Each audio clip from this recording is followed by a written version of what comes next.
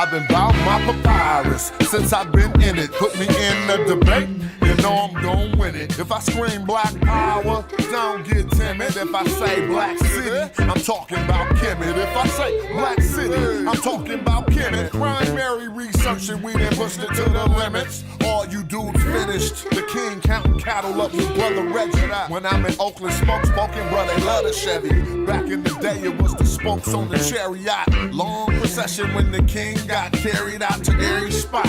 Woman looking nice as ISIS. I read ancient texts, so my advice is priceless. Nubian gold, your ice don't entice us. Beating me harder than counting grains in your spices. Your heart was beating, but your brain dead. You're lifeless. Yo, they ain't nothing like us, yo. Don't try to make me mad. Make me smile and say you love me, man. That's real right there. Yeah, come on. You should listen to your main man's advice.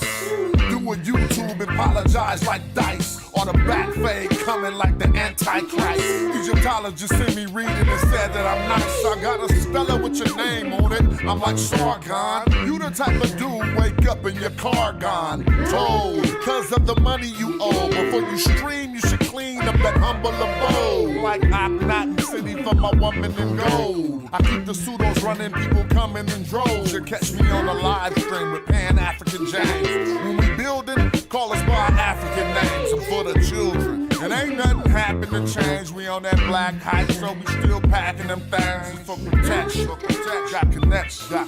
My complexion, pure black, that's the S. Make me smile. You love me? Show me some love. All right. What up? Say what's up when you come in. Click the like button so we can get the stream popping. Go on and do that for me. We're gonna just chill for a minute. See how good we can get it. What's up with y'all? Just wanted to talk about using the text corpus real quick. Go through some terms and have some fun like we always do. I know you don't smoke no more, family, but you know what, though? Trying to run up on Smash. The boys fought they fight, had an illiterate leader, that's why they thought they right. I know you ain't back fucking with cracks, but you was tripping saying Egyptians wasn't black, bruh. Got your mask cracked by Kara Cooney. She said they definitely were black, your face looked like you forgot to take your DoorDash order out of the backseat, you was very high. They want to talk to Egyptologists. You show me a degree and don't show me what college it is. And even though you was a crack fiend, bruh, still know you was a black king, bruh. While I was rocking stages with my crew in 92, cause that's my occupation, bruh. You got arrested on the stump in Baltimore, hella distant. Very high. Man, don't make me pull out this paperwork. If that's your hypothesis, nigga, make it work. And when you said 8 or 13%, you meant 8 out of 13 STRs, boy. Yeah, your mans went and messed that up. You're not a leader, boy, you never could compare my king. See that crown, boy, never could wear that thing. You want sources? Nigga, let me share my screen. Hey, Ruth, you know I'm talking about Hori. You was high. Dude. That was also sloppy. All right. Shout out to the people rolling in the building. You know we don't start the show at the beginning. We give the people the time to get in and get comfortable. So if you're watching this at a later date, you could probably go on and skip to right after this next song. I'm just letting them get in, you know what I mean? Matter of fact, the songs that you're hearing are on an album called Fights Over Egypt. Right? And that album can be found on Bandcamp Casual, or you can look right in the chat and find a link to it. I'll play one more song and then we'll get to it. This is a short one inspired by our studies of Medu Neter. And in this song and most of my songs, I use what we call Egyptology speak, which is not intended for you to think that this is an accurate pronunciation, of the metanetter, but it is a scholastic pronunciation, one that you should be able to render what one is talking about. And then we could also have that discussion. Shout out to Mike, say he got his copy. We could also have a discussion about pronunciation a little bit later, but I just want to get on this text corpus. So I'm going to play Usurp the Throne real quick. See how we be playing with that metanetter. And I had a video the other day about us getting functional with it. There are some nuances to discuss, but you know, basically they went over that with Hebrew already, and they didn't have all the vowels. They didn't know how it did. So they had to lock in and say this one, and then when they got more information, it just came out as another dialect, right? But here we go. Just chill.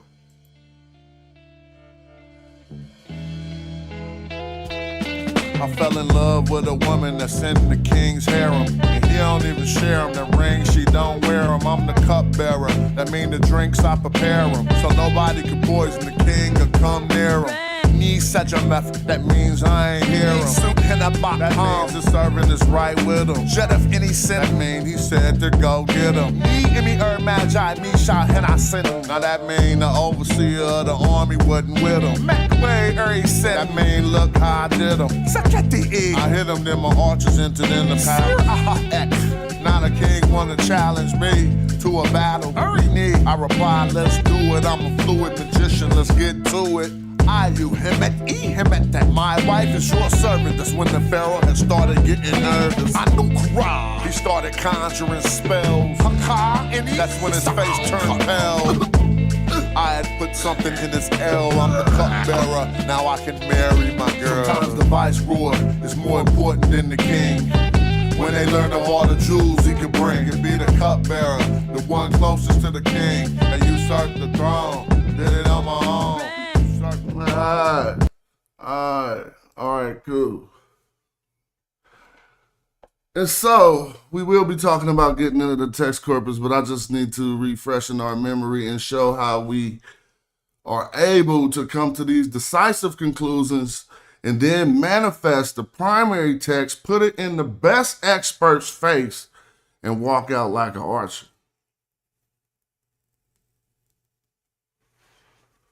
And I need more of us researchers to assume the position of scrutinizing text in the primary language.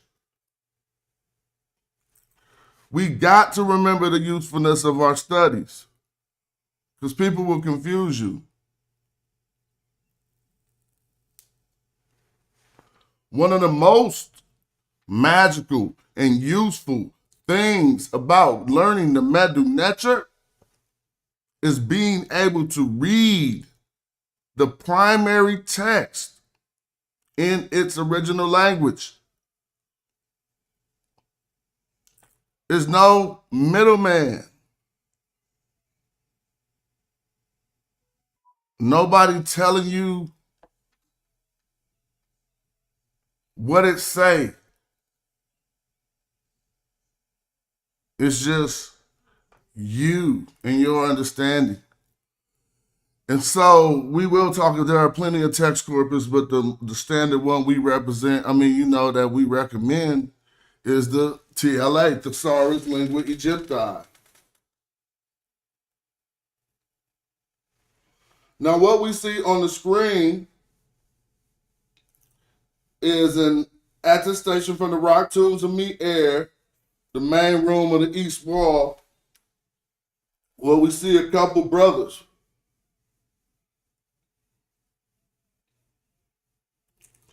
Now, this is a brother who went by the name Happy Kim.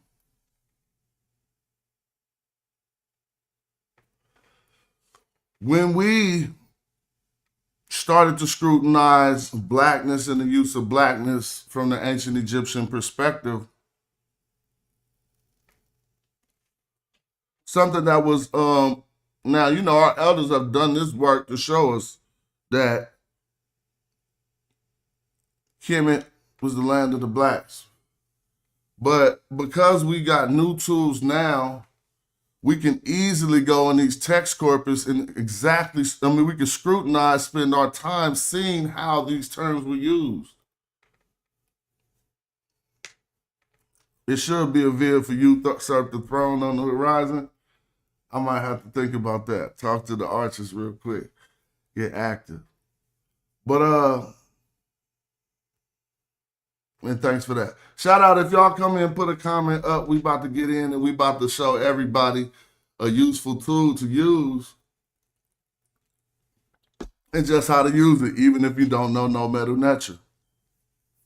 Now, again, the usefulness of learning this ancient language will take the middleman out of you telling people what happened in ancient Africa. Right? That's why I was able to go into the text corpus, scrutinize all of the uses of the term Kim in every form that is in the text corpus, and statistically relay back to us the most common use of the term and how it is used practically. And so in doing this, you're going to develop your own Rolodex or repertoire, whatever repository of text that you can now refer to just by memory because of your scrutiny and looking at it really in the primary language. Now, the thing that's really good about using a text corpus, especially an up-to-date text corpus, is a lot of the times they are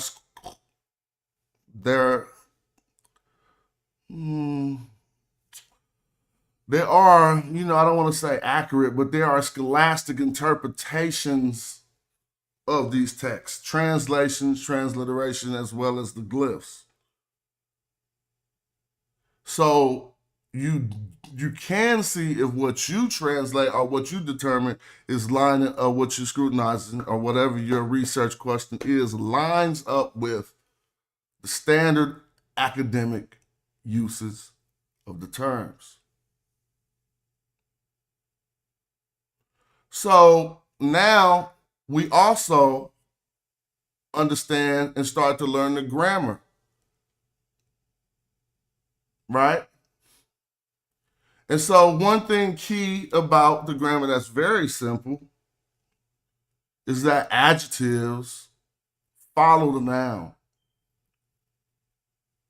You know, we say pretty girl, they say girl pretty. We say black car, they say car black. We say black man, they say man black.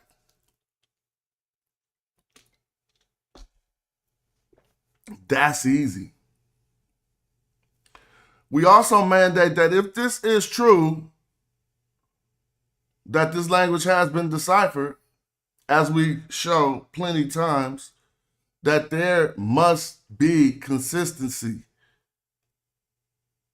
You can't go to one sentence and do it one way and the next one and try some other method just to render what you're trying to render.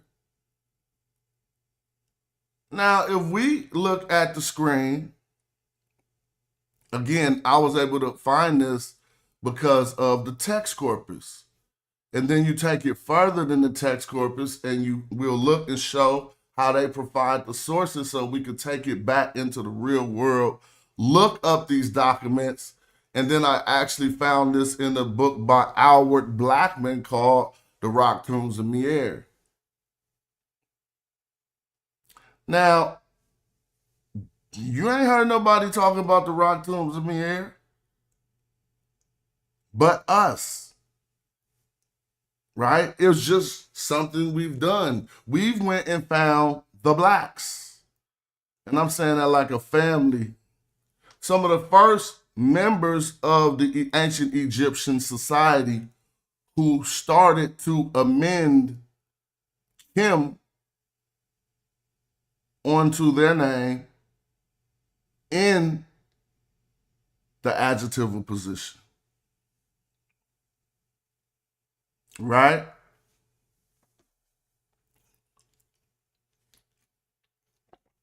They state happy Kim. And I got this particular text on the screen to show that they were actually, well, to give an indication that they may have actually been talking, because I don't want to be conclusive, even though we know this is a done deal, that they may have been talking about color. Now, why do you say that? Because one brother is Happy Kim, which would be Happy the Black. And another brother here we have Happy Jashed, Happy the Red. Now, when we start to learn about how Kim was actually used, it has a semantic range that would encompass most dark things. The darker of the two could be referred to as Kim, right? And in this instance, even Albert Blackman in his book, The Rock Tombs of Me Air, pointed to how that is still an occurrence in Arab societies today, right?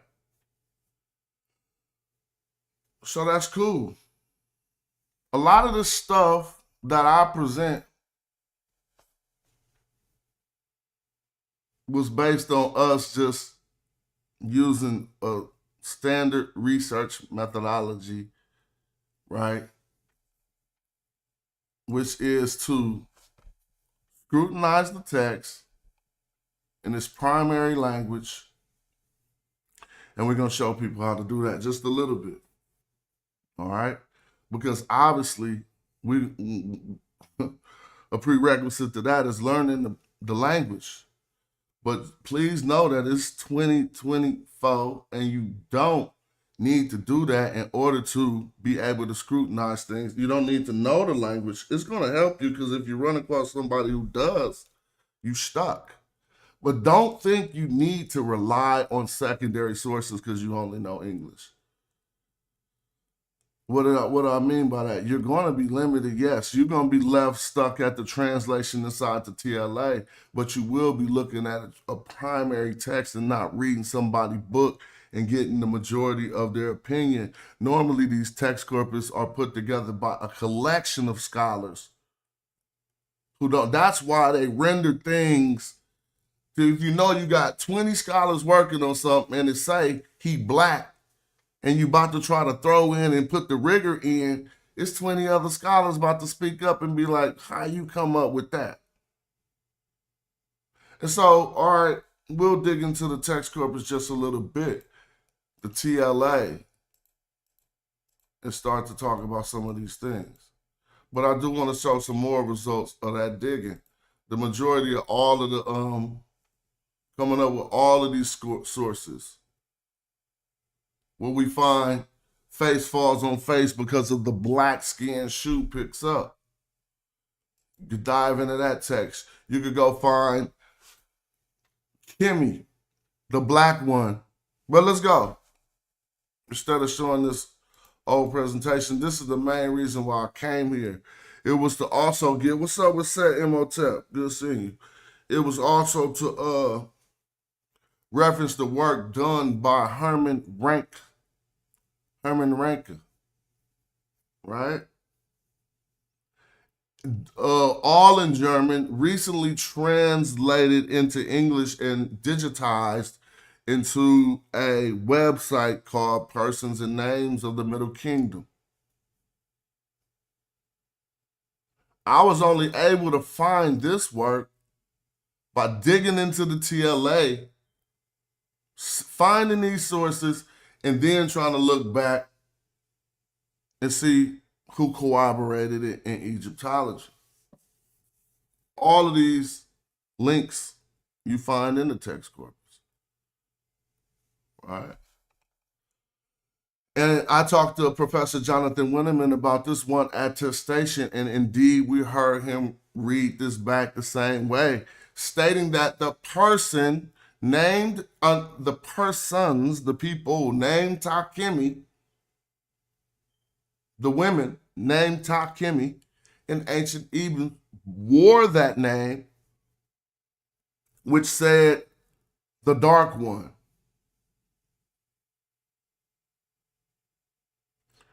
Now, they also said the name type was a demonstrative pronoun, which is your ta, and an attribute. Plus a physical quality. Now, if Kim is at the root of Kimi, it caused a scholar as well versed as Herman Ranke to conclude that this name is based on darkness and her being black. Right? So let's dive into the text corpus real quick and start to deal with it. And they got an updated version of the TLA. And I think basically now, unless you like the way that the old format looked, you probably just want to use the new one.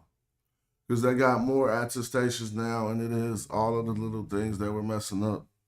Is this, so say somebody said, I'm just going to just do it the easy way, and then we'll show, you know, some of the traditional ways of using the TLA. But say you in a debate and you need the quick TLA and you don't want to even Google or nothing. Say somebody said in ancient Egypt, a certain word, you know, a certain word meant slave. You don't know the options for ancient Egyptian words that could mean slave. You could come here and click search. Before you learn the transliteration, right? Before you learn how to search by lemma, which we'll talk about all of this, you could just come down to translation, which is we should all know.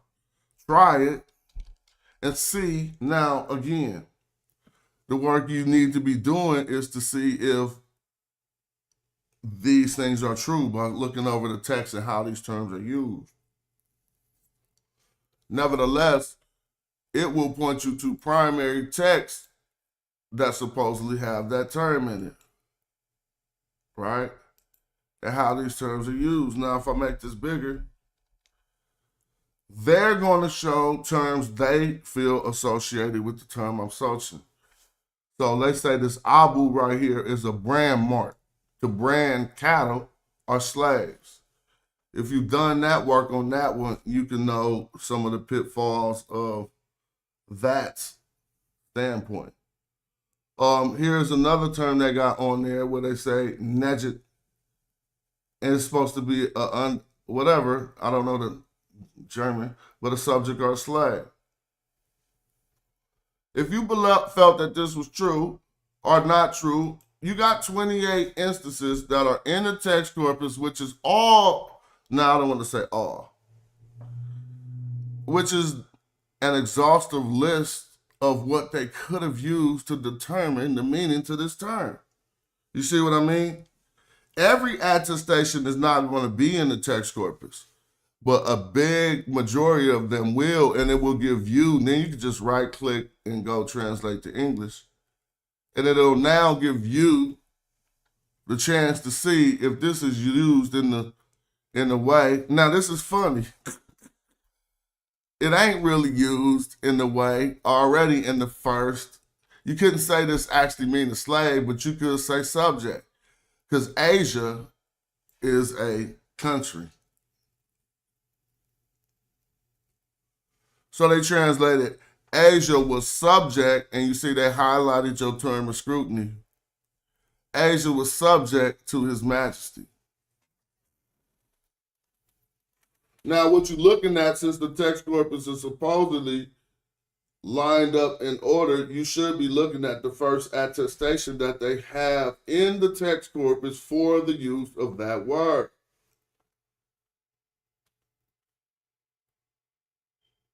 Why would this be good to know? First of all, the opponents of Black Egypt, I taught them to get into the text corpus so they could craft their own mask. The truth hurt when it hits you. If you trying to go say something and you go get down to the truth and you start seeing this saying everything we saying, you're going to fall back. We ain't even talking about Asiatics here. And the first thing when we come in talking about a word that they said meant slaves was using the term in the text first, in the text corpus first. Let's be specific so we ain't overstating things. People find things outside of the text corpus, which takes much more prowess. Asia was the subject to His Majesty. How is it used next? Those who are subject to the Lord of the two lands are thinking of a thought, planning a conspiracy. If you want to translate that as slaves, then you can say this is the slaves planning a conspiracy. Nevertheless, this is a simple way to begin to scrutinize things and form conclusions. Right now, you're still basing them on the way that these people translate it. So that's why you might see Brother Reggie, when he's showing you something in the TLA, be like, we need to talk about, a particular point in the translation, because that is the work that now, since we understand this up here, that we do have license and are entitled to do that. Now notice, what you would see here is a reproduction or facsimile of what the primary. So we closer to it, but we ain't looking at the primary yet. And one thing we start doing is when we come to these, when you have a contention, when there's a problem, you most definitely got to go look at the primary. So you come down here. They're going to give you everything, right? And then even, this is the authors of who transcribed this, but if we click in, they will give us more information and you will be able to find the books, the museums, and the places where you can actually put that primary in your presentation. Now, it's laid out, that part to me is laid out a little better on the old TLA, but I'm going to click into this. Let's say I wanted to scrutinize the rest of this text that this came from. Obviously, we just we'll go into the actual sentence, or you can go into the entire text and get more information. And so down here, they should provide a bibliography. And again, you can find that easier on the old TLA because I'm not just seeing it readily here. But in that bibliography, you can just go find what I said and pull it up. So let's now just play around with some terms and have some fun. So you can see when somebody telling you how something was used, how you can say conclusively, you made that up. Nope, not in 1,000 years. As a matter of fact, they started using it that way in about the 18th dynasty. Because you didn't look. We normally do black and the ones that we let's try something that you needed to know. All right, I'm just gonna go in and type a word. Now, if I typed what we think is the meta-netta equivalent to this word, we might not be able to see other terms that they have in the text that they say are synonymous with this English term. I put magic, right? And so just for the reference, because we were having a discussion the other day on whether Heka is what they say it is, and whether and also whether magic was like, how they try to say it is or something else. So the term I put in was magic.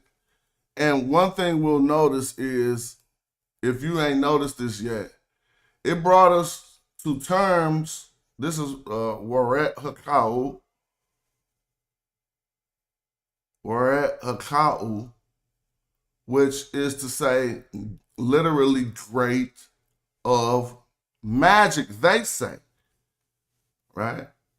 Okay. Well, if you want to scrutinize that, you got 9 places where this sentence occur in that form, right? To scrutinize. They also give you another one, word Haka'u, great of magic, a goddess, 31 times used. Yeah. Yeah, it's gonna be fun tomorrow. Shout out Cosma. Yeah. Great of magic. I mean, I ain't heard from Sai in a couple days, but yeah. I mean, I'm on deck. All it is a discussion. It should be wonderful. Great of magic. Suppose we wanted to just keep going to see if they got it by itself. That's all we do. What I wanted us to see is the term that they was giving us back was this Haka'u a lot. Now, the discussion we were having, and I'm going to show how we could address this right now. It was actually about the ancient Egyptians, the Egyptological use of the term spells. You feel me? When they be like, this spell number this spell number that. Now, you often might be surprised that even coming from the stance I'm coming from, I'm often forced to defend some things that Egyptologists have come up with. And it's only from a logical standpoint when you ask yourself, all right, we don't like that they we don't like that they say Haka is magic. And we also don't like the fact that they translate these particular utterances as spells.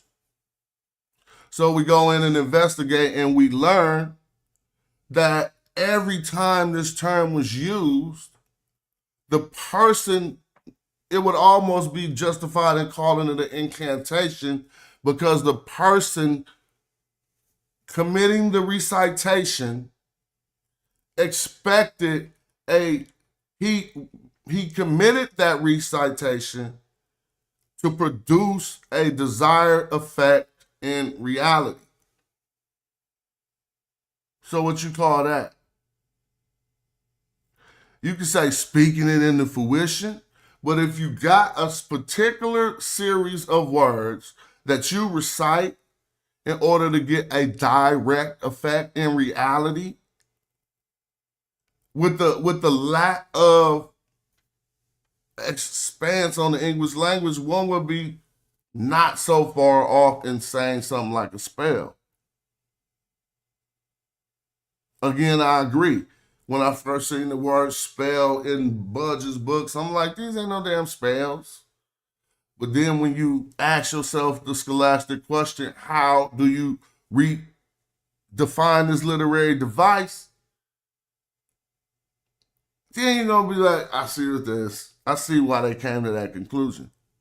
Nevertheless, that does not that don't stop our job of trying to equate the thought or the occurrence as best as it was from an African perspective. So if you think that a tradition that, let's get away from Egypt and just go into West Africa, what are the incantations of voodoo properly defined as? Say you wanted to get a desired effect in reality by using certain, and I'm going to add rituals into it and incantations. One would call that magic. But besides doing that, we're going to just look at 19 Hakas real quick, right? Now, this is not the Haka for ruler. And so that's another thing we learn by looking over the text more, because we see it's never written with a staff, right? Now, this is interesting because you see the divinity, you see Horus on a standard behind the word Hakau. But notice that even using the man pointing to his mouth, right? So if if the European Egyptologists translate this as magic and we have a contention with it, then we got a job to do. First, explain why Haka'u used the determinative of a man pointing to his mouth, right? And then got divinity after it. That also gives you the simple divine utterance, which would be Husia, but it's not there. But what I posed to my brother the other day, that if we could probe what the etymology of Haka'u or Haka was, one could just put on the chalkboard, not saying that it's real, but one could put on the chalkboard that it could be Hu and Ka. Hu and Ka. Hu being divine utterance, right? And Ka being the spirit. Nevertheless, you see him pointing to his mouth, and they're talking about Waser e Haka'u, so that would be some type of the magic of Waser. You feel what I'm saying?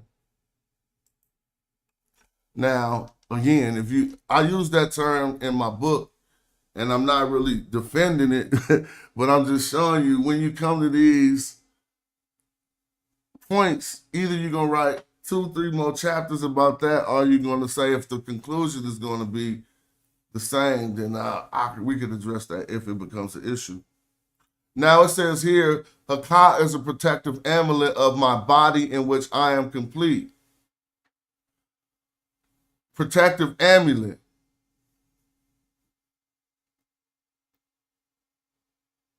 If you think you got a protective amulet, you kind of like into some magic a little bit.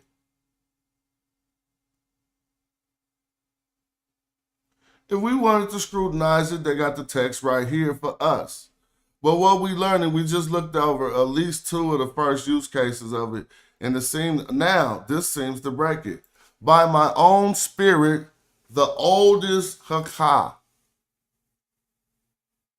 Now, this will force you to go into more of the text to form your conclusions.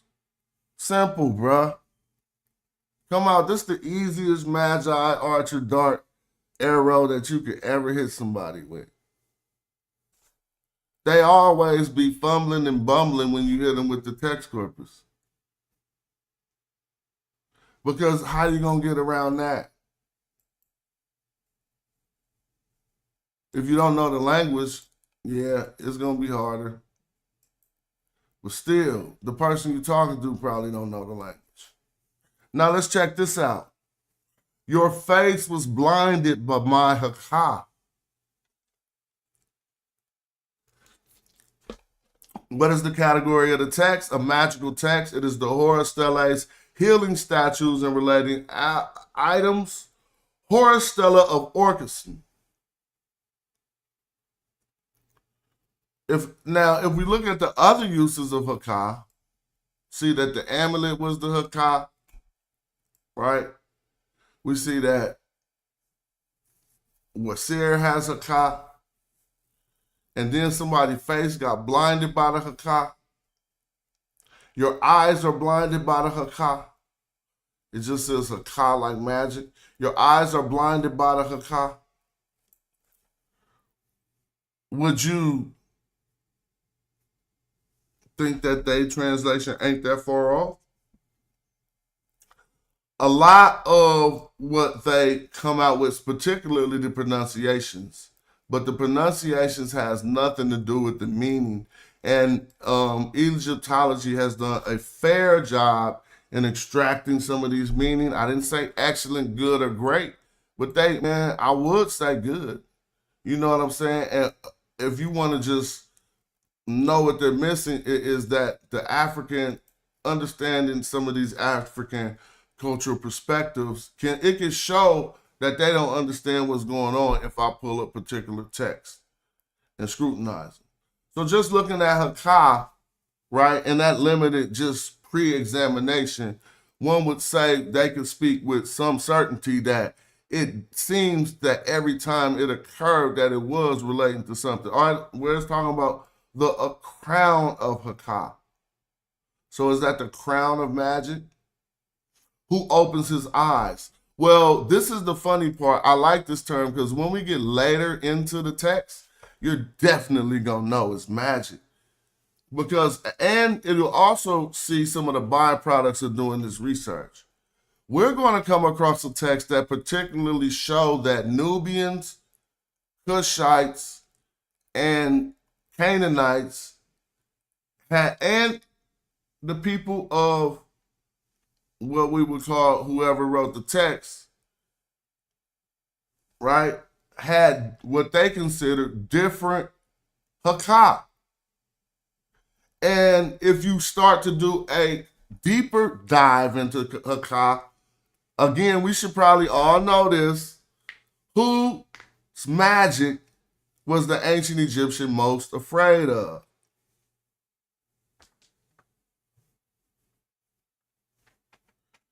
We about to see, because we scrutinizing the term Heka. It give us an authoritative stance. It's not making us authority, but you can talk with some sense of certainty. And if you dive in and read all these texts, now you really got handlebars in your free time. It'd be easy. You reading what they want you to read. Thank you, Shazmu. The Southerners, the Nubians. The most feared Heka, and we only gather this by reading the text, was the magic of the Southerners. So we're going to see that when we come to a few spells where it was going down a little bit later. So that was the end of that. But see, you got to look at this. This Hekahu actually have a more expansive, exhaustive, and it won't take you long to look through 308 attestations. So I'm not going to go through all of them. I'm going to show some how it starts out, and then I'm going to go to where they start talking about the magic of the Nubians.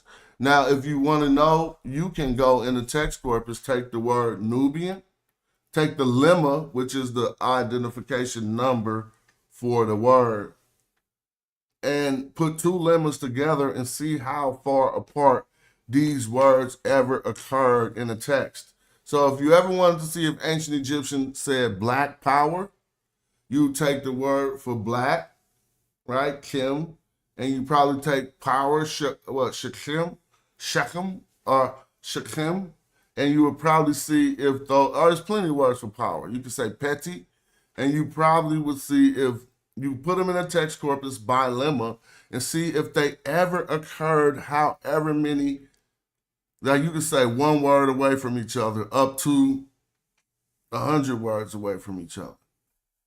That's a very powerful tool. So right here, how beautiful it is to see, how satisfying it is to watch, say to gods, how this thus ascend to the heavens, how Unas thus ascends to the heavens with his Ba power upon him, his terror beside him, his magical powers before him.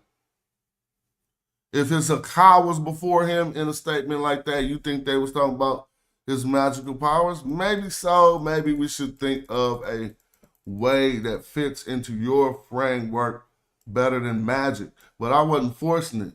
It appears that it fits, that they were talking about. But now, Unas is the one who eats their Heka'u power and devours their A power, right? But I'm going to skip forward to when they talking about the magic of the Nubians and how, now check this, here's the word spell.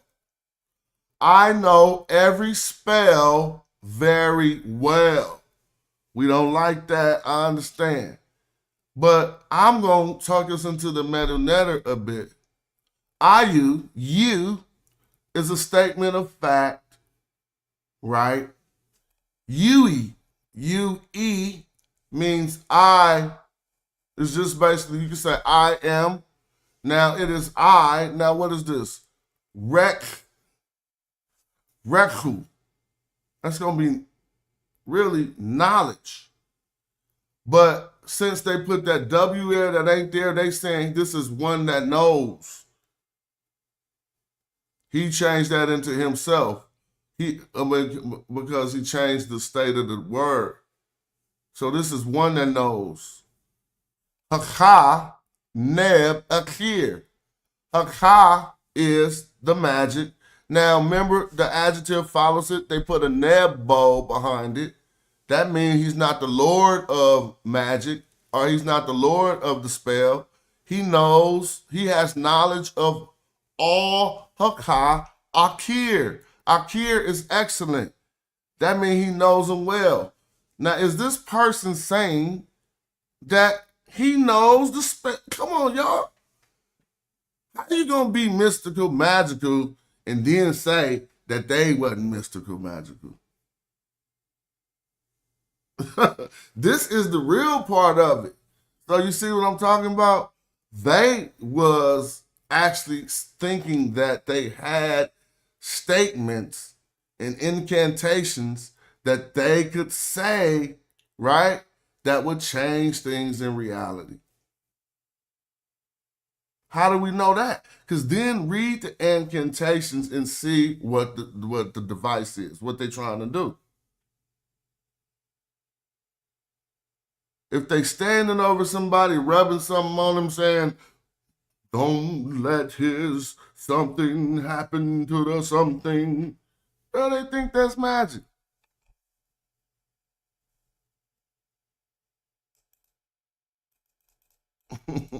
You should cool him with the magic amongst the gods. Now, what does that mean? If you were going to them, I'm pretty sure the word for cool, look, it's kubebeb. This is one that we was talking about. It says Quebeb ek, right? Quebeb ek, su. You soothe him. You cool him. But this cooling is the opposite. See, this is one thing we know. We think about metaphors in rap every day. So think about it. When was the metaphor created? See, the metaphor was possibly created at the inception of language, especially when language was limited and you had to describe things as other things. So the mental metaphor for a calm and passive demeanor, a good calm and passive demeanor, not the bad passive, the good, like the I ain't tripping passive. Feel me? The good passive calm demeanor was seen as cool since ancient times. And the fiery, chaotic, argumentative energy was seen as hot.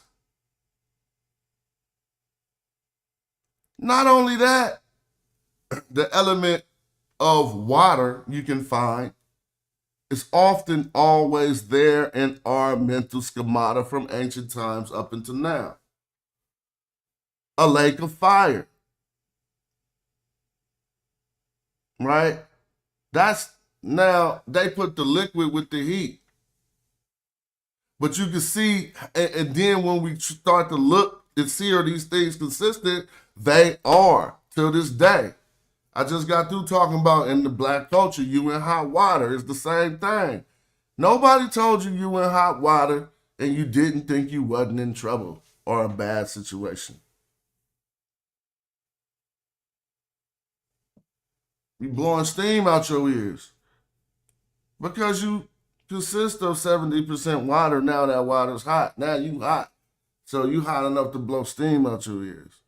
But anyway, they were saying it right now. You need to calm this person or whatever this entity was they were referring with your utterances, with your divine speech.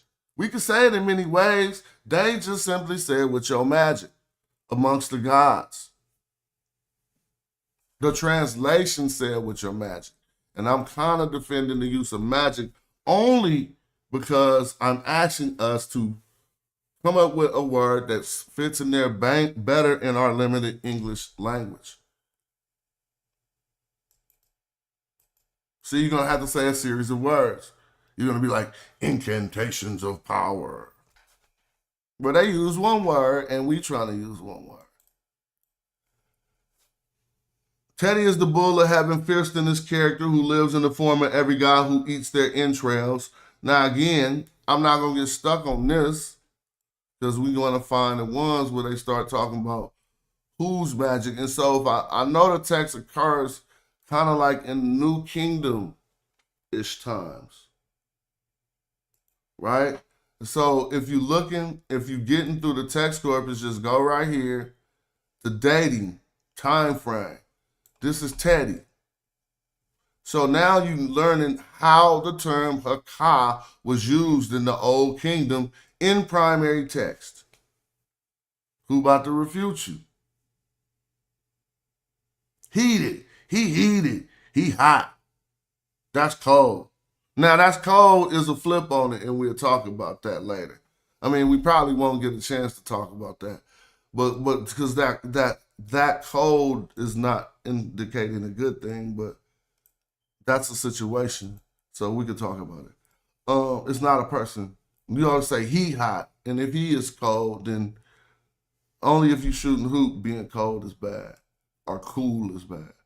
Teddy is content to live from the heart, of the magical powers. Again, if any of these attestations we look over, say, hold on, why they translated that as magic? That's why we're here. And if one requires that scrutiny, we pull up the primary and get past the text corpus. Right? We still in Peppy, still Peppy. How beautiful is the sight, how satisfying is to see, says Isis. How this God ascends to heaven, this is his magical power still being before him. And notice when you're going through the text corpus, you will get a lot of repeats because certain temples is copied in the other ones. So far about our limited analysis. If they got 310 and 32 pages, we on page 3. But just so far in the Old Kingdom up to page 3, this magic belongs to him who is in the body of Marin Ray. Now, you could take one like that and say, okay, well, I want to work on that to see if something fits better. Is it a spirit? Heka. I don't think it's a spirit because he whips out and uses the magic to do certain things. So just from the chat right now, what's a better word for magic in our short analysis of them? You has taken Horus and into his magical realm, into the Heka'u is set to the magical place. See? The Horus to his great magical place. They kind of left that out. And this is why we read it too. Once you start to read the glyphs, you're easily going to read the transliteration. But see, this right here is just a fix on a place. It's not really a place. Set is a place, and this is Setch. So they probably getting the realm from that. Let's see. A Setch. See, they're not getting that from that. They just got it as the particle. And that just refers, when you see this, it just refers back to the subject of the sentence. Right? But I don't see nothing about a realm here. Horus, his great places. Magics. So I guess I don't know how they get that. I guess that's a realm. Y'all see it to say Heka'u. Heka'u. I guess they know that the use of that is often referring to a magical realm. Nevertheless, let me skip forward to this Nubian magic that's hella scary. They be having people spook. You think it's going to really say that? Beware of the magic of the Nubian. All right, that's still peppy. So let's say the Old Kingdom wasn't shy about their statements of Heka'u in these particular. We talking about Peppy. We talk any of the Peppies. We talking about pyramid text, right? Most often. So they were not shy in that regard. A spell about a man passing through by magic. Now, why? Again, let's see if this holds up. The first thing you see right here is what, y'all?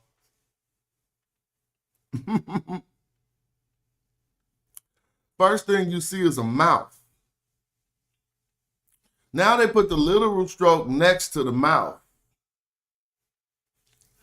That kind of means they want you to literally think about a mouth. But we read this, they got it as Ray. I read this as The only difference is where you choose to put the vowel in front or behind it. But pronouncing the R, is going to mandate you put a vowel behind it or in front. If you say that's ER. It's no way to just say R. And I'm saying if you're saying R, that's saying the letter and not pronouncing the sound really. The sound is like like red. You feel me? So are you going to say ear or are you going to say re or ra? I normally say ear because I know how would they have said Ra twice? Ra got to be Ra, the sun god. So how would you know when I was talking about Ra if when I seen this R, I said Ra? So therefore, I conclude this must have been a ire or an ear because they must have put the vowel in front of it. Nevertheless, it's a mouth. But they say a spell. See? This is because they want you to think about the function of the mouth by putting this literary stroke here. You notice that? So is going to give us like an utterance in that. Yeah. And give us an utterance in that. Now, they said about here. But right here, if I click this, you can take this as about, but it's normally going to be like by, of. You see what I mean? This is just an in. And you see it in the transliteration right here. But notice here, they say that this is a ni. So they mean that this is not just a preposition in, which would mean by. They saying that this is the genitival adjective, which is formed by adding a y represented by J here to this genitival adjective. So if I say in, you're going to get by. If I say ni, you're going to get belonging to. Oh, that's hella easy. Now, if I say in, and it says Sinet or Zanet, right? In Zanet, you might be thinking utterance by Zanet.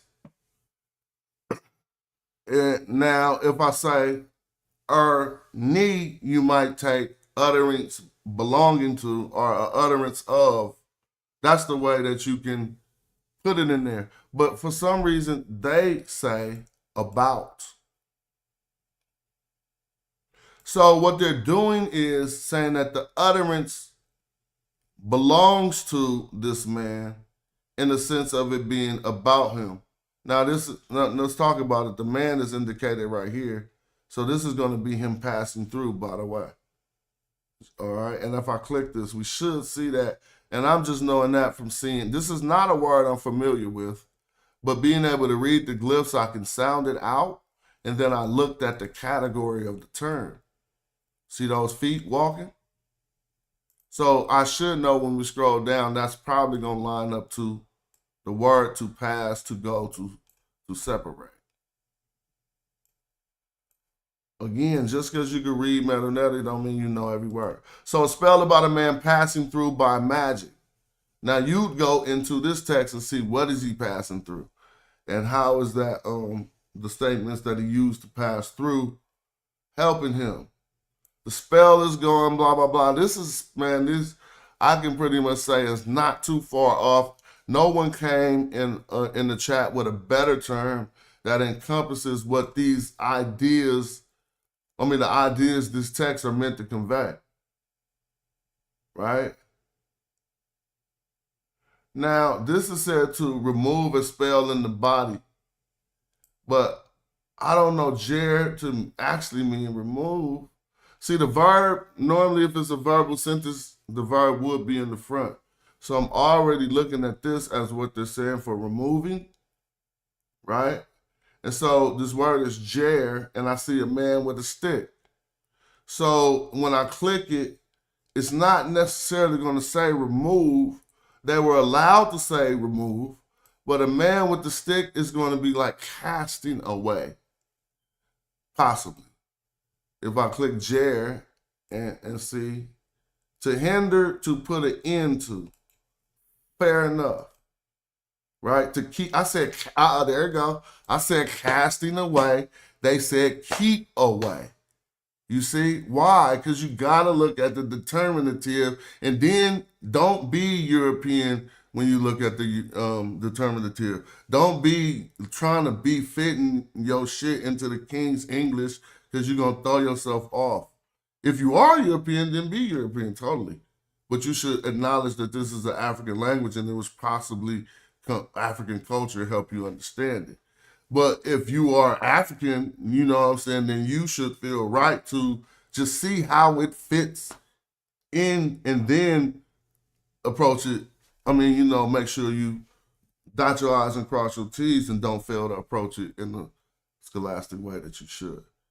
But I'm just saying, that's the only reason why we could render a different translation. So removing the spell in the body, yeah, it's like casting it out, like to drive it away, as they said, to keep it away from the body. All right, I'm gonna end the spell and I'm gonna zoom through to get to when he finally started talking about the Nubians. And again, if I want a reference point, I just go look back at the date. We still in the 18th dynasty. The text I know occurs a little bit after that, so I might be cool in skipping a page or two. But let's see. So I also found a story that was very similar to something in the Bible, where the Pharaoh magician was fighting the Nubian magician. And I'm like, man, this sounds like the Bible.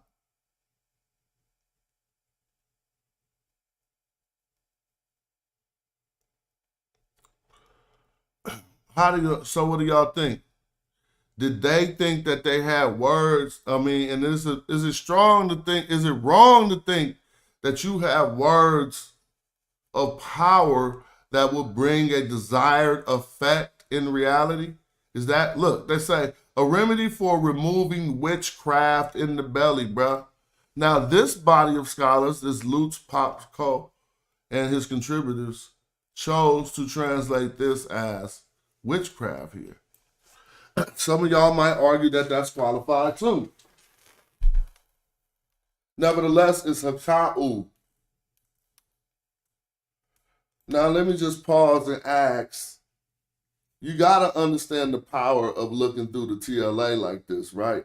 I know everybody see just with this one term how you can say what you want about Haka'u now.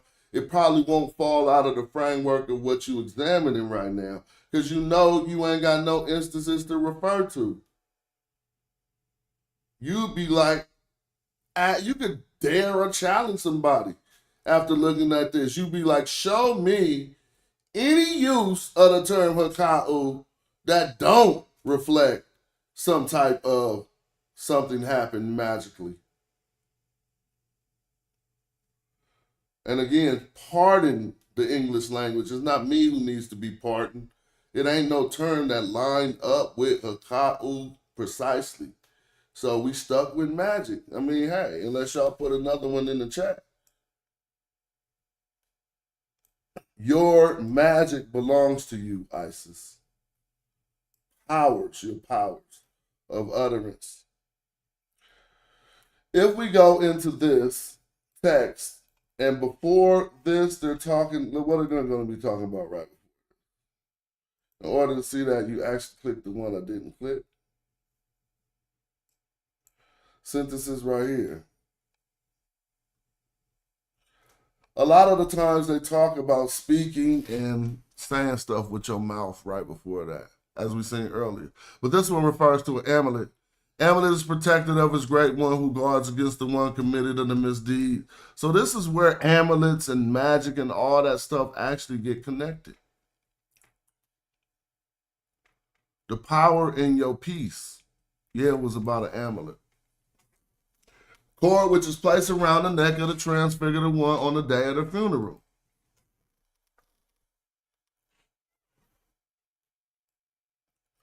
I understand, and I'm not, I'm just sharing information and trying to show us how to, we could be using primaries.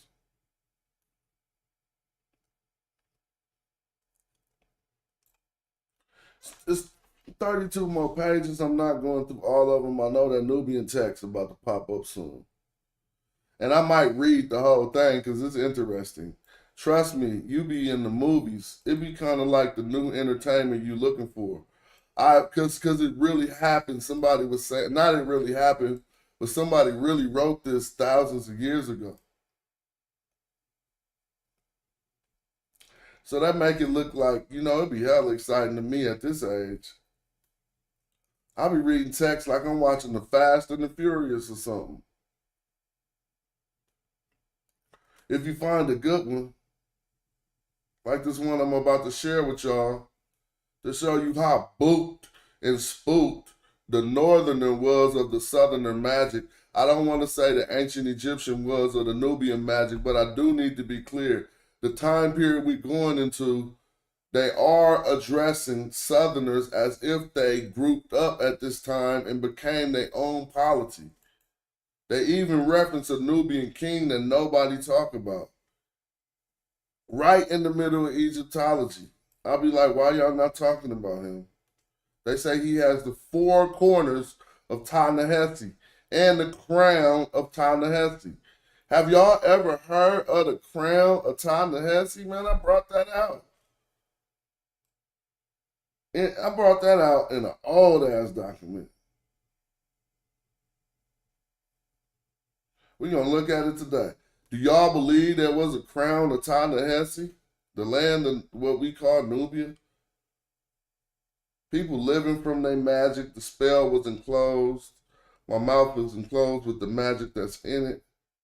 I am magic. Cut it out. So if you want to know, okay, you like that. What if you like the magic? What if you was into ancient Egypt that bad and you wanted to bring it back? Then you need to know how to read them texts and see what they were saying. I can instruct you on that too. Say you was like, hey, I want to learn the spells and see if they work. Here they go. Call me back. Let me know.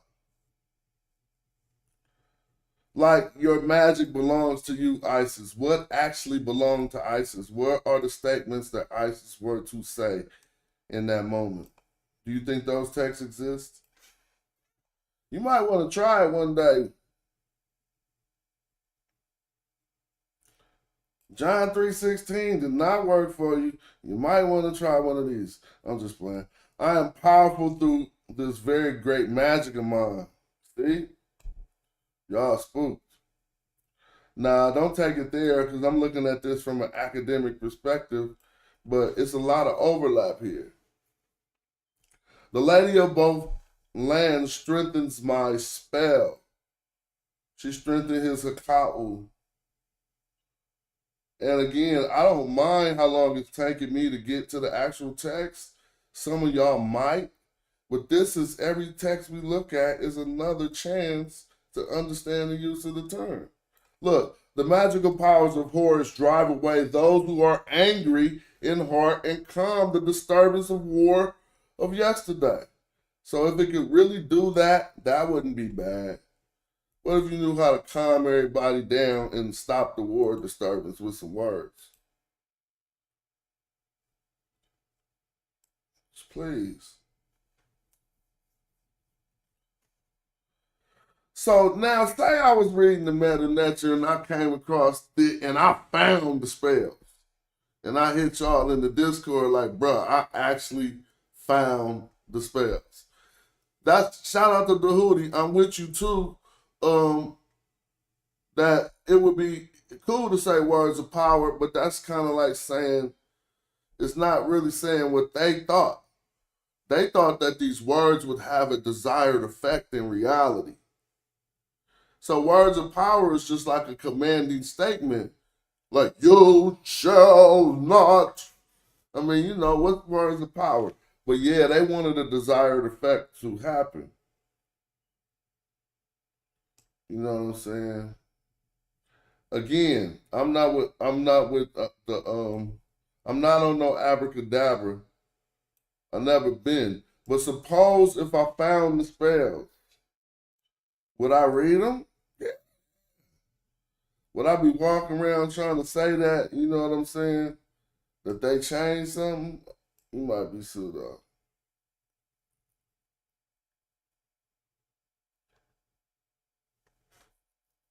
No, don't be like, don't take it. Oh, so what I mean by suppose I found it.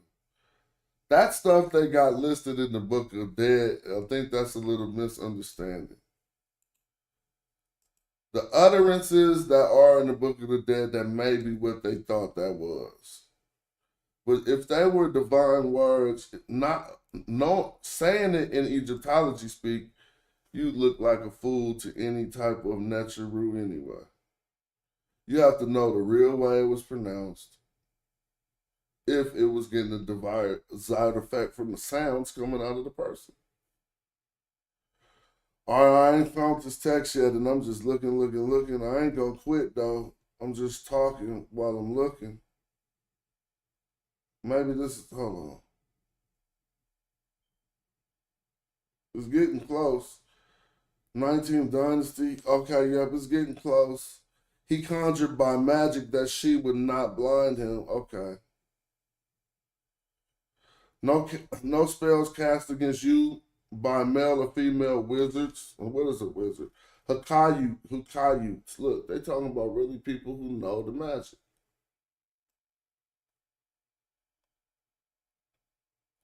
But now you see how long you could get stuck on one term? At the end of this, we all gonna have a fair grasp.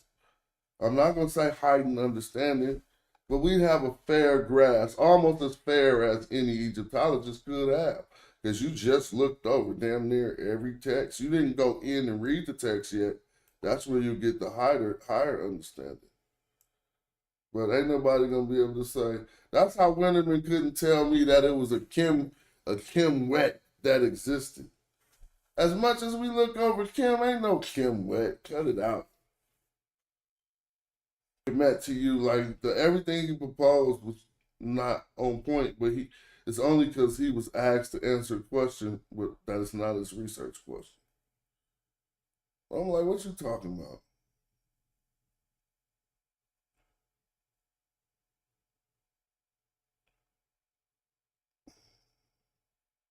So we're in the time period of Ramses II.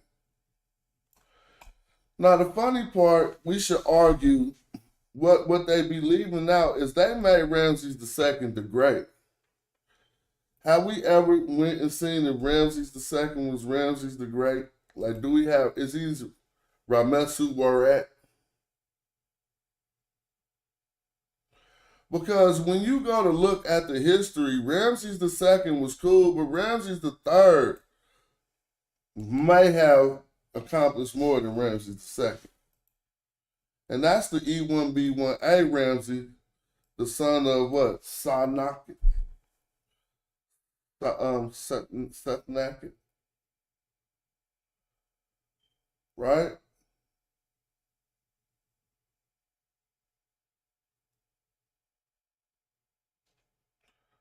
All right, here go the story, it seemed like.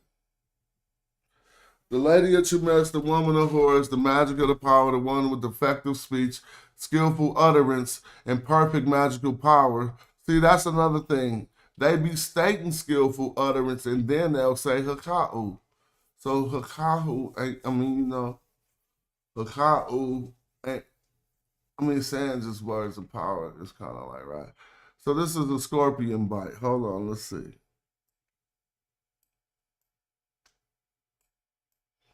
All right, forget it, man. No, I ain't gonna forget it, but I'll keep talking about other things.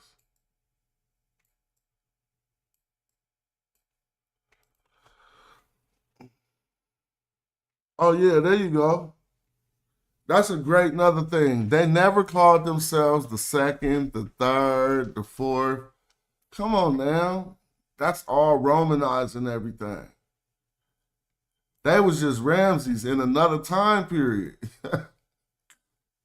Now, it may be true that Ramses the third was born at about the times Ramses the second died, but but they wasn't like you Ramses the third, fourth, and fifth. Cats was just Ramses.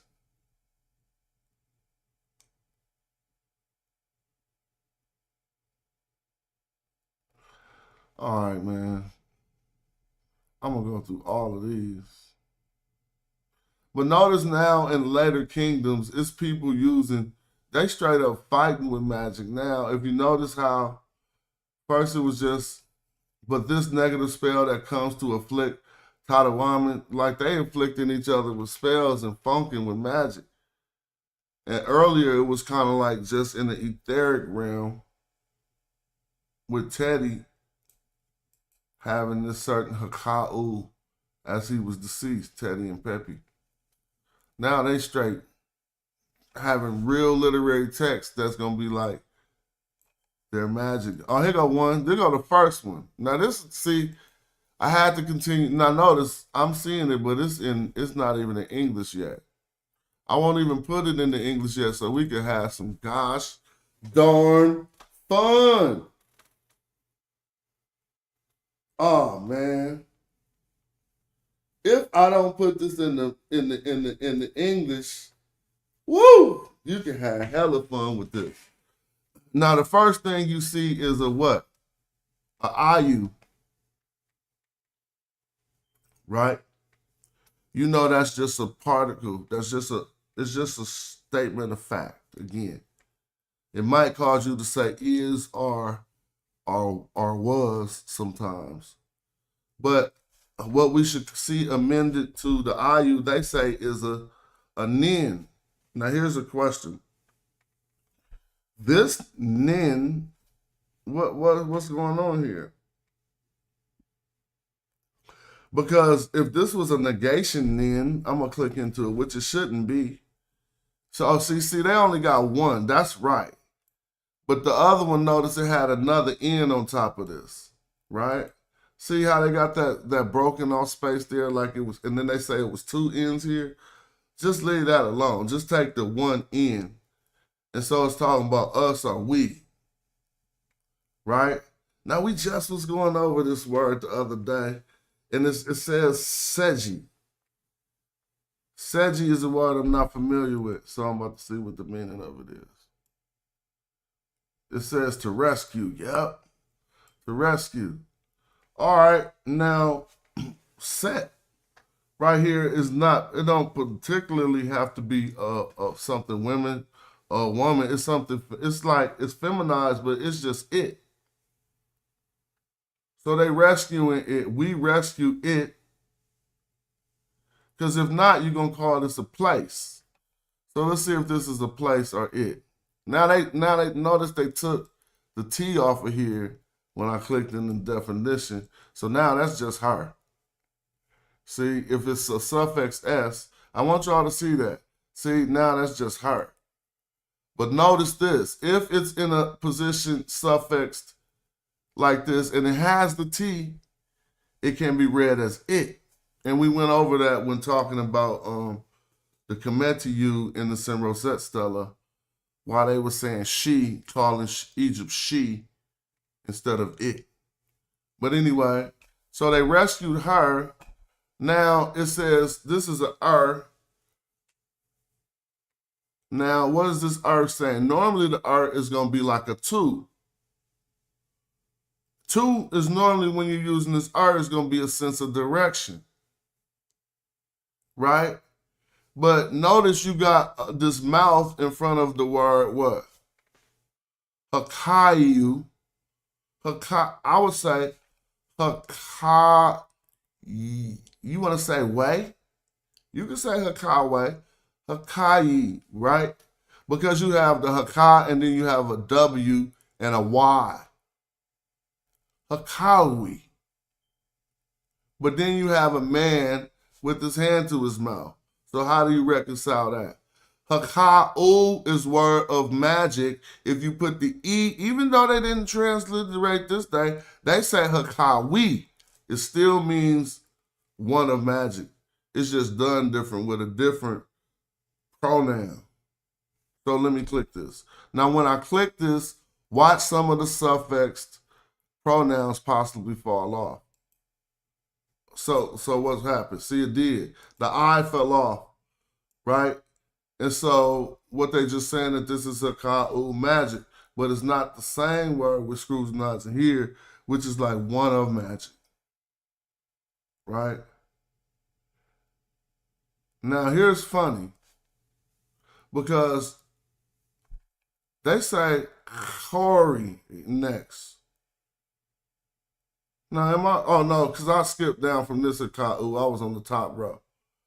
Corey right here. What is this? Assyria. So now, if you see Ka, it says Karu. Karu. But they put an E. Now you say Sudan or Sudan E.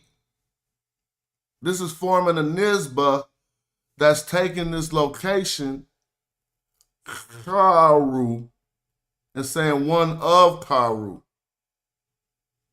Assyrian or a Levantine. At this time period, that's just it still is. The Levant is just the coast of Syria. So this is the magic, right? Now they even put a E, but you see it with two reed leaves here. But notice here, Hakawi, it's like one possessing magic, and Syria is one who possesses magic. But then next you got Hakawi, Kushi. You clearly see that. Hakawi. I mean, again, trust me. These pronunciations I'm using are for scholastic purposes only. I hate when we do this knowledge and people come on and say, that wasn't pronounced like that. Fine, let's have that conversation.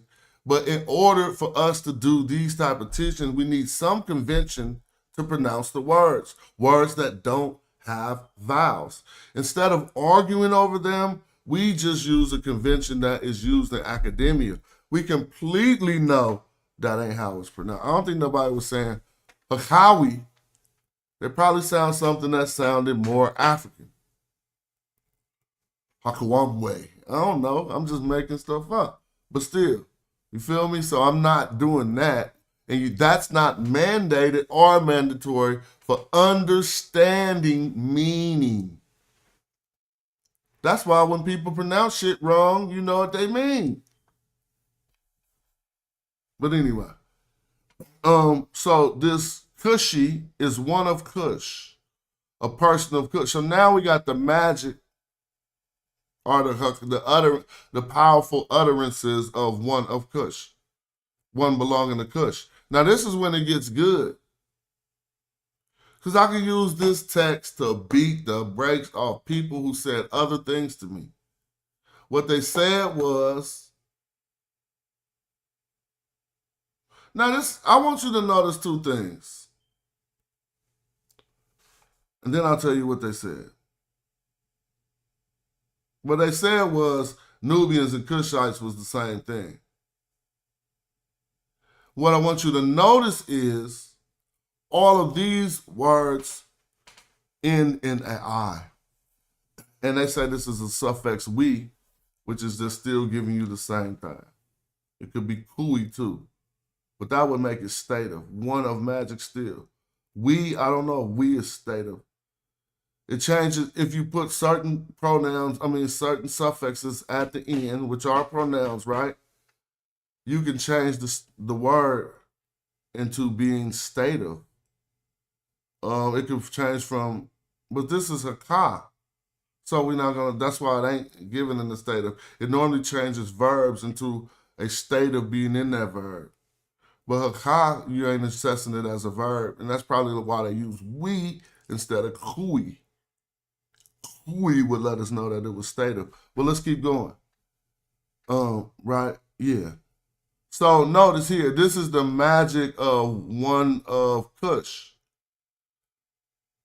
Now, these R's right now are being used as and or, which is, that's not really a option, but it happens that way. So if I come down here and show you, they're going to be saying and, or they might say utterance of the magic of the Nehesi. You see this Nehesi here? So this is what they say is the same as this. It's not. You see, it's different. They got different magic. The Cushites got one type of magic, as you see here. Hakawi Cushi, the magic of a Cushite. Or, why? Because you got to know what they call the R of comparison. If we understand the R of comparison, we can understand that we can look at this R now as an R of comparison. They're comparing the magic of a Cushite to, and this also means two, so it's funny, the magic of a Nehesi. So can I ask you a question? Is a Nehesi a Cushite? I'm finally happy I found a text to bring the gosh darn into that. Now, this video is about using the text corpus to definitively prove, the stuff we need to prove. Now you see, I said it earlier that we'll run into little byproducts that don't necessarily apply to what you researching at the time, but it's going to refute something else you was discussing, and then you can just log that this is the text that ends the other conversation. And that other conversation in this regard was whether Nubians and Cushites were seen as the same thing to ancient Egyptians. It's dead, it's done. Cushites ain't Nubians. So cut it out. I said that a long time ago. Stop making everything in Africa one thing. We just go below the line of Egypt and say it's all one thing.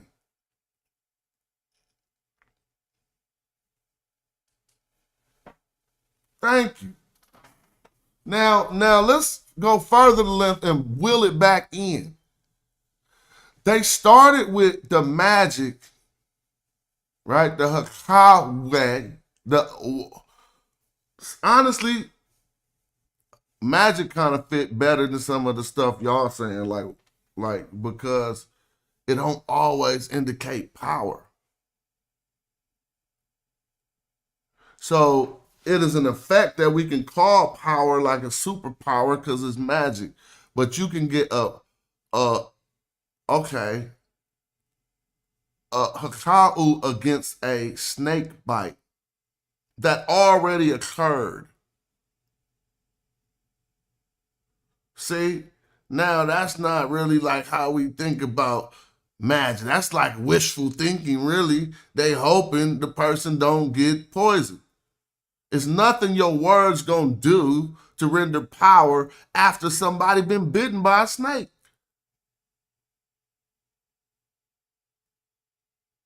So that's what I'm saying. Magic works because that shit don't always work. Words of power do always work, right? I mean, they should in a good reality. If words work right, then. But let's keep it going. And I'm not spending time refuting one thing I see my man put up earlier. it's plenty of people who reference it as words of power because we don't like to say magic. I understand that, right? And so, but let's just stay here. If I click this word, Karui, it's going to turn to Karu. And it's just going to say Syrian. You see this other indication that it causes us to look at the primary, because I don't know what it is, but it's a throw stick right here. Right? They put some other little thing right here. Everybody read the glyphs could see that. It's weird. But they got a throw stick after it. So this isn't a different rendition of the throw stick. When I click this, it's going to say Syria. Why is this significant? See, notice what fell off? Oh, so they're going to say Syrian when I scroll down. How do I know that? Because it's a man right here. If they was referring to the country, they would have put foreign hills right here. So this is going to say Karui. It won't say Karui. It's going to say Syrian or Levantine. It says Syrian, not Syria. Let me go to translate to English. Because it shouldn't say Syria on that top one. That top one should be saying Syria. Yeah, Syrian, see? You know they talking about the people because they wrote the people. So then when we go back to the text, we indeed know that Syrians is a group of people and these want to be protected from that magic. Therefore, when you come to Cushites, that's another group of people. And they are going to be protected. This person will be protected from their magic as well as, trust me, I could click R in a dictionary and it will say as well as. We just got to know some of the different ways it's used as, right? It's not going to really show it here, but it kind of is when you start to learn about the R of comparison. When they say separate to distinguish, that's fine. That works. They using it to distinguish from the other magic. See what I'm saying? Separate from, I could be saying separate from the magic of a Cushite. Feel me? So yeah, that works. And then so Cush is one body of magicians to them. As we see here, who's another body of magicians to them? The Nahesi, the Nubians. When I click this, it's going to say Southerner Nubians. No more arguing that Cushites and Nahesi was the same thing, and that ain't even what we came here for. Or the magic of who is this? I'll let y'all say that. Who's the last one the magic of, y'all? Now notice, they tripping off 3 southern types of magic and 1 northern type of magic. Y'all ain't even tripping off that, though? It's not really magic, bro. I mean, come on, dog. We ain't got the word. They saying the things that these people could do when they get hyped up off their utterances, beware of that. Yes, that's a very good one. Shazmu hit it. He said punt. So now know that they are actually at least aware that the Puntites also had divine incantations, right? Now check this out. They got Pu, they got Punti. Some could say Pueti, but none of that matters until we start to focus on the real pronunciation by going into African languages, right? So then we got the comparison again, or the separation to let you know the magic of the Puntite and or the magic, the Hakawi. Now look, Haka with a W and a Y. Now let me talk about this phenomenon. This is what people don't be understanding. I'm not really tripping. I'm trying to pay respect to people who transliterate it in different ways. But let me expound on this real quick. People from the E.A. Wallace Budge School of Egyptology transliterate this right here as a U. Okay? People who use other transliteration schemes, particularly one set forth by Alan Gardner, will transliterate this as a double U. I don't know when people hear the word W, they just thought it was W, but it's a double U, like I pointed out. It's simply longer than a U when you pronunciate it. Say Mountain Dew, D-U. Now say Mountain Dew, D-E-W. You still saying the same thing, and Mountain D-E-W might be longer than Mountain D-U, but nevertheless it's the same thing. But one gets caught up when following the rules of transliteration. Because if you follow E.A. Wadley's Budge's scheme, you just turned this into a vowel. Therefore, there's no need to inject a E between two consonants, which would render way in Gardner's transliteration scheme. But in Budge's transliteration scheme, it would render ooey. See? So if I stitch from Haka ooey to Haka way, only certain people really know what I just did. And I just explained what I just did. I switched from the way that a person who studies this under Bud's transliteration scheme, which is outdated, by the way, right? Would pronounce Haka-ui,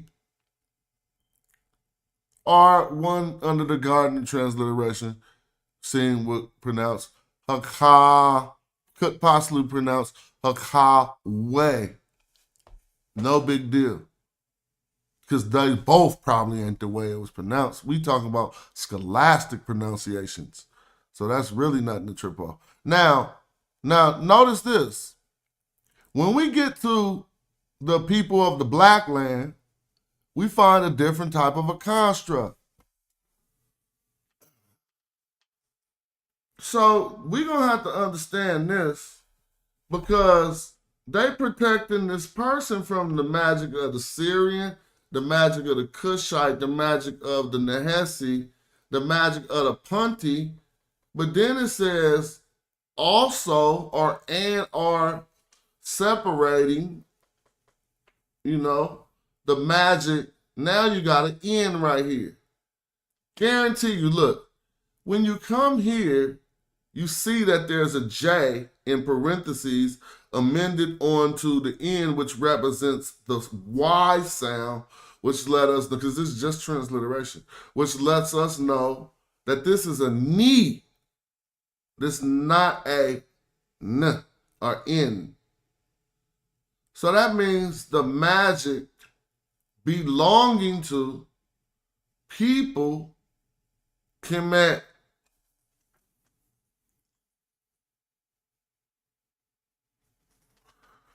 All right, so the people, this is a people of Egypt. We just see two different constructs here. Two different type of genitival constructs, really, but this one is what they were called at. Where this is these are the magic belonging to its possession, the Remech. But the Remech belong to what? Egypt. The people belong to Egypt, so they used they just put two nouns together to form this one. And this one is separated by a genitival adjective. Now they got another separation, and the magic belonging to who? Who you want to say let's guess who these last people is. You see a bow, you see an N, and you see a nu in the middle and a T and a Y. How would you say that? Again, are you going to change? They say Sanuti. And they got the stick behind that person. It doesn't have everything all of these other people have behind them. If you notice that. Let's look at this. A physician. See, you notice that that's just a person, okay, an instruction, a medicine. That's cool. Now let's read the translation.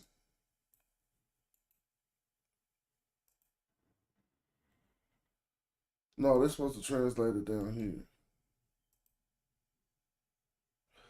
We will protect them from the harmful magic of the Syrians. The word harmful ain't there, as we noticed.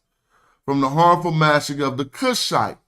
From the harmful magic of the Nubian. So now, let's go down here. If you want to get a scholar to speak on this, Anki, Bolam, and I don't want to mess that name, Savinja, Dam, they understand this. They know Nubians ain't Cushites. See what I mean? And they got more contributors from this school who possibly helped render this. But this is very good to see. Now, did I see a Libyan that I left out? They say a Libyan was in there somewhere. Let's go back up. Oh, you know why? Because they said this wasn't a punty. The one that we called a punty, they translated, wait, I don't think, is punt on here? Nah, punt ain't on here. So the one that we said was a punty, they said that that was a Libyan. Even though I would love to talk to y'all about that. PWTY. That would be like a person from punt. But they say PYD, and I don't even see that in their transliteration no man. They must have messed that up. That's a person from punt. All right. So that was just something in the 21st dynasty, the oracular amuletic decrees that let us know that Nubians and Cushites in that time period was definitely looked at as two different people groups with two different type of magics. All right, here we go. No, this is a different one. These are all different decrees against the same magic of blah, blah, blah. My dog getting busy right now. And again, in this short example, we can see somebody throw out a word that they wanted to look at primary text to see how it was used.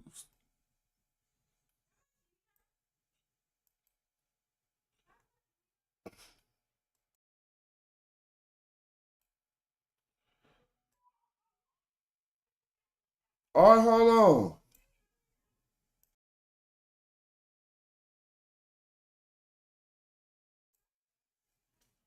All right, let me see.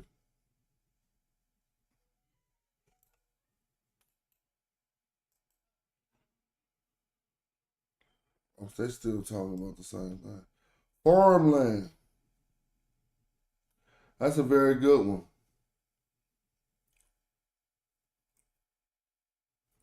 I will protect them from magic from Egypt, from Syria, and from the magic of Nubia. This is another one of the same text. But they left out this they left out the Cush. Now right here they call Cush Nubia. And the translators did. But we see they saying Cush. And in earlier texts they indicated that Nehesi had his own magic. See that? So we'd be able to make those type of arguments. Like they messing that up.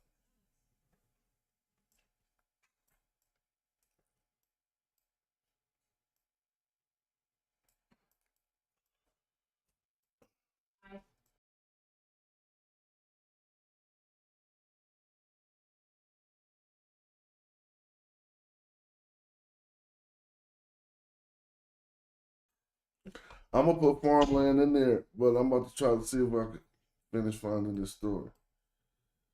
It was good when I read it, man. It was about a lady who was trying to protect somebody from these sorcerers. And I was like, dang, this I don't want to call it real. It could have been entertainment. But it was hecka cold to see how fearful they was of that Cushite magic. But they finally got the Kushite. I ain't gonna tell, I don't think I'm gonna tell the whole story. Because it don't look like I'm gonna find it right now, and I want to carry on.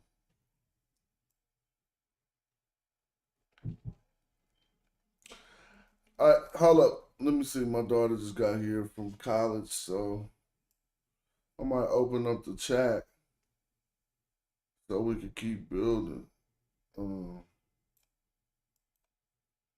Just so I can greet her for a minute and then keep going. They don't be wanting to be bothered with pops anyway. They just want to say their little words and then go to their room.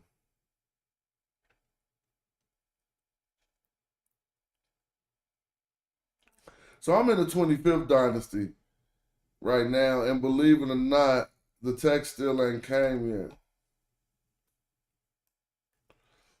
which is interesting. One thing I learned that all throughout ancient Egyptian history, this word Haka'u seems to remain close to its original meaning.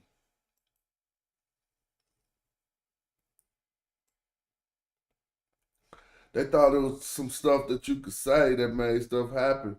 Maybe they seen it work before or something. I don't know. I ain't never seen none of y'all say abracadabra and nothing happened. Whatever you thought your abracadabra was, I ain't never seen that. Nowadays, cats just say Jesus and stuff don't be happening. Don't pardon me for being real for a minute. I think this is, all right, we're getting close to the story. Hold on. Yeah, it's going to be good. I can't do this all day, though. Thing here to talk about, we're going to get close to the story. All right, we'll forget it. All right, I'm going to tap out for a minute. Because the TLA too long.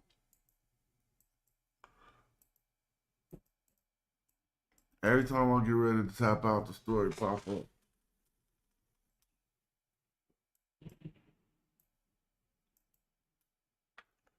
But we all in the somebody Yerrick said put in farmland.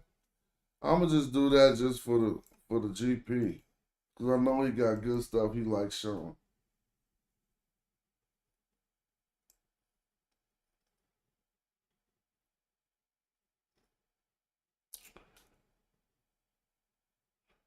If I get this far and stop though, it's gonna be a waste. I'm at 23, it's only 32.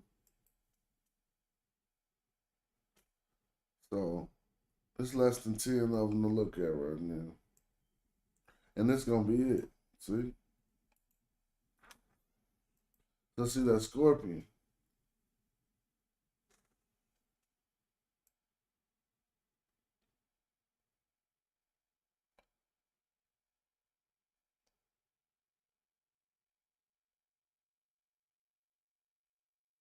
Oh well. I'm gonna put in this word farmland and we're gonna see what that. Yeah, I don't know how they got that punt to be Libya, but it looked like it said punt.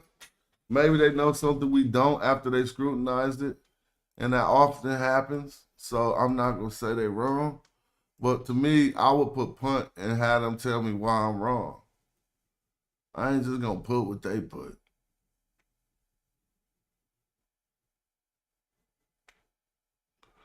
All right, well, I must have forgot how to find that text, man.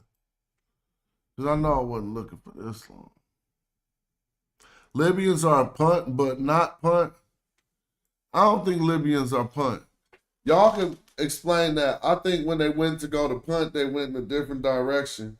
When they went to Libya, they was going to the land of Temehu, and they clearly indicated that since the Old Kingdom. When they wanted to go to punt, he even said he came across the leader of Temeh on his way to punt, but he wasn't in the land of Temehu because he followed them all the way back to the land of Temeh. So if he followed them all the way back to the land of Temeh, he wasn't in Temeh when he was on his way to punt. But he did this and so-called pacified him, and then did some other stuff. Let me open up a chat.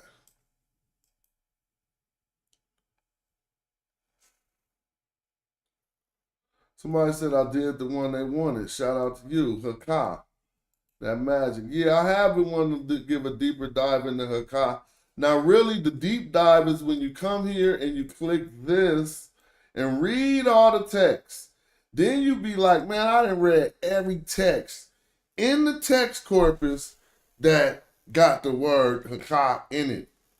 If you do that, you could argue against me about it because you do what I do and you know I wouldn't have nothing else to say. I probably would, I wouldn't. Who would have something to say? I would say that's in the text corpus, and we probably need to see if there's other renditions outside of it. But nevertheless, that's kind of like elementary thorough. It's not completely exhaustive, but it's at the beginning. It's YouTube thorough, definitely. None of the people on the tube gonna have more than that. Let's read this.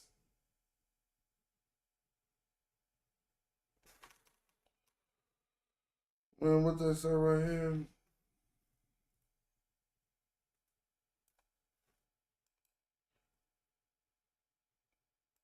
Sakem, to make complete. Sakem.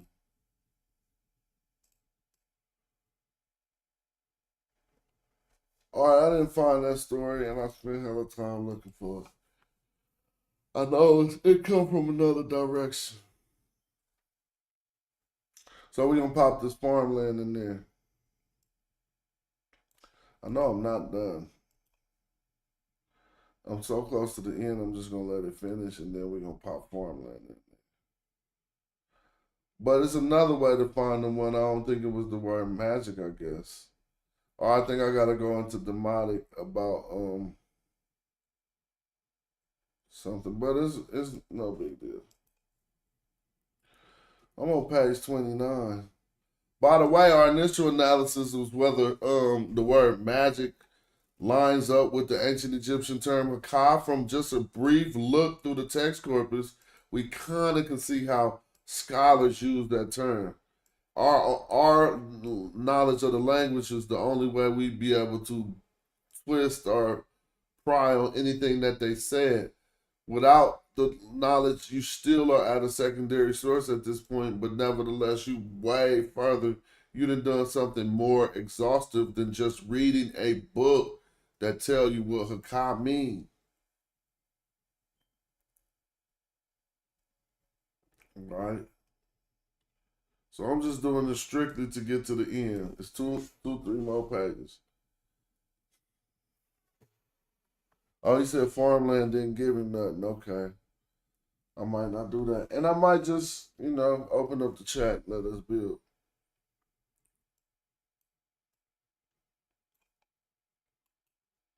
So when you talk to brothers from the Christian or Hebrew persuasion, and they in the scholarship, they use the Strong's and they use the Blue Bible, Blue Letter Bible, and other tools like that. I'm just saying that these are similar tools to where you can reference the text, get in linear, and say, no, you made that up. This is what it say right here. And so, not like they're for all religious texts. But, dang, I'm at the end of this. Let's see when the last Heka was written in the text corpus. What time period was it? Look, this looked like the Christian period. Yeah, that is the Christian period. It's probably like the 4th century or something. I don't know. Yeah, this is way into some old different stuff. Somebody could tell me what time period that was.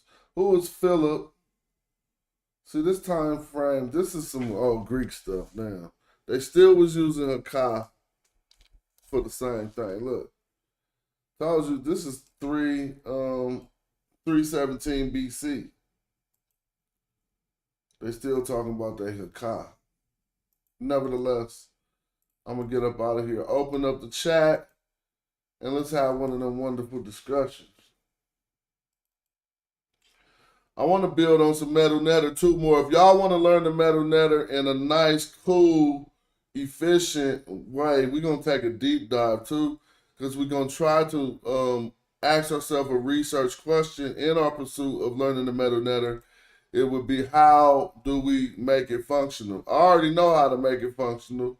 We got to learn the grammar to a point where it comes to us naturally. But first and foremost, we need some type of discussion amongst African scholars, not Egyptologists, on how are we going to reconcile the pronunciations. Some people, a lot of people on the continent, they will take their chosen African language and show the similarities between their language and the ancient Egyptian language, sometimes not espousing the proper methodology to even form a cognate, or comparing things to proto-languages that only got 14 consonants translated. I mean, 14 consonants worked out by the linguists. Like, we gotta just know there's pitfalls and ways to do things, and there's people before us who already kind of put out a framework on how that is to be done. If y'all want to support the stream, come in and click that link right there. Yeah, so we can't, and then we gotta understand that when you ever in linguistics dealing with a proto language, it's a reconstruction. It don't really exist. Somebody sat around with common African languages and they said, oh, look at the similarities between these African languages. They had to have come from somewhere. And so they start to chart the similarities between those languages and say, look, this language over here say this language over, they had to came from a language that was from before that. But they don't got a complete inventory of those terms for us to even be saying that this is that. But we will have that conference and that discussion and see. And then, it was plenty different dialects of ancient Egyptian. Even the standard ancient Egyptian, somebody speaking deep down in the South probably wouldn't have understood a person in the Delta. And because the Delta was more pushed out. But it's sorry, I asked you to hold it down for a minute. I gotta run into the other room, greet my daughters. Peace to you, Joey. Can you take the host for a minute, Asar? Yeah, I got you, family. I'm about to give you that host 1 second. Yeah, peace to y'all. What's up, Asar? Big Joey, what's going down? Cosmo was in the chat looking for some armor and the artillery to use against us. Cosmo is a coward boy. No, I ain't going there, bro. I'm not going there, bro. I ain't never greeting no. I'm not gonna allow you to do that. I don't know him. Like, I'm just gonna let you bust out calling him a coward right after I brought him up. That's not how we do it. So, you feel me? That would be hella weak. Like, what if they just brought up Smash on their show and somebody bust out talking about Smash a coward? I'll be hella mad at them for even letting them do that. Let me rephrase. They refused to come on a show when Brother Jabari was on Semantic. Let's put it that way. All right, yeah, that's better. I'll be right back, but I just wanted to clear that up because I don't know nobody to have hard feelings just because we gonna fucking debate. That's some little kid shit. No, that's it's like battle rap and shit. You fake like you mad at everybody that's your opponent. I don't do that. But I'll be right back. Yeah. You know my brother Cosmo is digging and searching, brother Joey, but you got busy yesterday, man. You showed improve around here, man. Came through with the method. I appreciate that. But did you see them two little shows that they did? Who? The Waspy? Cosmo and Cal did one. No, I didn't even see it. Yeah, when you watch it, they're talking about a moon turned into bat. He said our moon turned into what? I mean, a moon turned into bat. A moon turned into bat. A moon is all the natural put together. It's his body. What I'm saying. They're getting the story confused to try to say that at one point he transformed into a different Netaru. And if I'm saying it, and if I'm right, they're confusing two different stories. Yeah, they messed up. You know they messing it up. Segment and they come a segment and back. Yeah, they messing it up. You know how they do. They what I need them to focus on is what the debate say. It say cosmogony and cosmology. They asking questions like, how is a star formed? We're gonna cover all that. Yeah, We're but gonna that's not get what to they it. doing. What they do is what the Israelites doing. They're pointing at penises and laughing. That is what they doing. Yeah, we about to show them what it do. We And, let me and tell you you know what? though. Go ahead, go ahead. I'm on Smash Channel, so I can't say what I really want to say. Yeah, don't you wouldn't disrespect our opponent. We still moving my eye. No, So I don't. don't let it just I the just language go. transform you. Let your soul and your mind be transformed by my eye. But let me Because put it this way. otherwise it's useless. Yeah. I'm You can't gonna say it be this way. I don't like people who I feel misquote and misrepresent the culture. and it should Should I make say, you I don't like angry. people to do that. I don't It like should people. make I you don't like. angry. No, I don't like people who do that. And I'm saying, if you're gonna have a debate, take the time to quote the thing right. Don't try and make it. Don't try and make it like it's a joke. Why the No, Kemetic you people not doing that?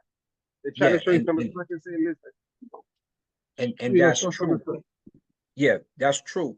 But at the same time, even with their antics, when we get locked in the cage, you can't get out till you tap out. And so for whatever you say, the recompense is going to come.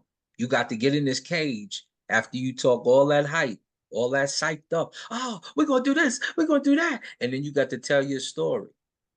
And if your story don't add up, all that stuff you was doing downstairs in the basement in front of the audience, it's just not as hot.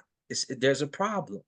And so now he gonna have to tell his story in front of a bunch of people, and I'm gonna be looking over in the cage. And I've been in the cage before. I've been in the cage a lot. Yeah, And yeah, so, that sounds right. yeah, when the monster come out to get you, you can't hide under the covers. You got to tap out. Then you can keep telling your story after your loss. Well, let me change the subject because he was just talking about Hector. I want to know what is your view on that because we had that conversation. I don't know if you were in the room at the time. We were talking about it. Yeah, I don't think it's magic. Yeah, Heka Hu Ma'at, and I've done a show with 3 on it. Um, when it comes to Heka is also synonymous with the Neteru Shu. If you've read the pyramid text, and if you see the connection that they make in the pyramid text and in the uh, I call them the primeval texts when they talk about the universe. So Heka is protection, Heka is power, Heka is science mixed with our mysticism and psychology. So it's really science and psychology mixed together. Because not only do and I just covered this in the debate with brother Judah Natsara. When you talk about Heka, you're talking about the actual physical science taking place. But then you also have the psychology along with that. So the doctor gives you the pill, and then they also tell you and remind you, you are Heru, you are that strong. And we forget sometimes that we can psychologically and mentally psych ourselves up enough where certain things will start to heal themselves and adrenaline flows and different things like that take place. So the body can naturally heal itself from certain things, not everything, but certain things. So the mental mindset that you have is important. It's very important because this, accompanied with good medicines, can help you live longer and overcome a lot of things you didn't think you could. We got our brother Brandon Angola in the building too with us. Brother Brandon, what's going on? Nothing much. Wanted to change the subject. I've been trying to catch you on here for a minute. I checked out what you had going on with the comic, and I had a couple questions. But I'm trying to work on the comic myself. I was wondering, were you using crowdfunding or did you put up your own money for it? And like, what was your process? For me, I put up my own money just because I wanted the people to just spend on the book and the creation itself. My process, I built the website for just so the chat knows, I'm talking about monumentalcomics.com, www.monumentalcomics.com. That's our site. The heroes were already in my brain. So I already wrote stories and I'm writing more. And then the artist I hired, we find a guy like you. I see your hero right there, got the Otten hands coming off the chest. That's a dope look, right? Y'all see his hero right here, right? So I did that. Once my artist got a hold of stuff, um, I created the same blueprint. I created contracts for them, sent them to them, they signed them, they finished the work. As they finish a certain amount of work, I paid them for that. And then they finished more pages, I paid them for that. This way I don't just pay 1,300 a book right out the door and get nothing if somebody's scamming or something crazy. So we did that. Then I had my letterers do what they do. Then I put all the pictures that they created for the story in PDF form. Once they're in PDF format, then I can make a digital book. And then to press up, which is what I've got some pressed up. Hold on, let me put on a shirt. I'm gonna show you a physical copy of the Uncle Jossinet books. With the physical books, we shot over to Alibaba and got that done. They're over here. I went to the Comic Cons, and then when I'm at the Comic Cons, like Adrenaline, we did like 600 copies at the first 2 Comic Cons, real easy. Wait, so sorry to interrupt you. You said so you got the comics pressed up through Alibaba? Yeah. And I'll put you on game that. behind closed doors. Hold on, let me grab a copy of the book real fast.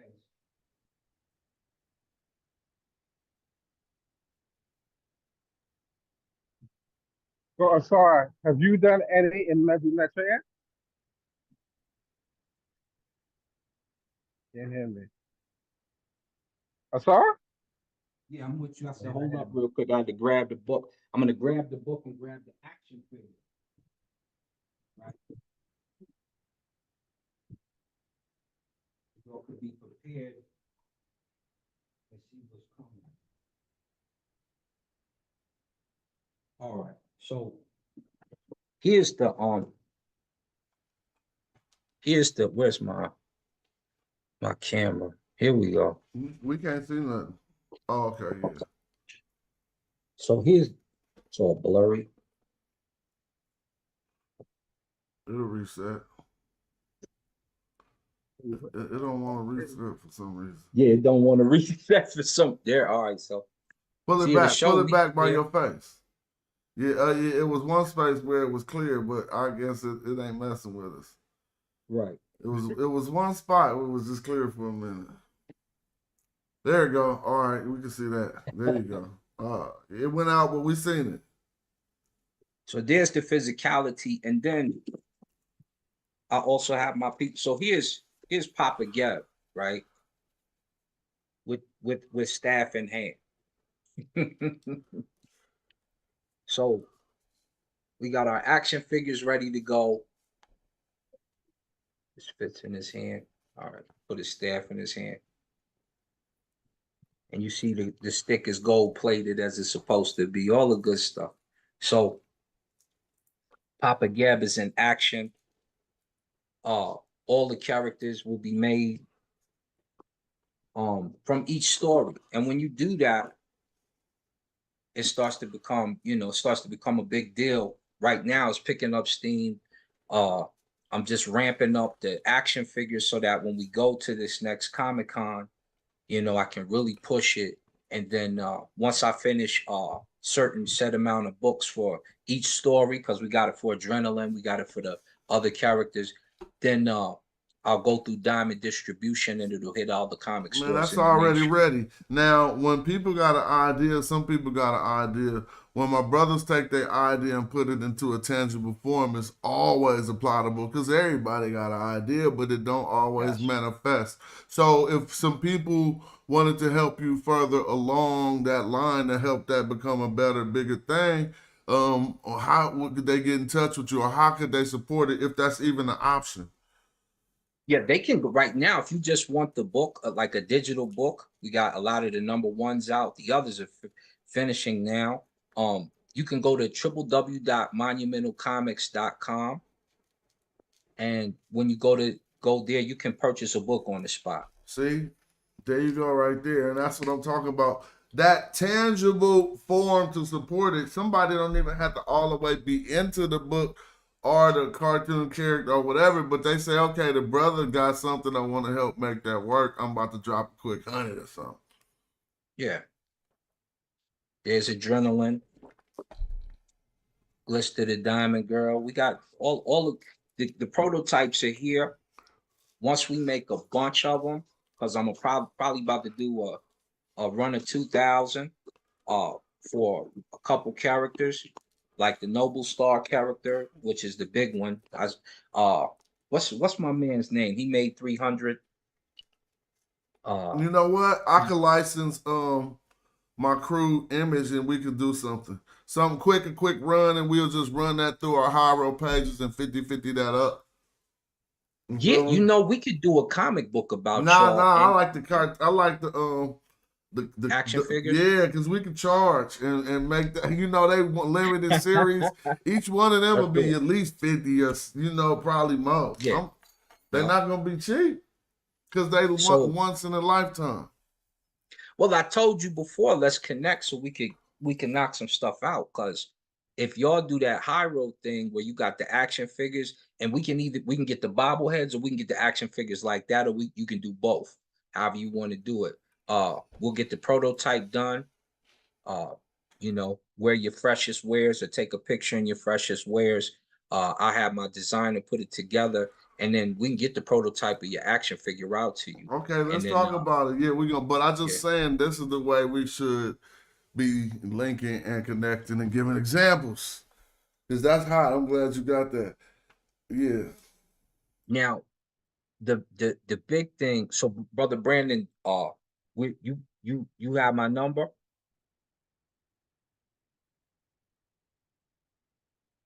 Brother Brandon. My bad. You said, do I have your number? Yeah. Did you get my number off the site or my email at all? No, I didn't grab it off the site, but I can. Okay. So my business number is, which is on there, I believe, is 720-451-1312. You could pretty much call that number whenever. That's one of my other phones. So we could sit down on that. And then Smash, now you brought that up today, right? With the Hesse and the cash and the this and that. Do you see how they're putting the people and then putting the land right after the people? They're putting the magic and then the people who are from this land, right?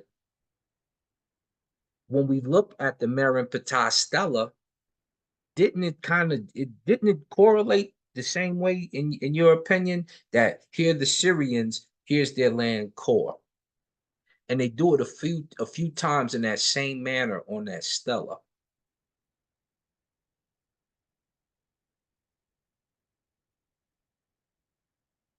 Smash, you hear me? Oh yeah, I was on mute. I hadn't thought about that, and I would have to look over it to see exactly. I know they put the two people on the stela. Mm-hmm. So it was like they said Syrians, and then they said core, like they putting them with that land. And then on the stela you just read it, is similar, but it goes even further on the Merenptah Stela because there's like two other locations they do kind of similar to that, where they say the people and then they say the location. We probably should look at that. We'll look at that. We have to look at that again. But what he was saying about Heka, I missed it. You said did you finish what you were saying about Heka Husia? Yeah, I didn't build too much on Heka Husia in my eye, but they're all in the boat of Ra in a few different pictures where they go over, really the psychology of the mind.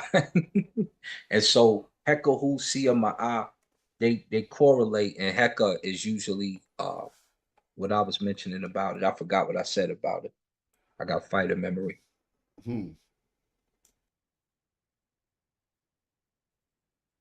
But I did a couple shows on Hekassia Huma, and then I think I call it the Divine Body series on my channel. And we go over where we see Sia, where we see Heka, where we see in the pyramid text. And we go over him. Because Heka, when he describes himself in the text, he's like real boastful. I'm the first child of nature, blah, blah, blah, blah. I did this. I did, I'm the one. And then he indirectly calls himself Shu in the text. Now, Pyramid text. back to the text corpus talk, and hold on, somebody knocking. Y'all can go ahead. Come in. Big up to Holly Mariam in the chat. Shout out to the whole chat. And my boy Moontu 2.0 Sadiq. Tone 360. Jehudi. Shesmo.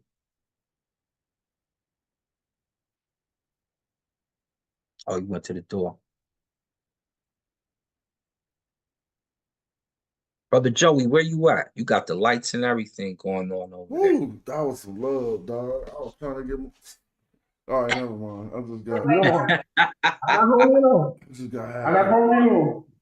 All right, so let's play. I mean, we can deal with some glyphs too. Like, let's keep it a buck. I mean, let's keep it. Oh, let me grab the let me see, so that I can share. Oh, Smash. You remember that? I think it's Amos. What about it? Where they say there's a Nehesi here and Nehesi there and a Nehesi there. And then the hat seat everywhere. Yeah. What did he say? What did he say about it though? I can't remember. I was thinking we should probably pull that up and compare the two and see what we, I got a chance to write in a journal. It's almost due. I think it's due in December. It's coming out from Cal Berkeley.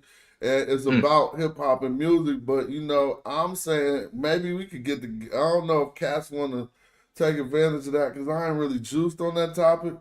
But it seemed like, why not? Because I got a lot to say about it. But I don't know. But we can talk about that opportunity a little bit more too. I want to share. Wait, what did you just say? I want to make sure I'm not disregarding your last statement. What did you just say? I was talking about the glyphs on that Amos Stela. We're talking about the Nehesi all over. Oh, okay, yeah, the Nehesi everywhere. So, yeah, that was a good one. We could pull that up, but I was just in the TLA still, so I'm kind of like not really giving a lesson, but just showing people kind of like the way to cut to the chase. Stop coming at us with what it's saying, E.A. Wallace Budge book. Right. Like, that's how you be messing it up. You know what I'm saying? Or looking at the secondary source and just putting a quote of the English next to it and not really being able to give your own perspective on it, because you ain't analyzed a body of the text that got that word. You just heard a person say the word means something. Yep. And so that'd be kind of harsh and hard, and it'd be like, okay, that's not the best way. It does. Right. I mean, it is what it is, though. Especially when some of them get it wrong.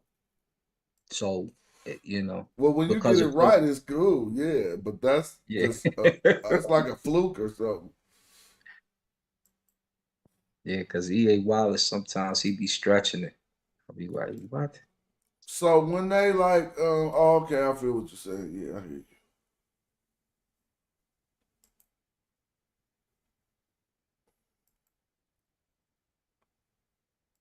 Joe, you there? Yeah, I think he there. He walking through somewhere. Oh. So pull it up ask the questions. I'm just going back to black. Yeah, I'm here. I stay on that black. And I put black in there. I didn't put Kim or nothing, since I'm just starting. So people ask the questions how we came to those conclusions. Now look, and we start to see how that was. I was trying to get down to what.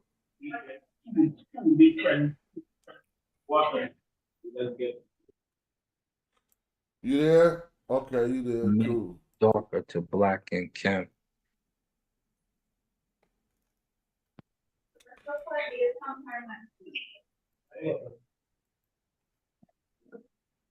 Austin Nice. A new font. So maybe you got a lot of background noise, Joe. You might want to mute until you got something to say. No, I was going to say, we're going to come again? Oh, tell me where to Yeah. go. Tell me where else to go. No, no, no. What are you doing right now? The Chem? Yeah, I just put Kim in the text Corpus. I ain't gonna do that because Me? I do that so I much. was just, But what's up? I What you, was just, I was just good with the Heka. That's what I wanted to talk about. all right, let's talk about it. But to me, I think as a how should I say, a researcher, you're probably being a little too rigid in your understanding of the sense, as opposed to just saying episode. So If this it's an what we doing. So ideographic this what we language, doing. This what we doing. Because I know what you about to do.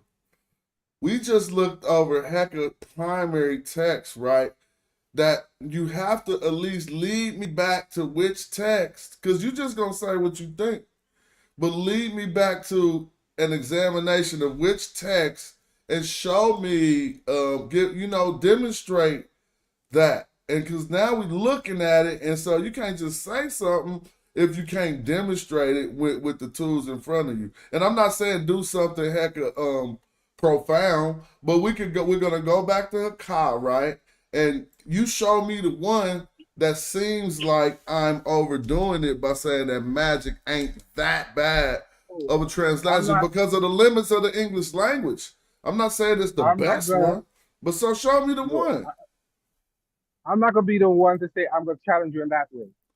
I'm just saying, in my view, as readers of the language, and as people who are the descendants of the people who read the language, we are allowed to take a little liberties, just as the experts do. So let If me they're not ask really you. sure what it means, so I'm they're with taking you a on little that, liberty.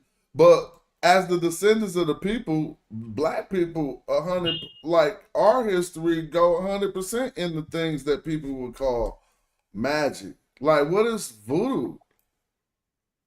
And I agree with you, but then there's some chemistry involved in voodoo. Yeah, I don't know. People I'm might not just be taking that talking away. crazy. I'm not taking that away. But this is what magic really is. Magic is some science that people don't know how that desired effect came about most of the time. You see what I'm saying? We agree on that there, that if we could de-spookify it, but everybody who said an incantation, we can't say that they knew the science that would make the incantation a reality.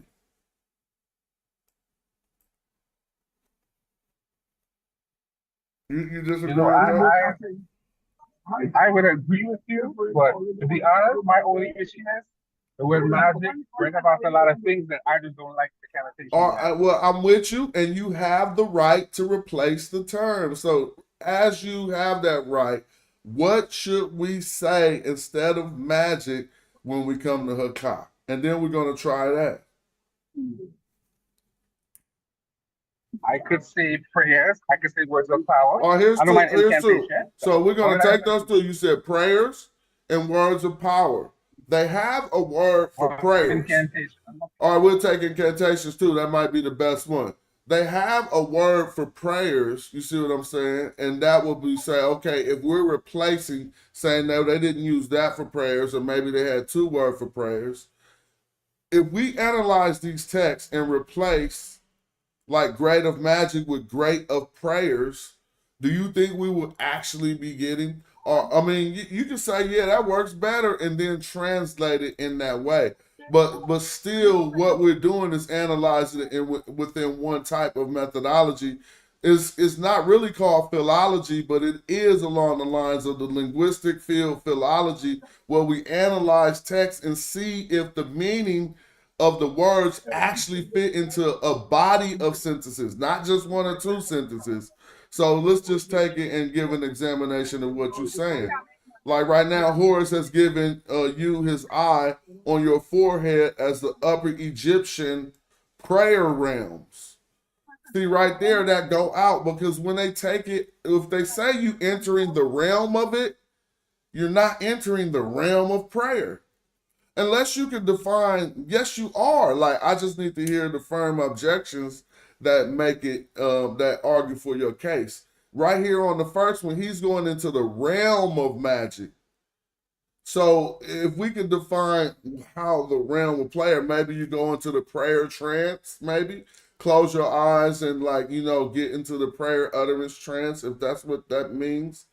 But it seems that it is a pseudo mythological location that they made out of being able to have a certain type of a power, like the Egyptian magical realm. If we look into how they actually said that, it was Waret Yeah, Hakasu. I was about to say Yeah, it say exactly. great Heka. Yeah. I know, but look, they got Shu Shema, whatever this is after that. Shu Shema Oot right there, which I think must be Yes. indicative of what they're trying to call this realm. Right. But we don't have to limit it to that one. Let's find one where something that you can use, Joey, to say, look, magic doesn't work there.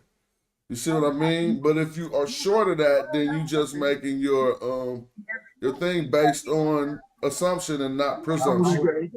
I would agree if we're going for context. Prayer and incantation probably would not make sense. We supposed to be bold in that. Although I could say the word is probably somewhat synonymous with those kind of terms in a way. Now, if you disagree, you could come back. But I think the words are kind of synonymous. Well, that's fine, and I'm with you. And I said we got the right to replace it with that word that works better once we find it. But then when you go to a series of words, you might be conveying the thought better, but you're not necessarily taking one word and saying that this is the same word. Like, you know, like we don't want to say God for Natera. Go ahead. Let me ask you a question. I heard Reggie say they had Heka wands in the museum. Is that true? They had what? Yeah, they have the wands. Yeah, they have the metal wands. The metal wand. Yeah, if you see Haru holding the metal wand in his hand, it's just a metal piece of zinc, and there's a metal piece of copper, and they're solid. And you'll see them hold them in their hand. You'll see some of the priests and some of the pictures hold them in their hands. The other one is like an incense burner. I got one over here, but I can't. I had to dig it out. But yeah, it's got like Haru's head on it, the incense in the middle, and a hand like giving for D. And at the bottom of the hand, there's another cup in the hand, and that's for an incense burner as well, or for incense burning as well. They put a punk of incense in each one, and you'll see them in the Cairo Museum as well. If you ever go there, they're on the wall on the floor if they haven't moved them. And you'll see the different ones that they have there. And then you'll also see the metal zinc bars that they used as wands. And they would just kind of touch things with it as they said the prayer, like touching your mouth. They use a adzi, as they call it. That's another form of wand. They touch your mouth and say the prayer, and they do the open of the mouth ceremony. Now, I feel like pulling up some text. I'm gonna go to St. Andrews. Now you might need to, hey Joey, just stay on mute until you're ready to talk, because the background noise is rather distracting. But you're free to come off and say whatever you have to say when you want to say it. I think you were about to say something. Go right ahead. I was about to say, I don't want to say this, but that sounds very magical. I didn't really want to say that. What sounds magical? Touching people's mouth with wine. Now let me ask y'all something. As an African, you know, whatever place you located at now, you got a problem with things that are magical? Nope. I got a problem with people misunderstanding that because you see somebody acting out something in a certain way. That's fair. That's fair enough. But I'm asking you a different question. Not whether you got a problem with people misunderstanding something. I'm asking, do you have a problem with things that are magical? I don't like the word magical because I think it's a deceptive word. So you know what? You an underground Christian, bro. Nah, man, don't you see? Now you just trust it. Don't say that. All right, Don't say I that. apologize if you reject that. But what No. about that theology? So take it out of the framework of Christianity. And if we understand what magic is, it's being able to something to happen really scientifically that other people don't know. Some people might have thought they was getting hit with magical something, but it was a disease when the Europeans got here, right? They probably thought they got hit with something magical. It was a disease they didn't know about, right? But nevertheless, from any explanation of the word, if you want to even go all the way to, I don't want to go to nothing people call bad magic or evil. And of course, we would all agree that that's stupid. But what about bringing the desired effect from, if you did have the power to bring an effect from just saying something, what would be bad about that? If I could say abracadabra and the doors would really open, see, it's just that we've been taught stuff about God and stuff to where we shouldn't have that much power. But what would really be bad about that? You know what? I agree with that. But I also think at some point, when you're dealing with the outside world and you do certain things, sometimes I think it's just for show to intimidate people who don't know any better. That's why I think. I'm not saying that they don't say and expect something to happen. But when you see an enemy, you want to intimidate the enemy, right? And you started speaking a language that they don't understand, and do certain things that will intimidate them. You don't think so? Let me give you an example, Joey. And this would be words of power in the instance, because it says put the great fear of so and so in you by the nature, blah blah blah, right? It says stuff like that. Back in the day when we was in New York and we would walk past, and a Jamaican brother would walk past with the boom box, and the cat would make a sly remark, and the Jamaican brother looked back and say, "Well, you know, y'all quick," you know, they get at you real quick like that. What happens when he said that? Most of us on the block or the stoop would be like, "Oh, yo, nah, we good, we good." We would get scared, wouldn't we? You know why? Because you don't Because he understand what used you're saying. words of power, didn't he? He used some words of power, and it shook you to your core because you knew you was in Isfet and you weren't using Ma'at at the time. You were being disrespectful. And when he used those words of power, all of a sudden the whole stoop cleared, and it'd be just one Jamaican brother walking with a boombox, chilling. That happens on a regular basis in New York in the 80s and the 90s. You know that, and but then so people that's people had a stereotype about all Jamaicans was gangsters. No, we So thought y'all worked Kudan, and we thought y'all worked magic. Ain't that what they used to tell you? Yeah, right? And guess what you're using in that moment? Heka, your words of power. Now, there's no difference in what happens with back in the day, because all it is a psychological situation. If somebody uses a loud voice, you're going to get scared if it seems like they're hostile or in a moment. Or if they start using soothing words and telling you how great you are, you smile and you blush. Why? You know who you are, but they're persuading you. It's words of persuasion. It's words of power. It's a psychological effect on your mind, and it has an effect on the other person's body. These are the words of power. And so when you read the text, don't be nervous because somebody, oh, he's using magic. Yeah, we're using magic. That's what you want to call it. You can also call it persuasion.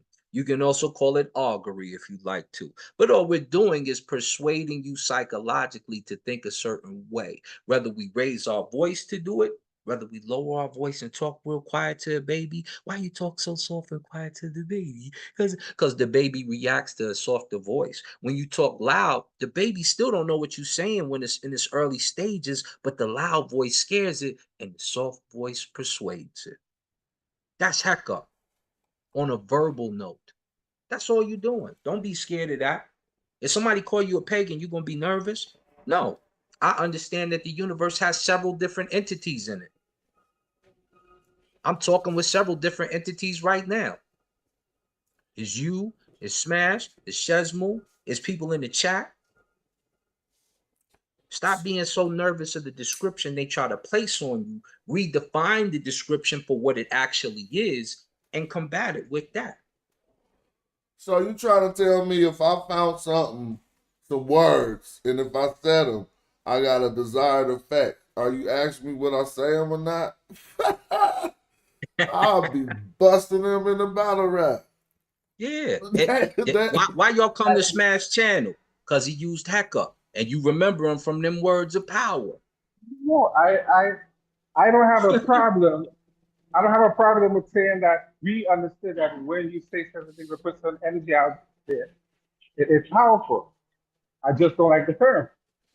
I ain't mad at you, so if we can I think substitute. the term So is meant here's to the be thing. derogatory. I'll take That's you what I to a think. text where it says words of power right next to, he just got through saying it. He said, he didn't really say words of power. He said kahusia. So if they say divine utterance of exceptional insight right next to Haka, then how could you say Haka means divine utterance of exceptional insight? They saying this is the consistency of our divine utterances of exceptional insight is Haka. That's how I take that. Someone can explain that different. But you see what I'm saying? And so, yes, the divine utterances of exceptional insight, which is who and Sia, are Haka. But whatever. All right, somebody can fix me on that if I'm wrong. Okay, I'm just gonna concede that it's magic, and I'm gonna leave it there. Because it looks like I'm not gonna really come up with anything logical to win this argument. So I'm just gonna concede and just deal with it. I'm gonna concede to you because I don't have enough information. Not to me. I gave you I mean, I don't think it's conceded to me. I don't think it's magic. I think, like you said, if it's the consistency of a divine utterance of exceptional insight, let's even think about what exceptional insight would be. All right, well, that divine utterance of exceptional insight don't necessarily mandate a response in the physical like an incantation is supposed to do. Incantation, you're supposed to be bringing the spirits amongst you, right? So there would all be different type of things, really. You're invoking the spirits with an incantation. But y'all can, again, keep me on track, Asar.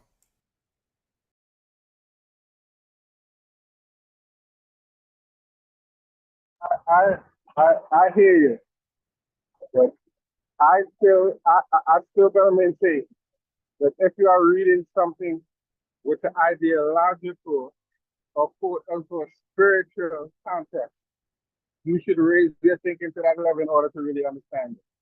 I don't think just reading it and the expert telling you something means that you understand it. Oh, definitely, I wouldn't think so either. Especially when you get your own. It's when you get your own, your own point of view, and you can read it for yourself, and then you put it to your own scrutiny. Then you can say, man, this expert ain't telling me the truth. Right? But before we even do that, like we doing now, we looking at all the hakas in the book. So tell the truth, you can't imagine that every Egyptologist have even looked over as many versions of Hakka and then we just looked over. Unless, of course, they were like, doing philology as a part of their study. Most Egyptologists don't do that. And so, they got a good close framework on some of these definitions. I don't argue that, yes, there's a better way to say them, but as we are here now trying to redefine it, no one's coming up with a word that suits it better. So we can't be, I ain't saying we pompous, but how you gonna maintain a contention that you can't answer the question? The question is, what word fits better? Well, I guess at this point, until I develop some more understanding, I have to accept that word. So that's the word that makes sense in the context of what you're reading. I ain't scared of magic. I know whatever it was called, they must have thought about it before. And hey, shit, I ain't spooky No, either. it's not about being scared of it, but it's just like when you hear them say stories about like people turning into animals. I mean that we don't necessarily believe that. But there was a story I heard where they said that the African king they were attacked by Europeans. And they said, let me go in the tent to say a prayer. And a few minutes later, a Cougar panther jumped out of the tent. So So if that story is true, how do we qualify that? I really couldn't follow Was it you a all the trick? way, but I want to. So can you repeat it? What I was hearing a story about, I think there was some attack on some Africans by some Europeans, and the queen said she wanted to go into the tent to say a prayer, and they let her go into the tent. And apparently, according to the story, a tiger or a panther came back out, and they said that the woman had transformed herself into an animal, and they scared of the Europeans. So my question is, how do you qualify that story? Was that a real story? Did somebody make that up? Was it trickery? Was there a panther in the tent? And she just sent the panther out to trick people because of their superstition? How do we qualify the story? Well, I would That's say my question. that there's plenty of ways that we can offer to qualify that story, right? But all of them will be conjecture and inconclusive. One thing I can say that is if we qualify the story and say definitively that the tiger appeared because she went in there and prayed, then we're espousing to one type of magic, the magic of prayer, right? Because you still think a physical result happened after she went and did a silent incantation, right? She just didn't do a verbal one. She did it silently. But what the story was saying, she turned into the animal and ran out of the tent. Oh, you think that too? Some of it. No, when they were expressing the story, they were saying that is what they saw. They thought she turned into an animal and ran out of the tent. So how much of That is what that? they I said. mean, so okay. So what am I supposed to do with that? Like, if you don't believe in magic, but you believe that, I don't get it. No. I'm not saying I believe it. I'm just drawing an example to say when you hear this kind of story, what do you do with that story and how do you quantify that I story? think Because you it's don't know if I it's think true, it's mythological. you don't know what happened. I think it's mythological, an allegory to attest to the power of prayer. So, okay. I think it's just a story about an ancestor and they just told and they just exaggerated and deified the ancestors. I could be wrong. I know they do that in Africa a lot. But So when what they part tell a about story, they deifying the exaggerate a lot. ancestor? See, deifying the ancestor doesn't require that the ancestor turns into a lion or a cat. Right. But I'm just saying it's just attributing a certain level of spiritual power to the ancestor and the deity. Because I was playing Trinidad about a woman who they said flew Uh, from Africa to Tobago to find her husband, and when she found that he was dead, it was a silk captaincy, and she jumped off the silk captaincy to fly back, and she died.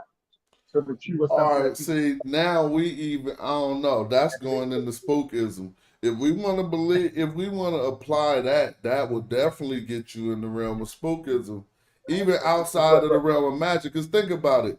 We said that as knowledgeable thinking men, magic must be science that people, those are not aware of. You see what I'm saying? Like, if I make something go kapoof and I'm not there anymore, we know I didn't do nothing really magical. I just made people think I did something magical. I know the science behind it. But turning to a lion and then saying assessing it with ancestor veneration, yeah, okay. What part about I'm with you. I'm with you totally. The story could be a part of ancestor veneration, but we're scrutinizing the process of her, how we qualify her actually turning into a lion, not whether they're going to worship her after, but in the story she supposedly turned to a lion. That's no process. that's just an allegory, family. But I'm just making the point that this connects because we talk about this idea of magic, and then we talk about the ancestors they attribute these magical powers of being able to stop bullets. There are coaches that believe that you sat to yourself a certain way, knives don't go through you. So you understand what I'm saying? But Yes, how sir. It people, seems but like you we understand? agree. I mean, what I'm the one who was like, I'm in the conversation. I was being pitted to be pro magic, so I assumed that stance. But now you're saying positive things about. So I'm kind of lost. Are you just contending? No. I'm just saying, as far as the issue was never that these words didn't work or magic is a negative thing. My issue with that is they're using the word, but to me, they are trying to diminish the knowledge of what is behind it. Because you will see them treating wounds, and then after they treat the wound, they would tell you to put things that we would consider strange on it and pray over it. So, you understand what I'm saying? That When you is look at the true. medical That side, is true. There are also instances where the incantation we know now would take no desired effect. Like there are also times when they rubbing bitumen on the deceased and telling him he's going to match the effigy of the god Osiris in the afterlife. Now I don't know. I've never been to the afterlife, but as far as I'm concerned, that part wasn't working, bro. Like, you know what I'm saying? I mean, y'all can say, yes, it is. I'm sorry. I'm incorrect. But I got the natural black hue, so I wouldn't need to know whether the bitumen was going to work, right? So, but they still stood over a deceased body and said certain things that we could possibly say didn't do that effect. Unless they in the afterlife chilling, I don't know. We probably think that probably just was a thought in order to get through life in a way to deal with life. Isn't afterlife theory just a way to deal with life? I think so. I don't, I don't, I wouldn't say that. I would say you go somewhere else because energy doesn't die. So I think you go somewhere else and become something else. What it is, I don't know. All right, that's fine. I don't But think you, why do you have I to? don't think you, Why do you have to come to such a conclusion about the afterlife? It's because we're dealing with life. If we wasn't alive, we'd already be. That wouldn't even be a thing. So I guess I'm saying something that's trite and not really of any substance. But I just wanted to point it out because it didn't appear evident. yeah, but sometimes we have to understand. We can see things that look weird and sound weird, but they have some medicinal. Some of these things have medicinal purposes. Sometimes it's just for spiritual reasons. And sometimes it's a combination of both. But our Come here. ancestors didn't see spirituality and science as different. They would do a lot of things that we thought was weird. They would do a lot of things that we thought was weird. It doesn't mean they thought because I said a word over you that would heal you because they still gave you medicine.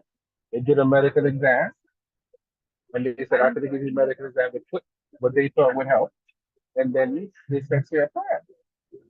Just in case this don't work, we don't talk to the ancestors and just give them, just do a little extra. It doesn't mean that they didn't didn't believe in medicine. They had a combination of both things. Right. And And I you think that's kind of want okay. to erase that opinion of them because it appears like most of either Christians are calling you a wizard or atheists are calling you a kook, right? So we kind of want to erase the opinion of that because when you think oh, we're gonna say this magic on top of giving, say they try to say the medicine wouldn't work or something like that, or they didn't have good medicine, but they're actually the foundations of medicine. And you have priests creating science for you through their belief in what they think will happen. They start to use products that they see have an effect on your body and mind.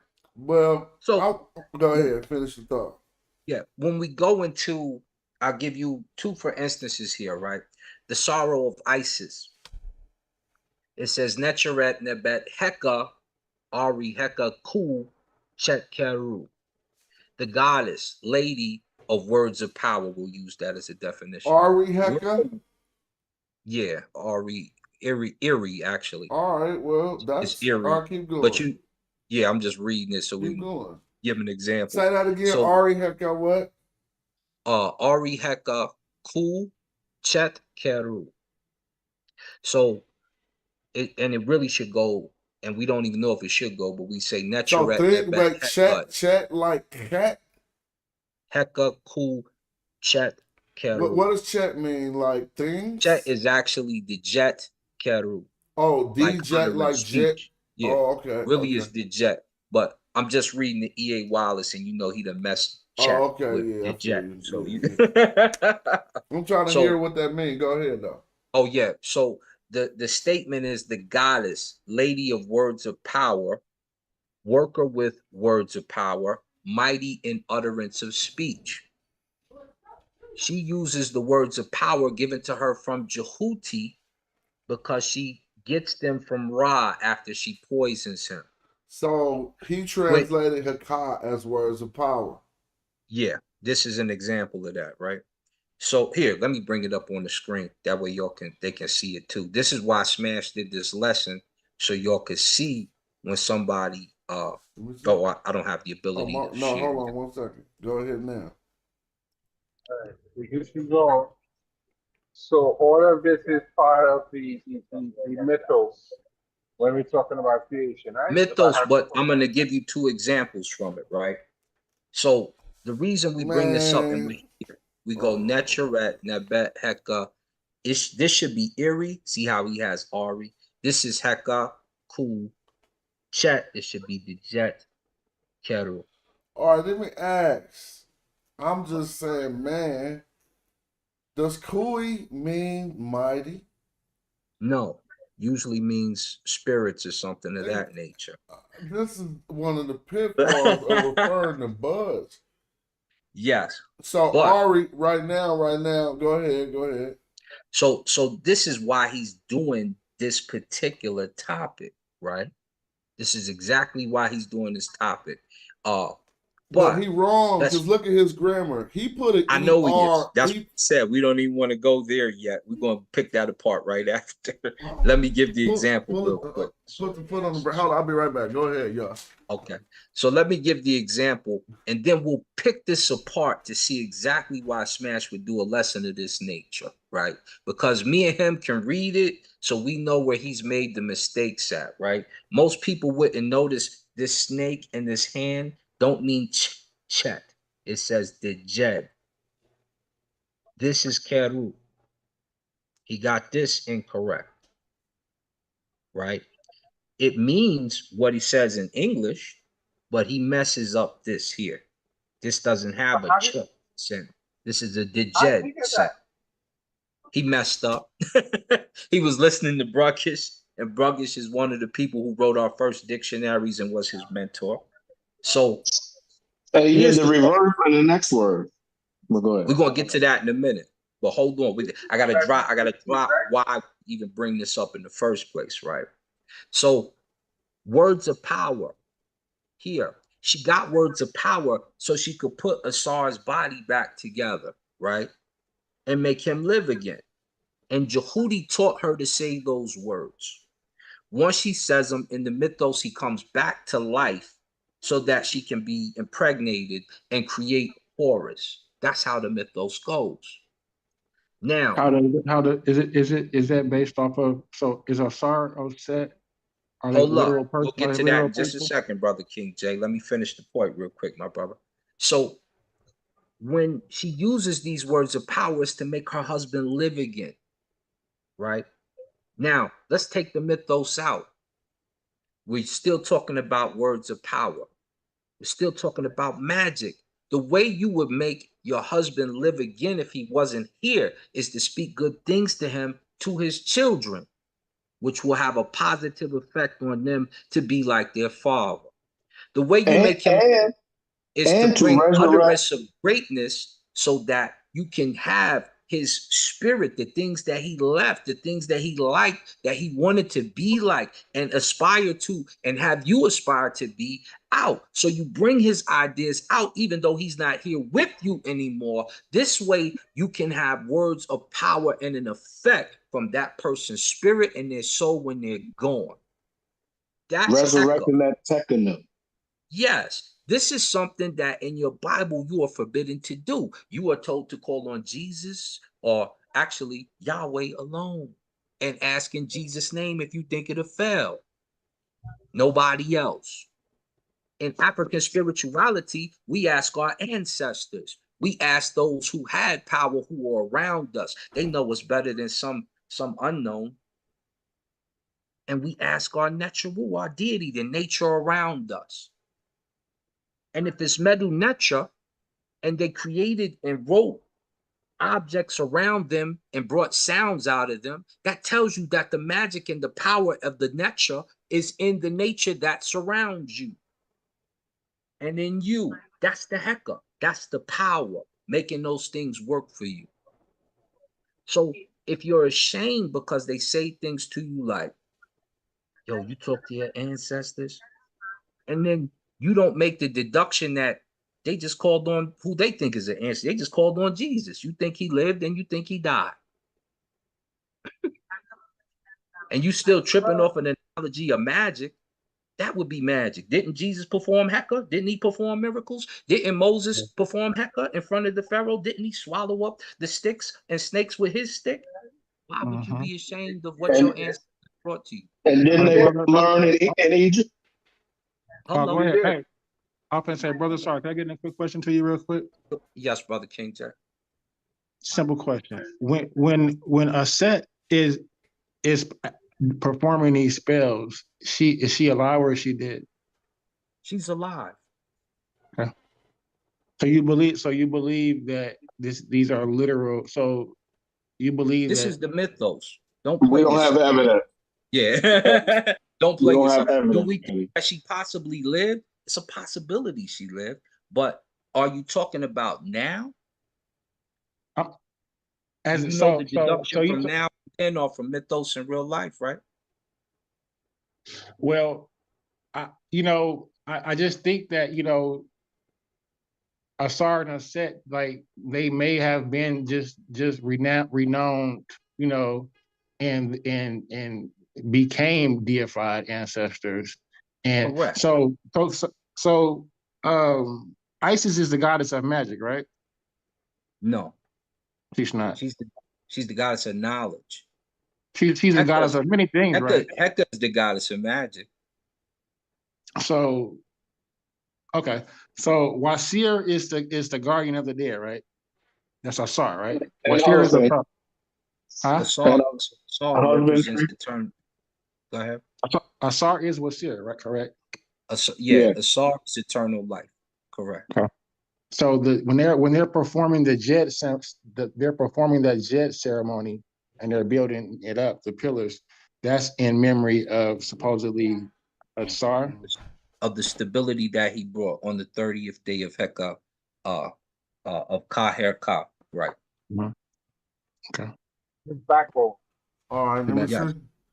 That's why they call it the Osakran bone. So I want to come back to this. I missed a lot, but so the point of this breakdown was showing that it's just words of power. Are that buds translated as words of power or what? No, come on now. That they're words of power. Don't be ashamed to use them. Now, I bring this up because you brought up the lesson today about words of power. Now I want you to take this apart and show his mistakes and show why the TLA is important the way you just used it. All right, well, one thing I'm noticing is the word he has for worker with, we all know that Ari means to do, right? But an Ari is like one who does. If he's saying that there was a Y at the end of that, it'd possibly be one who does. If we wanted to postulate the I don't think it would be a Ari. It would be a Aret. because it would be let me see, and that's Aru, maybe Aru, but I never seen Aru. Yeah, I Ari, to would. say one who I read does, it. the reason why I'm saying that is because it says worker with, which is not bad, but we're trying to see if they say you are the doer of something, then that ain't just words. That's what I like. So that's to what do. I'm trying to break down, because Ari means to do an action. It's like we have a word for work, it's kat, right? And a worker will probably be baku. Now he's trying to say working with, which is kind of cool for his time period. It's fine. But if you say you work with, then you can say words of power. But you can't say you do or really perform the action of words of power. You would say you recite them. And the ancient Egyptian who wrote this didn't put in front of Heka to say that it is a recitation like words, or they didn't use medu. They put Ari in front. Now, the reason why, just like my brother Asar said, he's giving me this opportunity to show it. If we take Ari and put it in a text corpus, it's going to be a person committing a particular action, right? And so now it's saying that you do. Haka is something you do, which would take it from, you know what I mean? It would take it less out of the realm of something that you just say, because we got words for that. And like right there, where we see mighty in utterance of speech. So let's not I'm not want to go too far, because right there it clearly says Jed. When it says Kui, it looks like it says. I mean, Kuti, it looks like it says, but that might be Madu. Kui. Karu. You feel what I'm saying? But you see how they got the that could be Right here. Madu. No, I'm down on Jed Karu right there. Oh, But they Jed put Karu something right here. after the Karu, which could have Yeah, these three strokes here. No, right in between the three strokes and the Karu. What you got for that? That's usually when you say Ma'akeru, they put, God damn it. So you think he put the Ma'a there? Yeah, that's cool. He could have been trying to put the Ma'a there. It looks kind of different than the Ma'a. But all I was just pointing out was just a little part about the word Ari and how that is to be interpreted. Because indeed, he's not 100% off for saying worker with. Where does he get the with? We know with is a word, henna, right? It ain't no henna there. So he's taking, and Ari, if he just took it that would be just like one who works. So maybe better would be one who works words of power. Then you'd be able to pull that off.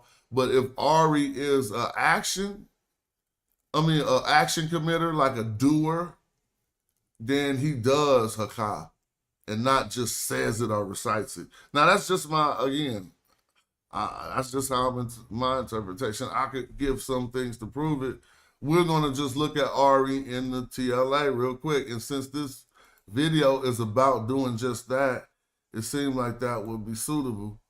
And so, And Smash, I think I see when you were saying Aret, you were thinking that they would associate that with, since that's Isis, which is feminine.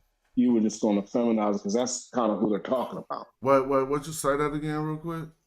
The Aret, if it would have been Aret, the T would have been. Okay, we can talk about that too. So there's another instance when they put the T behind it to make it a participle, and it will be changing the word class and making it a doer of that action. But I don't think and that with is a pronoun, right? Pardon me? The worker with? With would have been it's in between two nouns. It's normally like you with something, so it would be in the sense of conjunction, a preposition or a conjunction. Yeah, whatever, preposition, conjunction.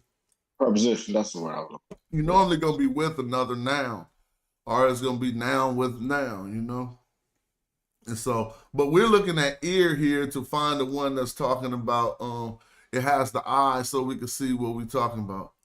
And it's gonna be like now what I'm trying to scrutinize is come to say you can do talking, but nah, that do they saying you performing a lightweight ritual with these incantations.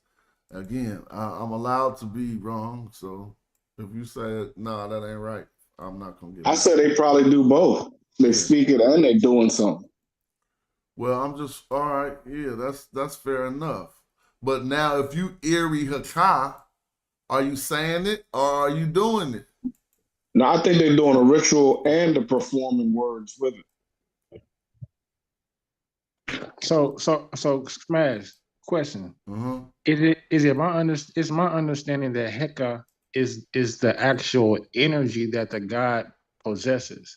So is it possible that they're not doing it or anything is in them? That's a good statement. That peace to you. Yeah, there's plenty of text that we just looked over that said that Heka was in Aset or it was in somebody. So it might be if it want to be interpreted as the power within one. I don't know. I'm not That's how the energy within I mean, but the then how is it used? And that energy within is somehow manifested, and it appears to be manifested through verbal incantations or recitations. And as Asar was mentioned earlier, sometimes they use certain objects that they might touch you with. Sometimes they might touch you with their hand. But that all would be under Heka, like thought, speech, and the actual that. So I think he showed us one of the very good texts. We'll get back to it. Notice when I look for this IR, I got to deal with all these other ears. Before that, somebody could just say put in erect. I could put in erect. So I'm gonna stop because when we was reading the text with Sinku and Ra, this word had popped up, right? And it was spelled out and it was graphically transposed, and so it was hard for us. Remember Erie Pot? Yeah. So since we have the opportunity to see how they define it, I would just like us to store in our memory that an Erie Pot is a noble hereditary prince or a nobleman. Because we was just reading that text with Securing Ra and Erie Pot was in the beginning and nobody could. I knew the reason why Cats wasn't coming up with it was because it was honorifically transposed. Because that's what we was talking about and it was hella funny. Exactly. And so I was like, but anyway. Also, when you get a chance, I don't know if you was looking for that earlier. Remember that magical story you was talking about where it was like this Nubian dude. He was with the king, and he made the king real fearful. And he came from like a Nubian mother. His mama had warned him, and he was doing magic. Yeah, I was looking for that one earlier. You remember when we read that one? Yeah. Yeah, I couldn't find it. But keep going. What about it? Okay, yeah, I was just wondering. I didn't know if that was the one he was looking for, but I wish you could find that. Yeah, it was one. Now here we go. I found the word. The reason why I couldn't find it at first is they use a J to transliterate the first phoneme or whatever, and then they use an I to transliterate the last one. We all know they kind of stand for the same thing. Now notice in this instance, it has 8,240 instances in the text corpus. And they all would line up to either make something, to create something, or to act as. Now, I'm just being fair. Magic go after all of those. But words of power necessarily don't. You can make words of power. You can create words of power or act as words of power, but normally you recite words of power, and they have that. So that's a certain particular part of it when you say, when it keeps repeating Jed, and it is like, that's when it is actually saying, okay, these are the words of power for you to recite. Again. So let's look into some of these cases and see if, I would like to hear the opposite view. I don't want to feel like I'm Nah, right. Budge did too much putting in that worker All right, well, with. here we got, look, it says to do, to make, to create. So if we go back to the screen, and to be fair, that's what my main thing is it's changing the meaning to say worker with, because he's trying to force that words of power. But if you're going to do or make heka, it goes along with what I'm saying. You see what I'm saying? You about to do, let's do this ritual. Come on, stop playing, cuz. And let's tell me, how do you do words of power? You don't recite them because it'll say Jed. We know that, bro. Because actually words, according to the Egyptians, words are power. Now, it does say that. But let's click. Look, it says you're going to do haka. He said kui. Now, y'all can say that's mighty. I would have to look that up. Only way I remember this coup is to being associated with the spirit. It has the placenta. Now, somebody please help me on that, on remembering kui as something being other than that. Because if that's the case, it's making more sense. Because you're going to do haka. Now say something, if this got something to do with the spirit, okay, fine. Now here is see, it says Jed. Now here comes the utterance. It even tells us Kuru. It says Jed, so say. It's telling you to say this part with your mouth. Say these words. The voice is Kuru, not the words. So the voice said, or the voice says, and then he got a sejum in, he hears. Look, hearken to me, hear me. Really? Yeah, okay. See, he says hearken to me. It says sejum in. That's kind of like has heard. Oh yeah, here. I mean, he's even. I don't even think he got the tense right. But I wish somebody else would. I feel like I'm doing cool because when I mess up, people pop up on the scene to make sure. You feel me? Only thing I would ask is that sejum, is it sejum or that's setum? He put a T. That's sejum in. He put setum na, but that's not here or there. That's just pronunciation. He still knows that it's sejum and it means to hear. So he says hearken. Now this in is just letting us know not the tense that it occurred, like kind of like past tense. So I'm saying it might be hear me. Okay, you can say hear me. When this says hear me, every mouth every. Huh? Hearken to me, mouth every. Did he really do that? And not put every mouth? Hearken to me. It does got mouth every, but he knows to switch it and put every mouth. Now, what is this word? I don't even know. Pesh. And somebody's holding it up to their mouth. And we got this is just giving us, he says this is correct hair. Falls downward. That's just somebody falling over. Nevertheless, the reason why this is starting to sound weird because we're not understanding everything after the Jed Karu starts the incantation that's supposed to get a desired effect. That's like hearken to my every word. To my every mouth. Yeah, we can say that. Fine. Yeah, I'm with you. So it said, obey my every utterance. I mean, everything I say, check game. Yep. You know what I'm saying? But it's saying it in a way that's supposed to be like an incantation. So everything I say after this point is the incantation. You see what I mean? That's why it start making no sense to people when they say, what? Peshu, Kerker, poison of Meshanet, not advance, poison of Mesfet, not rise up. See, this is if we was reading this in Medu Netter, this is the quote unquote spell, Joey. That part would be the spell. But I mean, now y'all can say, nah, it go like this. I would be willing to listen. So this is talking about a scorpion, right? Yeah, that's why it don't make no sense to us, because they're going into parts of the incantation that they thought if you recite these things in succession, it would make it get a desired effect.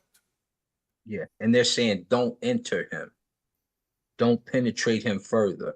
And this This is in times when there's another part of the story when Horus is bitten by the scorpion. Yeah, exactly.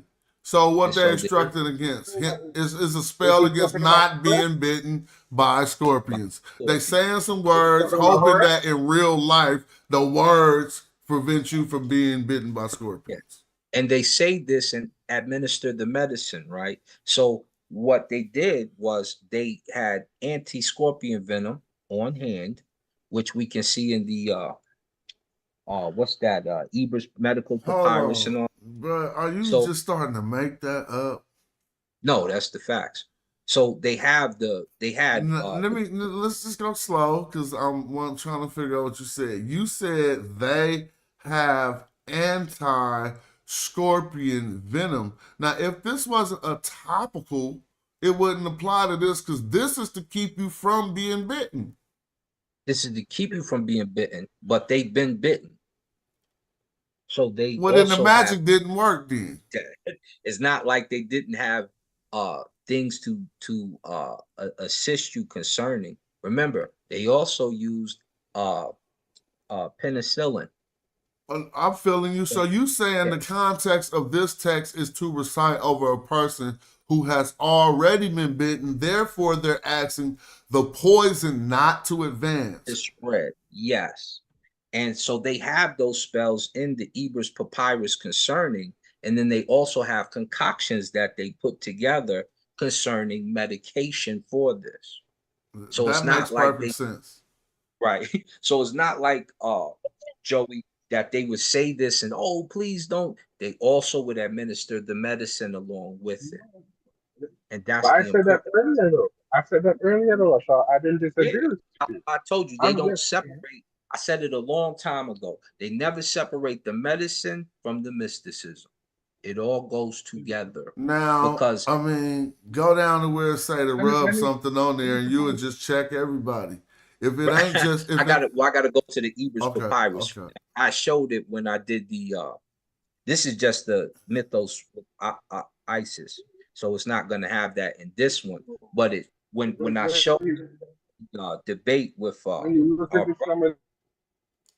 we show her talking about which one did I pull up? I forgot which one I pulled up. Something he said something about don't let the sand something get me, sand nature, and then he asked Rod to do it. Then she showed the medicine that he's to take and how many times he's to take it. So she gave him a full prescription and all that.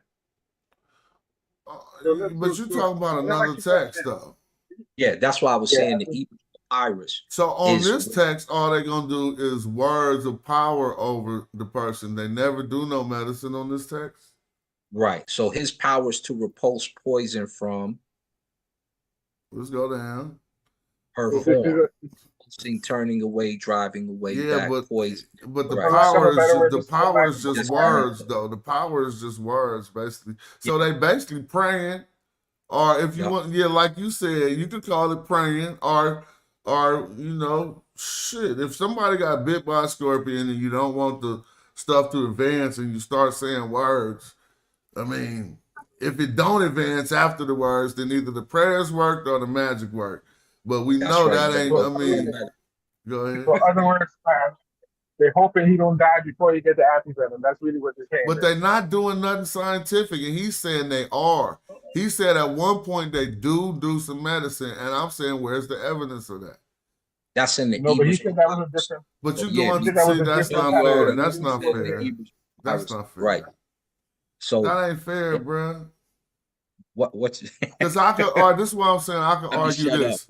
No, this is why I'm saying it ain't fair. I wasn't familiar because I'll let you go, but I'm just gonna say the reason why I said it ain't fair. One could mount the argument that there was a separation of pseudo and science. And this was the side that was pseudo when they just stood there and said, okay, I'm going to get the venom out of you by saying these words. And there was another school who said, nah, don't do that. I'm going to whip out my papyrus that actually shows you the medical application. So if you using two separate papyruses that don't merge the events, I could still mount that argument. You see, you got to show where they merge the events. Like, remember something. So in the remember something, It not Yeah, only said the medicine that they're to use, it also says the incantation as you give it to the patient. Okay, on the Iberian papyrus to say that. Yo, Oh, Ebers let's Papyrus look can at be that then. Let's look at that, and yeah, I'll I be was saying I wrong. could go get that one out. Hold on, let me stop share this one. If it say the So incantation right after that, then that's going less like magic, more like a prayer, right? right. Because I've only been familiar with Heka in the pyramid text and the coffin text. I wasn't familiar with it inside of even at one point, So what if a medical. even at one it's over? It's all It's a over the medical place. journal. It was 200. Wasn't it 2,840 hectares, or was that Yeah, another it was word? hell. It was a lot. Was that another Okay. word? Yeah. Okay. 2000. So let me ask you a question, class. It's just like when you go to a doctor, right? And the doctor says you have cancer. He said, I can't do nothing for you, right? As far as I am concerned. But maybe you should go home and pray. But he is a doctor, but he still said prayer might help you. They can't do that, can they? They can't. Yeah, I mean, I don't really give doctors that type of license. If you do give them that license, then you automatically lost. They normally tell you that most people they've done tests and they've already tested it and told people they had shit they didn't have, and then they just died on the date they told them they was gonna die, bro. They got all that. You could go look that up. They got that test. And vice versa. Somebody could come tell you some shit and be like, you got 3 months.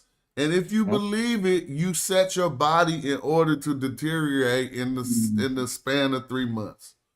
And you be gone. Now, if you don't believe it, you might have more life. And so now, that's just like not letting them cast a spell on you. I would never, I wouldn't disagree with that because the funny part, I have a cousin who said her grandmother was diagnosed with cancer. And they took all of the microwaves out of the house. Everything. And 8 years later, the woman was still alive. 8 years later, she was still alive. It said it already. It was on the top of that page. You're right. It was on the top of that page. Go back. You might have missed it. Read the first sentence. Yeah, I was just trying to see if there was more that we could kind of pull in. There's a few of them in here that go there, but of which members are like a pill. They gave him a pill. You should then recite a spell against disease. This in your house. You should also then prepare for him ingredients for treatment. But y'all just cooked yourselves. You just cooked your own self. Because now we know what a spell is. It's not Heka. Look at the top.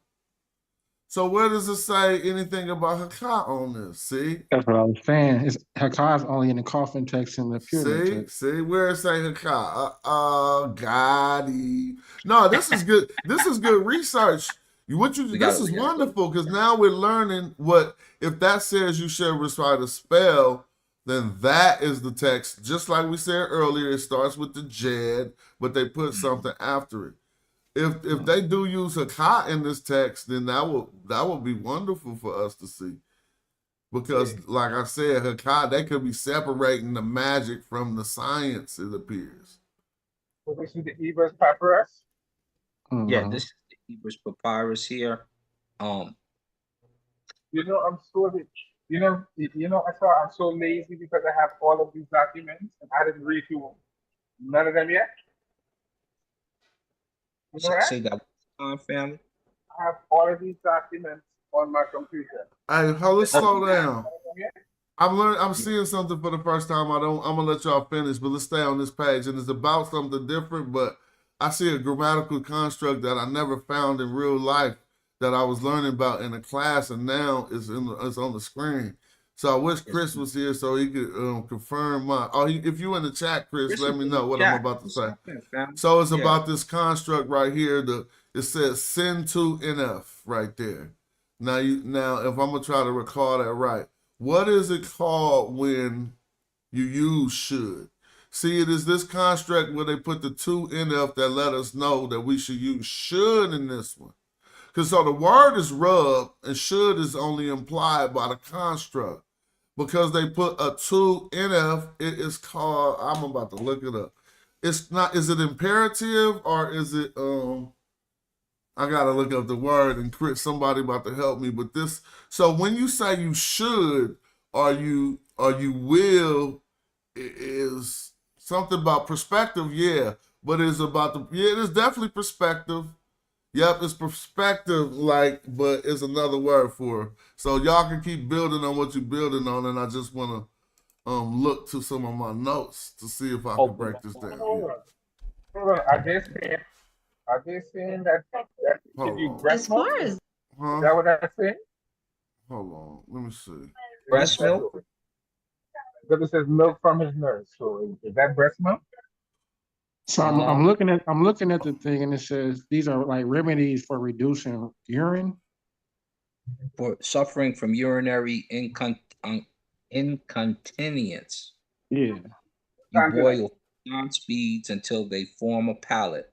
If he be an old child, he should swallow it in a gulp. But if he be in swallowing clothes, one should rub it together for him in the milk, just as it flows forth from his nurse for 4 days. So if the milk is flowing from the nurse, it sounds like that would be from a wet nurse, yes. And here's the nipple right here at the bottom to confirm it. You're right. I have to show me, man. I need to look into this. This is pretty interesting. Because even today they tell you that you have like certain ailments, you can squirt breast milk on it and it helps, Yeah.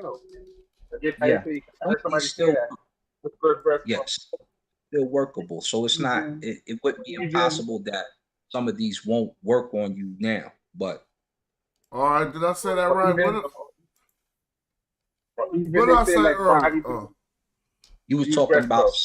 Did I say it was perspective? Yes. Oh, I might be right. Yeah. Yeah, it is perspective. Too, I'm glad I remembered that. Now, the reason why I want to point this out, this construct is just not the regular Sejm NF. It's how we know that it's perspective. We see this is a Sejm 2F, right? And that's how we should recognize it. We see that verb in front, rub, right? And then we see one, and then it says for him. Now, if you think about it, how do they know that it is perspective? Meaning that he should rub it or he will rub it. It is because of the 2NF form that we found out. So either they're going to say you will rub it, something perspective, thinking about it happening in the future and it being positive that you should do that. So it's like you will. You can tell me another perspective. Should. Right. And what's another one besides that? Somebody might say might. Might is perspective. Might, yeah. Because it concerns what may happen in the future with the tense. And so I just noticed that case here, and I only wanted to talk about it for a minute. It's called Sejm 2F or Sejm 2F. But yeah, all right, that's what's up. Wow. So that's in there. Let's see if we can find Heka. Let's see if we can find Heka in here. Let's do that. Oh well, that might. You're gonna do about. Why don't you do? You think the vowels? You see, they transliteration don't got no vowels. So if you wanted to line up with the transliteration, you might take the E out and see if it's in there. I'm having a good feeling that Heka might not be in here for what we've observed, right? We'd have to go to one of the other books and see if it's in there because it's not in this. It may be true, but check it out. Look on the screen. Another remedy, right? And so the fact that they even saying another remedy and not another recitation, you know what I mean? It seems like they on their medical line and less on their magical line. Even though there's overlap, let's not get it twisted. But it just appears that we don't see Heka being stated in this papyrus. Matter of fact, isn't Evers a medical papyrus? I mean, yeah. There's another medical papyrus. There's like about 6 of them, right? Because you got the gynecology one, you got now there's another one that has the spells and it also has the prescriptions after it. 'Cause I this just is have to easy. dig, and I just grabbed the first one. I said, let's grab They this have one. Evers and Cohen, right? They got like 6, y'all. So it probably wouldn't have the Heka in these. These are more scientific. No, some of them say No, in there. but he's saying that some of them do. Yeah. Because I Oh, remember really? I was watching Community It may Skeptics it may and have Alpha reading some of have them. the pronunciation of a Heka, but it would not be the spell glyph. No, it would be the spell literally. And then after that, it would be what they're doing here. So these doctors, when we talk the word doctor, we say Sanu, right? So Sanu are the doctors. The question is, did they have to learn Heka along with their physician work, with their trade? Well, So, weren't some doctors priests? yeah, all of the doctors were priests. But Were they the priests? question Well, would that's be just what we need to know. that That's flows just what we need to into, know. I want to make sure what I said was right. yeah. But How that's just much? what we need to know, Asaf. Yeah, If you're that's true. telling me, if you're telling me when you're looking back and you see it, priest as doctor, priest as counselor, and he's doing all of these things, and that tells you they was not just spooked out and tripping out. They knew what they were doing. You Right. can look at something like an Ibby and realize that they knew what a heart was like. All right, At least I don't know. knew what a heart was like. So what are you arguing? That they was not spooked out? I'm arguing that, of course, I I'm never in made it. Rapatide, like, come on. If what we know as spookism existed Nah, in they're not Kemet, spooked out. they put Nah, jackal nah. heads on before burying people. Yes. They put what? Jackal heads. That's not kind of like, you Very know, what we would Well, call listen. spookism. Look, I'm not disrespecting religion. There's a lot of things inside of religion that people call spookism. Would putting But a you have to jackal head on understand. before burying you be part of that? But you have to understand. The smell. Maybe they was trying to hide the smell. No, Oh, no. It represented Plug your their nose. spirituality. It doesn't mean that they didn't know they would do it. They wasn't butchering people. It was just a representation of their spirituality acting it out, saying I'm with that. that But Anubis was the one who was a protector and who took care of the dead. So they just why do acted we it act out. like there's Nothing something spooked bad about about it. anything? I mean, you know, whatever we No. consider is bad about African spirituality is fine. But it seems like there's certain things that may have been prevalent that we're not willing to accept and we're trying to write off.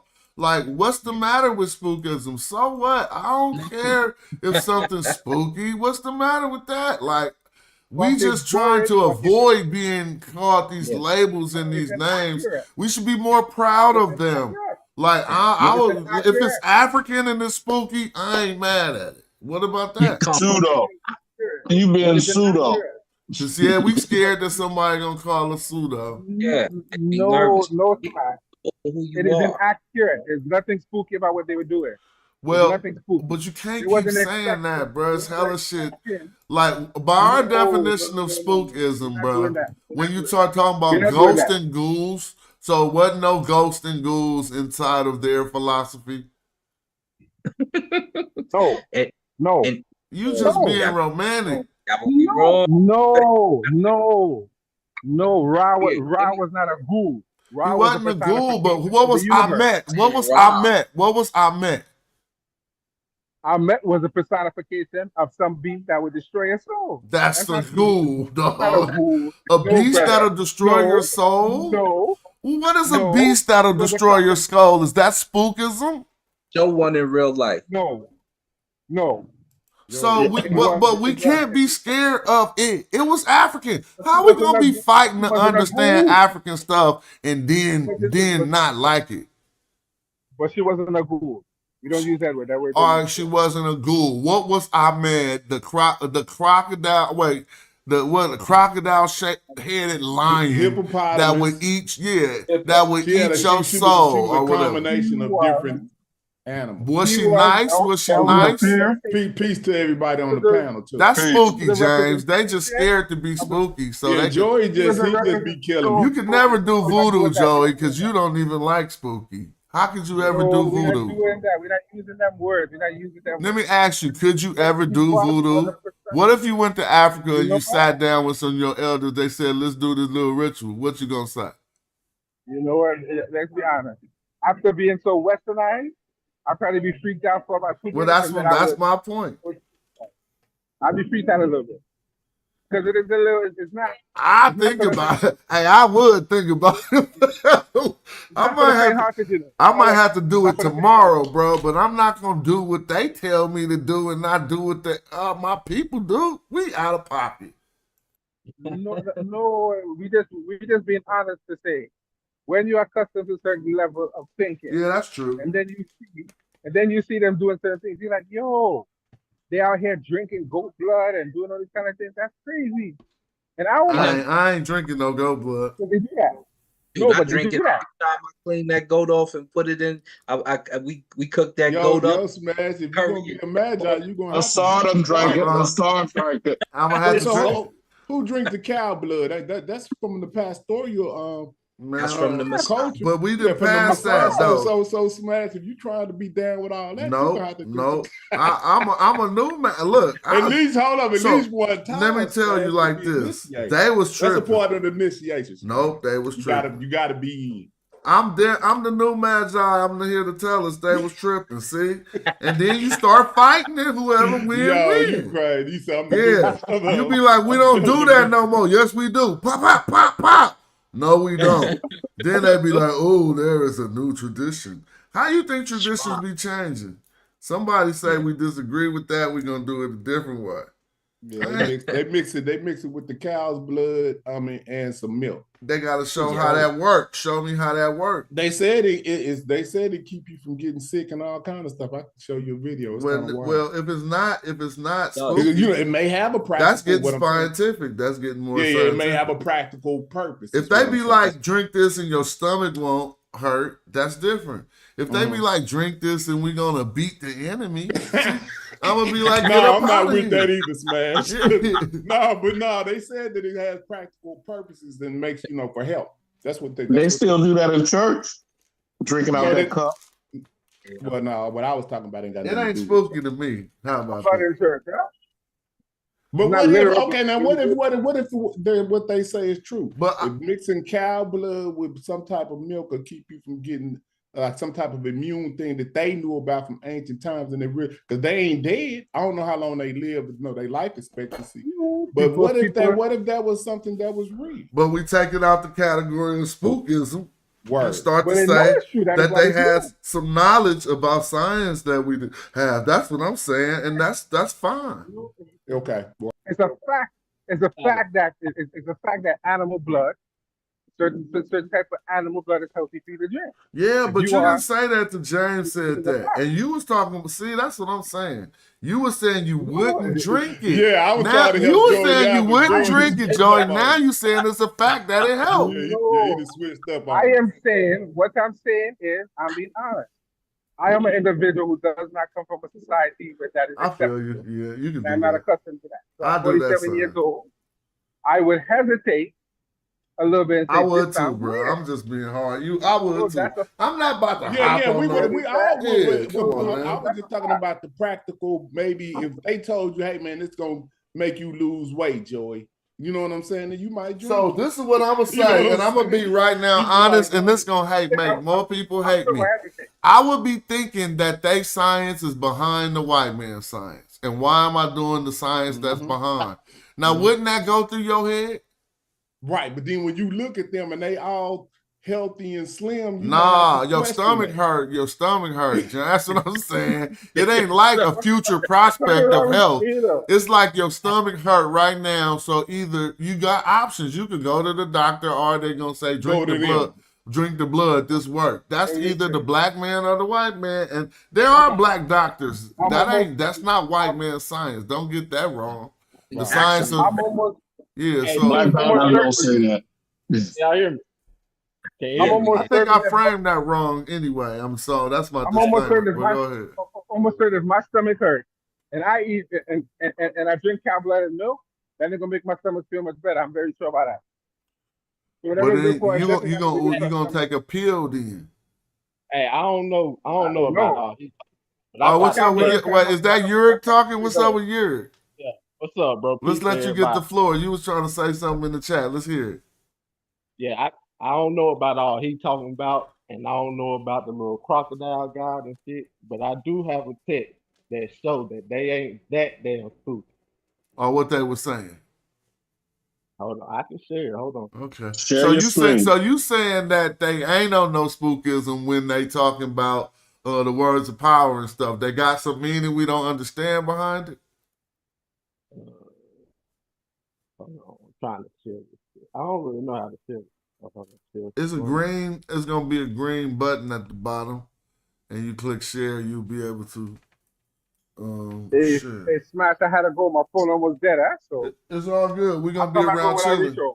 It's All gonna right, be. hold I'll on. come back home when I reach home. Okay. All right, later. Yeah. Later. You're a And brother, Smash, bring that I've been black on power. that. I've been on And that fine. mid journey all Oh night. yeah, you been having fun. We'll holler. Shit, we Man, would. that shit Yeah. was crazy. Uh-huh. Yeah, I need some assistance. See how I could get it get a little bit more accurate.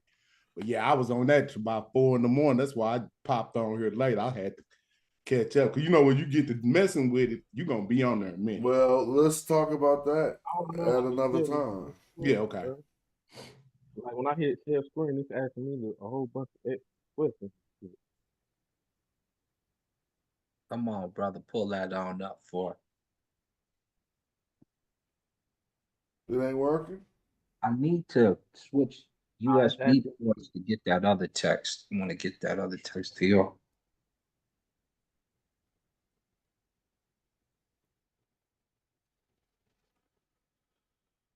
But you pay for that thing, James?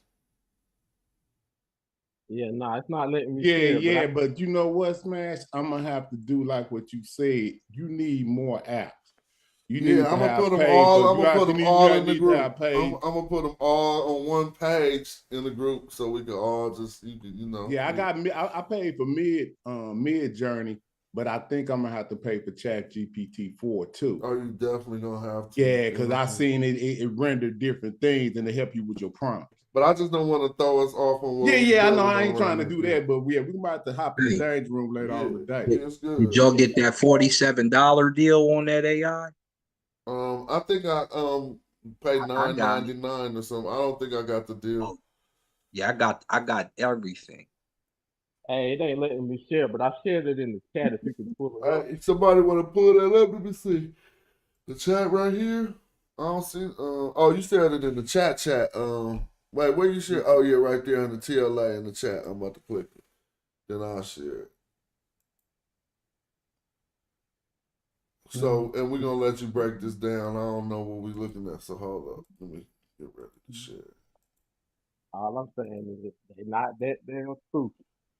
Man, they be hella spooky, family. Spooky, but Hold they on, well, ain't show us so you can hit on your text. I'm about to let you break it down. So this is what I'll be talking about, y'all. The brother went and pulled up a primary that say, look, I can show y'all they not that spooky with a primary. So let's get it. Let's get with it. You can see it? Yeah. You got the floor. I'm about to mute out. Can you make it bigger? Let me see how much bigger I can make it. Your grief does not save a man from the doo-wop.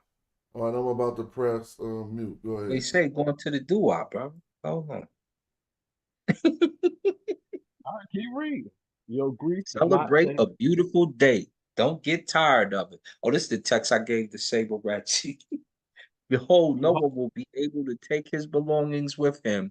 There is no one who has gone and who has returned.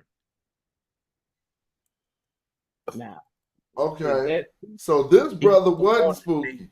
He say, eat the food that you save for the priest. He say all that in there. So the strongest point about the statement we just read seems to be, behold, no one will be able to take his belongings with him. Behold, there is no one who has gone and has returned. But now, he practical. Your grief does not save a man from the underworld. What do you mean? You could cry, but you're still gonna die? Indeed. He keeping it 100. What's his name? Exactly. Celebrate a beautiful day. So he he kept it said, all the way real. so he like refrain, don't even do that. I don't know why they translated this as refrain, but we would have to look into that. It might be. What is that? What Well, like? don't you? I Well, mean, you read it. yeah. I see. I see where it says, mock wet. I don't know this word. It's my wet. You said that good. And it's Right. and it got. But I don't. Okay, then what is that? Is that gold brace? The gold thing behind there? That's not really a gold bracelet. I don't think. I think it's an indication of the spine of something. I mean, like the spine of a different. After kind the of O and animal. the T. But it's you. Sometimes when you see half of it, it says amak or or something like that. Amak, but I keep forgetting when you see the whole thing. But notice it's not part of this word. Right. This word stops right here, so those are look like those are determinatives. They're right at the bread loaf. Yeah, you feel me? And so I don't know what's going on with that, but anyway, I'm not over scrutinizing what he's showing us.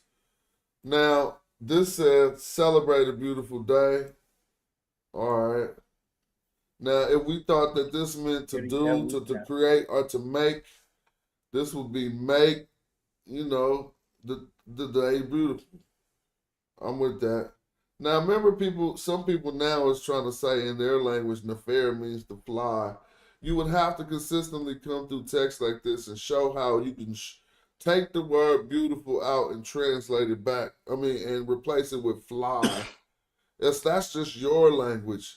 And so we got to learn something, even though there might be cognates between plenty of African languages, they are different languages.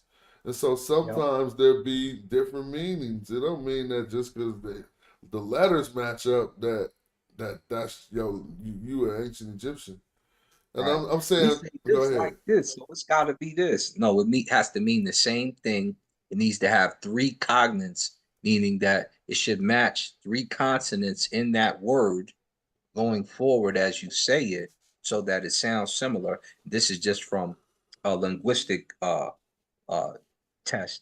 When you do that and you have those match up and the meaning is similar or the same, then there's a possibility you've done enough work to prove that this word is part of that linguistic family or background, or they may have borrowed it from there. It just happened again. They gave us a 2F, and I'm trying to confirm, am I right? And it is perspective, because I couldn't find nothing on it. I was trying to pull up a book real quick. But notice they say, behold, no one will. So in the place of will, you got 3 future words that qualifies how you feel about it. And so what I mean, they say no one will. You can say no one should, right? Or you can say no one. What's another perspective like that? Will, should, or ought to. You see what I mean? Might, exactly. But not has, but then because that's not perspective. Because if you say no one has, that's a statement of fact. You see what I mean? And that takes us to the past. This is about the future. So that's why it says no one will. That means that you say, ain't nobody going to say shit to me, right? That's not what the people have said to you already. That's what you professing at that moment that no one after that point will say anything to you. And so that's perspective too. And so I'm just learning the way that I'm identifying it now because I see this 2E is itty tui. If we go look over here, they got a 2 right here. This don't even got an itty in the front. So this is what I'm looking at. How we got this itty right here, they got it going, man. Sometimes that confuse. You see the cat right there, right? I see cat 2F. And okay, that's that cat 2F right there. So basically they're saying there's a 2 here that I probably don't even see. See if you see another 2 in here. So besides the one behind the 3 strokes? Yeah, because this has cat. If this is the cat with the plural. Are they saying that's 2 by those number 26? Are they trying to say oot is right 2? Here? Yeah, that's what they're saying right here. I mean, number 25, are you going down here? Come down to 26. You see, are they trying to say that's oot? that is two? No, Or this one they is right, but we on a different That's line. This is what I'm that's looking. Ketutu. I'm looking for something like this up top. Ketutu. See the three strokes in that Anyway, Ketu? that's when we would go look at the primary, and I kind of see. I'm just learning something, and No, you correct, I'm sir. learning how to identify it. But what I did was to take his See, no. belongings. I see Nini and Unef. Up top, though, I don't see it because you just have, you got M Let me click this where word real to, quick. oh, go to the D. Go back. Go See? back. It's with the D. So that's just one's things. Go ahead. No, yeah, when you go to the D right there at the top line, they're trying to say where Jew, and they're trying to go where. Yeah, when you No, say it the top says line, where are you Jew. saying 24, 25, or 26? 24 top line. That's the only other place where I see where they might make that type of assessment. Because you know how they used to say the D was like a T in the Budge books. So that would be the only thing would be where Jew. So M where Jew. And I don't see No, the, he on line 24. No, I'm yeah, reading. we I'm up top. sorry. I'm so sorry, y'all. I was completely analyzing. I was analyzing something You different while you realize was that talking. that Yeah, the I Yeah, was yeah, look, I'm thinking you following there, I but was yo. looking at this construct, this include Nin Win, about there being no one who exists, and I was just looking how he stated that. That they got Maku Nin or whatever Nin Win. And then over here it says, behold, so I got the mech. Now the coup is the one, we know that. But then they negated after that, none exists. So there is no one who exists. But anyway, I'm sorry. I didn't mean to throw you off on what you was, I was just looking at something else. Now after I seen you reanalyze now, so yeah. But look at that. Because look, I clicked after this. so go to line 26 real quick, right? Yeah, I'm Go looking to at the what? middle line. This is line Go 26. to the This the legs middle where I was line. pointing out This first. right here. Now Okay. it says oot, but look at the trans that says iwi, as if they don't even see that circular hair right there. They don't even say the oot. They say t, like it's iwit. So let me see No, they something. got Not a the T right legs. there. There's a T. Yeah, but where's the ooh? The ooh is Right the top there, of the T. above The the top of W. the The T. W. So now go to No, the what I'm looking for, transliteration and where's show the me in I or the the J at? transliteration. So Not look, there. here go the W in the Not transliteration, there. right? That ain't Right. it? Iwi, where's the oot? Are they calling that wit? Oh no, what they did was injected an I that ain't really Yes, here. for Yeah, these that's what I was legs. tripping But on. they Where's did the that I for at? a reason. The Because I, look, the legs are gonna make the iwi sound. so the I is making it one who comes or one who goes. So they know it's not EU. They know it had to be E. So basically, the That's I strange. is there, even though it is implied, because he is one who goes. So that's why if we look over here, it says there is no one, even though one, it don't say no one, it says one, no exists. Now, if we click this is about going, right? Click this, we all know this word. This they teach us this early. It's to go or it's to traverse, shim or whatever. Now, if we go back, so that's the go. So let's think. One who has gone and has returned. Well, then what's they gonna give you? This the return. That's what I'm saying. It don't look Yeah, right. I'm tripping on these legs, but there's somebody in motion. So here's the What it is. thing: to come and to return is the same word, and so then it's only the you see what I'm saying? It's only us who has to decipher that. So, for instance, if you got this word in this position, if somebody already went, he's going right here with the shim. I mean, it's shimmy, right? So then, what this one gonna be? It starts with the E, but that look like it should say oot. Yeah, that's what it looks This like. is to return. Yeah. But it could be to go or to return. We're only deducing that it's to return because it got shimmy in front of it to go. Right. You feel me? So if you see shimmy, and then I'm storing this in my own memory. If I see shimmy before auti or awit, however you want to say it, uit, then I would know that's to go into return. So now But we I'm see. tripping smash because I ain't really I haven't gotten to like the biliterals and stuff like that. But I was like, where's the S at? But I see the S right on top of the feet. So I'm like, okay, that means he in motion. Wait, what? It's on top of No, that's not an S on top of the feet right here. right there in the front of the M. Hold on, That That's is a it. wait. shim. Are you looking at the one that? Oh, you talking? No, that's right a S. there in front of the That's M. a SH. Yeah, you're right. Yeah, That's but a it's, I SH. was when I was reading it, I was like, "Where is?" When I was looking over there to the right with the cheat sheet, But I it's was like, not an "Where is S. Don't make that mistake. But I thought you was talking about over here. You're correct. Yeah. Yeah, but so you saying it's not an S, but when you It's looking SH. at the It's a biliteral. It's an S, but it's an Sam SH. Lou. Yeah. So yeah, but I'm you just saying when I look at the when I was doing the singulars, they do have that as an S. But that's gonna throw you off. It might be a period of time it's that an happens, SH. so that's fine. So then Okay. you would have said sim to me right here, and I wouldn't have knew what you was talking about. Okay. If you say shim, I definitely would know what it's talking about. But if you leave out the H, I would have said a sim. Exactly. Right. So we would have been like, what you talking about? Okay, now hold up. So what is okay? The S is like the flacco thing like that. Is you talking about like a small S? Fold out. Yeah, Huh? yeah. So Like when so you talking about the small. So it's when the we see candy the cane. other S's, because it's a bunch of rendition, they can have something in the middle of that. You saying you put an H on those. Yeah, Well, so this is the S is a rectangle bold. one has an H with it. Shout out for Okay, asking I that just question. found that out. Word. Yeah. Okay, I don't mean to disrupt, but No, you doing what we need you to do because we need to explain these things.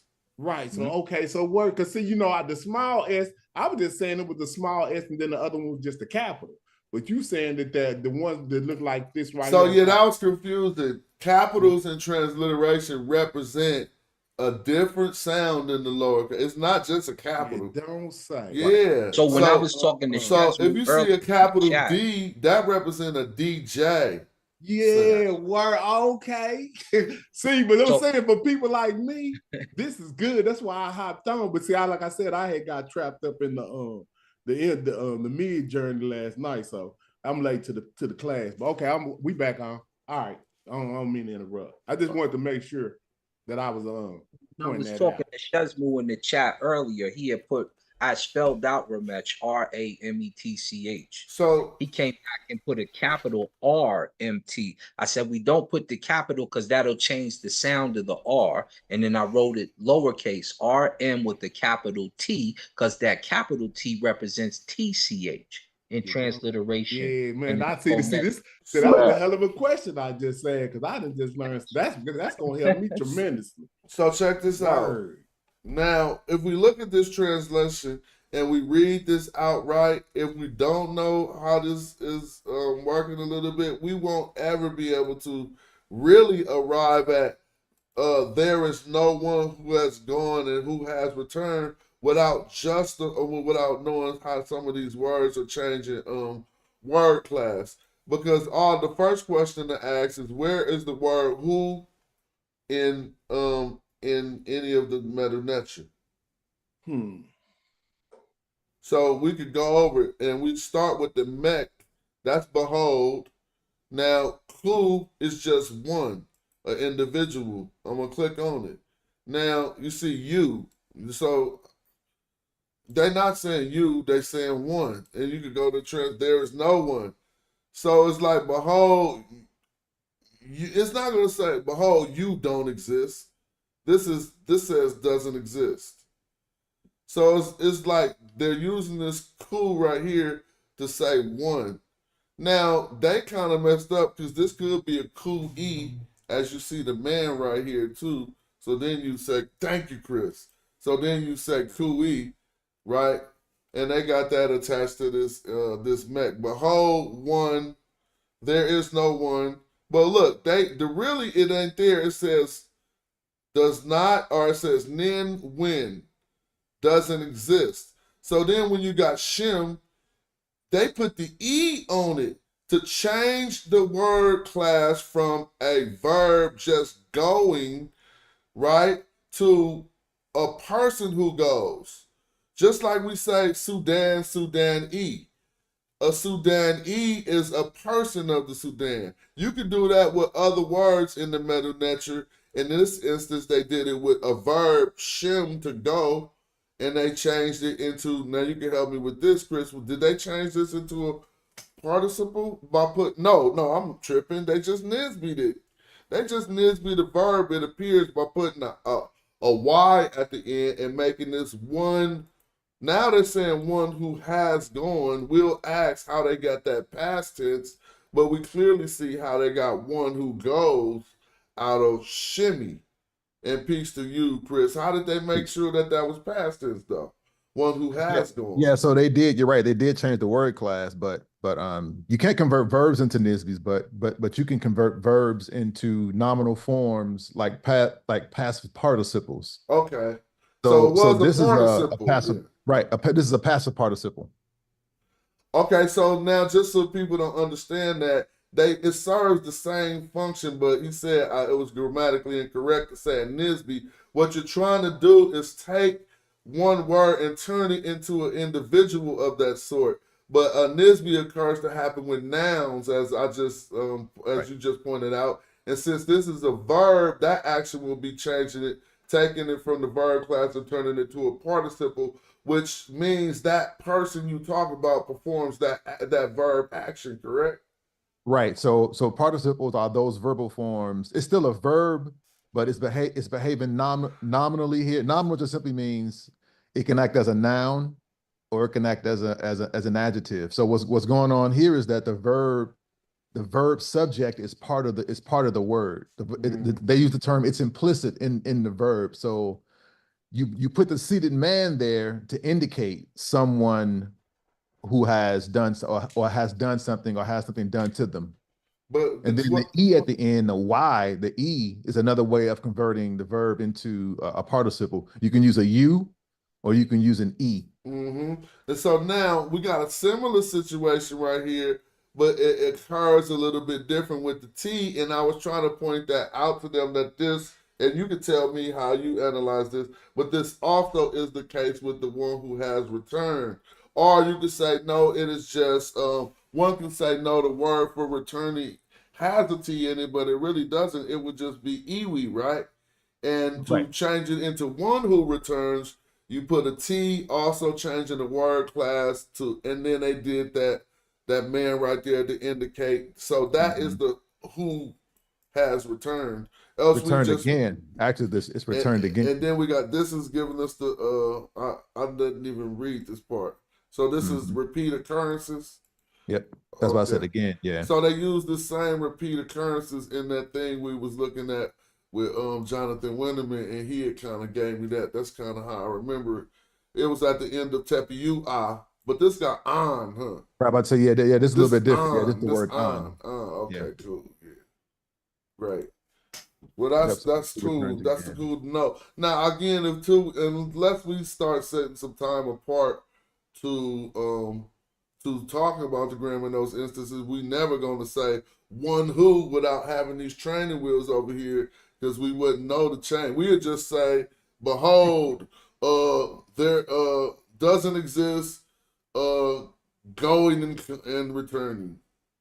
And it'll be what will cue you in on that is that the verb when in here, they in the textbooks they call this an existential form, right? So it gives you the nuance. Instead of saying not existing, they're using it as like there is mainly translated as there is. So not there is an individual going. So then that would lead you to the who. Because if you translate it literally, it would be something like not is a going one, right? Because you got the little seated man there. Whatever it is, it's acting as a noun because most regular verbal forms normally don't have a seated man on it like that, unless it's behaving as a noun, a nominal verb form. Now let's deal with that coup. They calling it a coup. It could be a cooey too, but how should I know? How does one know when it's not a cooey and it's just a coup at the top? After Mekku nin, on that sentence, Mekku nin when? Yeah, this is just how one method of starting the term, they use the term adverbial sentences. So this mech cool would be the same like saying mech, like behold, or one should notice in your hand, something like that. Oh, so he just now going further than saying, oh, man, I just have another African American vernacular English epiphany. You know how you be saying yo, and then they don't pay attention, and then you indicate the person like yo, blood, or Yep. he is saying, look, man, basically, or Right. you, Yes. look, you, bro. It's really like, look, man, in a sense. You feel me? No, in a sense it is, because if you write the other way, they'll do it with the owl, the arm, and my bad. The owl, the arm, and then the ek. So it's just like saying in your hand, it's in front of you, like behold or look. It's right in front of you. That's alluding to like looking in your hand. And now think about the emphasis we get when a person says, look, man, and look at what he's saying. He's like, behold, there is no one who is gone and ain't nobody returned. So it's really like, check it out, fam. Look, bruh, ain't nobody left and ain't nobody came back.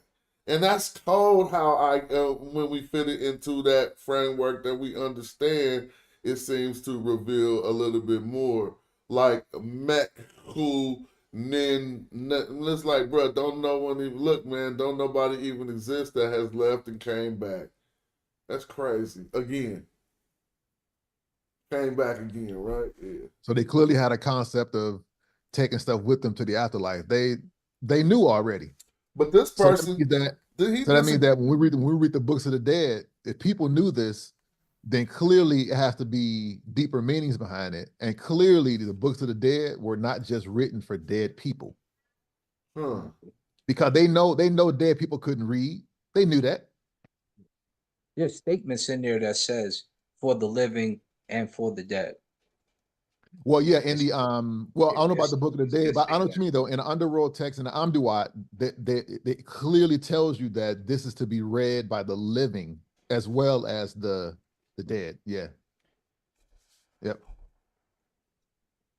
So what about the perspective verb? I mean, I know we don't be having these conversations so much, but I was just figuring, was that Sejm 2F or was that off?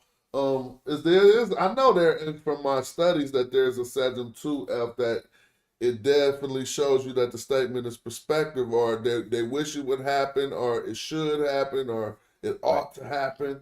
But is it the 2F that indicates that, or how do we deal with perspective verbs? Yeah, sometimes they put markers on sentences for perspective verbs, like they'll use is or something like that. Okay, yeah, ist or whatever.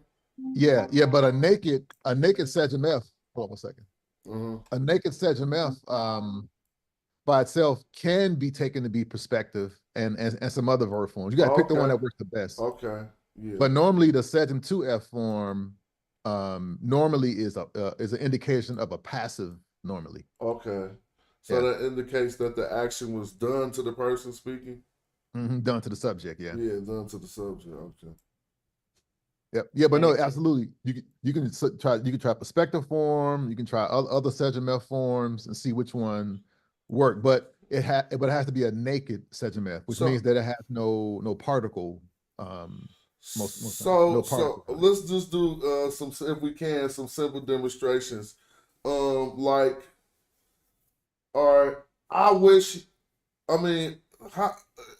He should have heard, or he has heard. Now, I know that's easy for you to say the difference between the two, and I would probably even try even myself, but how would you say the difference between he should hear or he has heard? Yeah, so the he has heard, I would write that as, I would put a U in front of that. You have to make it a statement of fact. Sejm F or Sejm NF? Well, yeah, it'd be completed action, so it'd be NF, yeah. Okay. EU Sejm NF. So you say EU Sejm NF. Now, if you're saying that he should hear it prospectively, I thought you would form that with some type of a TU after that. And I'll pull up that from Hoax, what I messed up from Hoax, if I messed it up or not. in order to let us know it was perspective. We seen an instant of it just a minute ago, but what would you say if you wanted to say he should hear? Yeah, I would make it a naked segment F, or I would use the verb segment as the object of another verb, because sometimes prospective verb forms are also nominal verb forms, meaning they occur in the position where a noun would occur. So it could be the object of a verb. Word up. Too bad they knocked down Internet Archive and I can't get to Heka materials. Has that happened to any of y'all? Have y'all real? Go to the Wayback Machine in there. You can still get the books. Oh, for real? Click on the link. Big Brother Flag. Big Brother Flag. I see some more He people in said here go too. to the Wayback. Yeah, I didn't know nothing about that. He said it, the Wayback Machine. We gonna go back, way back. Yeah, click on it. Click on the Wayback Machine, and then start to dig for your book, and you can get to some of them. There's going to be a link when you go to Open Library that says Wayback up top. All right. I'm gonna work with it. I appreciate you. Y'all can keep building. I'm gonna try to see if I pull this book up. Yeah. This is the value of verbal communication. That's Because my homie Smash, he like, man, this shit is down, and you just came up with a whole new solution. I wonder if it's gonna work. Either my brain moving slow, or I'm having deja vu. You know how they say deja vu ain't real, you just be registering the thoughts slow? That's what's happening. Nah, they crazy. Deja vu be happening. I'm a primed example. Well, if your brain registers something like 1 micro millisecond slow, it make you feel like you experienced that experience before. At least I've heard that explanation. I don't know if it's true or not. I'm gonna disagree with it. I'm with We that. done seen some places we ain't even seen, and then go ahead. In the chat or so. Pull which one? The page I just put in the chat. Put in this chat. Pull that one. Damn. All right, hold on. Hello. I'm looking for Sejam in there for him now. I just found to see if Dick, is that you that put that in there? Hello. But check this out, man. This the Greek saying that Upper Egypt and Nubia is teamed up to fight against them. Where's the? Oh, you put it in the back chat. Wait. This is the Greeks did what? Greeks saying that Upper Egypt and Nubia is teamed up to fight against the Greeks. Oh, for real? That's another one. You be dot. Now this video being about the TLA, you're been the one who been going through it and been bringing out texts I ain't never seen. So shout out to you. And they not calling Egypt Kemet unless they talking about it in relationship to Buto. Where's Buto? Bucharest? Buto is in the south, about the 7th. Buto is where they found the SARS body. So that's what? The only time they mention it as Kemet. You got to know the mythos. Yeah, you can't really hop into that. You got to read that mythos. So he performed great feats of power on Apis and Menebus together with the other divine beasts that are guarded. Yo, I can't see nothing. You ain't sharing. Oh, I didn't share. I'm sorry. Hold on, let me share.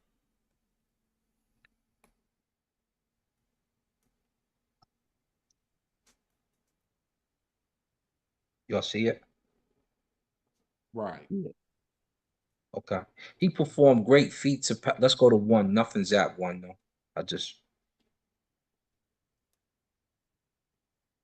Okay, I found this. Nothing's at 1.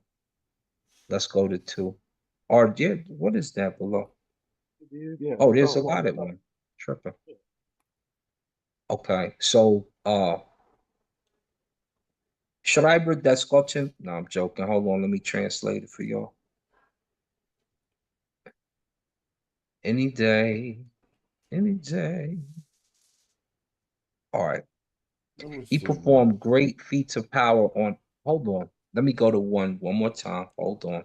Bear with me.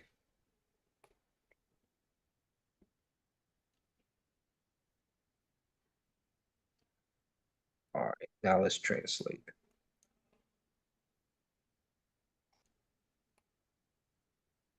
Now you don't want to translate? That's what you're doing?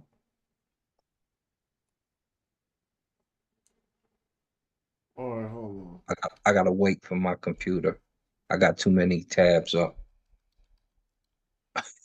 All right. on. I found the book. Thank you. For sure, for sure. So all right, soon as it translates over.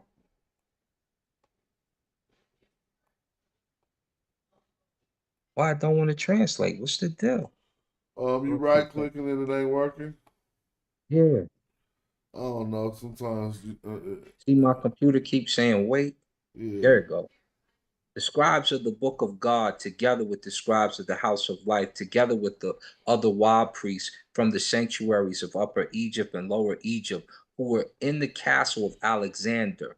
They came together in the temple of Isis, and the two sibling gods, the two beneficent gods, the two father-loving gods, and the two appearing gods, the lords of the lords, when it was Egypt, Hey, when it stop, was stop, reported. stop. Look what they call Egypt right there. Why it ain't Kemet or Timeri or nothing else? Hold What's on. that? Where at? It's got to be What up here. line y'all on? I wasn't looking up there. It's Okay. it's the box, BAQT. It's that When one. it says the Lord's Egypt when it had reported to him. Yeah, but I'm Here's talking a about in the sure. meta. Look at what they call Egypt. It's B like the backwards E Q dot T. Oh, that's another name. Oh, this must be Ptolemaic. That is a Ptolemaic name for Egypt. Where? Oh, you talking about right there? I don't see it, but I know that name already. And so. It's right here, but they don't have it actually. Well, if that's the KMT, well, what it says cat after that. Let's look at the transliteration. Because look. Yep, Kefet. Okay, that would be it. The enemies of Egypt or something. I don't know. Yeah. What is that? That ain't the ones I thought it was. But just click on that. They're not saying that it's a Kim glyph there, basically. They're saying it is a BAQ glyph there. But just check this out, it's missing. But hold on though. That's crazy. But there is a term for each. Click that BAQ, you'll see. And you can find other there you go, right there. That works. I'm gonna bring it up. So you see that right there? That does exist in other places. And he'll show you how many places. Scroll down real quick. When you see it, they're usually talking about something Asian. But when they call it Kemet, they talking about like something from the south. Is that right? That's what I've seen so far. I ain't finished analyzing everything, but that's what I've seen so far. If we keep going in the text, we're gonna see it. Say that one more time. What you said about it? Upper Egypt and them broke away and started fighting these fools with Nubia, and they called their area Baket. What do they call Upper Egypt? Tashamau? No, they still call it Kemet. You serious? Now we got to keep reading. In this text, show me that. Let me see. If they calling their area Baquet and they calling the Upper Egypt and Kemet, that'll be interesting. So now just keep reading. Go ahead. Okay. When it is Egypt, when it was reported to His Majesty from the mouth of His Majesty's confidant, the favorite of the king, the supreme star of the cavalry, commanders Aristonius, the son of Aristonico, in the face of the four, and this because it's broken up, they don't have full sentences. Temenos, he was one of the first demonstrators of His Majesty, namely. Keep going. All right, so it says, he, Kamenos, fought in the upper Egyptian land. So let's go read the meta. Aha, ta. I see aha. Oh, well, they said that was an N. So let's slow down. Now, our attempts to read the glyphs to the left right here during the Ptolemaic times is going to fail us. Because this is not Middle Egyptian. So I said aha, ta, and they already got that ta there for an N. Y'all tripped off that? Mm-hmm. And so, and then they got, Chris, where are you? look, they got an F right there. They got two N's. Well, Chris do read some late Egyptian, so they started using this for an N. Apparently so. But what we need to scrutinize, we can still read Tyresi, the South, right? In Waset. So they say Upper Egyptian lands, but the Meta say the South in how do you break that down? So Ta, land, Resi, south. When, Waset. No, but if you look at the glyphs, right? And so Ta, there go your Ta, there go our Resi, right? How you want to say that? Was. No, I don't know about that. That's why I said. No, Waset at the end. Yeah, at the end. So I'm saying, yeah, Waset is at the end. So that's just like a district or area they show right there. And so if you look at Waset, when you see the Wascepter with the feather and the T and the gnome at the end. Them two U checks is U, right? No, but Right there. Look, for the Right there. space of the two U checks, they simply have a W. If you look at their transliteration. Yeah. Right. So that's just cool to look at. Now they are specifically indicating in the Hesi at the bottom, but right there they don't say that Upper Egypt is the black land, so to speak. It just says Waset. It says South. Go. I mean land. I don't know if you call it. What is that set? I mean that soup That's plant right land. there. And See, it's like here's the canal. thing. On the top line, the last glyphs on the top line, if we was reading Middle Egyptian, we'd read something like suit. It'd be hard to say rest suit out of that, but you know what it means. But they're calling it rest suit like it's a southern town because they put the town determinative on it. It's because it's late the Egyptian, and I only have a limited understanding of it. Nevertheless, we can. Chris, what's up with that? What you think? That suit plant being suit is fine, but why they got the town? Is Chris still here? He probably ain't with us no more. I thought he was. I'm wondering why we still got the town determinative if it just means south. Right. Yeah. Now I wanted to interject something real quick since you at that at the sedge plant, right? I was doing some research on the sedge plant or the suit plant. Do you know that actual plant is named Sapat? Yeah. Sapat? What? Yeah. And that's a good point you make because they call the city Sepdot. So when you say it's called a Sepdot. And Sapat is just another name for another name for known. I just said Hold on, yeah, he just exactly said that. But hold on. What are we figuring out? Let's continue to go down to see what happened after this in the text. Because we see with the Nubians, we trying to find if it ever used the Kemet with that. I know he said it did, but let's look and find it. So it's in the second part. In the Upper Egyptian South City of Thebes with the wicked, the enemy of the gods. The rebel sheriff, F-er, this is broken up. So these are these parts that y'all see here, and y'all see these breaks.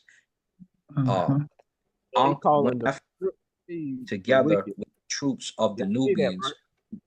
Well, what you say? So he calling the leader of Thebes the wicked one. Yeah.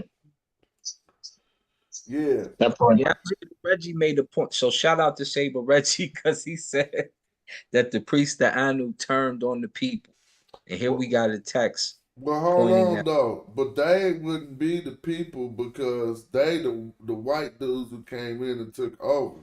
So I wouldn't classify this as turning on the people. They are the people, these priests. And we got the Ptolemies calling them wicked, it seems. Yeah. Ankh-Nefer, together with the troops of the Nubians. Why they with the troops of the Nubians? Because they was one people. Who were allied with him. Slide down. Now hold on, go back up. Oh no, sorry. What's the word they said for allied? That DD word at the bottom. Because you just passed it up, didn't you? It's right here. Yeah, that's gonna be that. What's that for allied? That right there. Perfect. Let me see. You did it perfect. You was right on it. You was right on it. That right word. there. Yeah. What that mean? They said allied. Let's click it and see what it really means. They're gonna be like brothers. Watch. Go down. He said brothers. What do it say? Unite up with, okay, who are united members? United souls. Okay, yeah, so it is like to unite. That's fine. I ain't mad with that. Well, I'm sorry, let's go back. I just want to see how that word was defined. So they united with him. They didn't see him as the same, really. I mean, you could be the same and unite with your people. They united souls. They can be family. Yeah, family. You can unite with your family from the south. Let's go back and see. Hold up. We gotta remember though, because coming up to the 25th dynasty, the Upper Egypt and Kush was basically united. Yeah, because you got the kings you're right, yeah. Running it.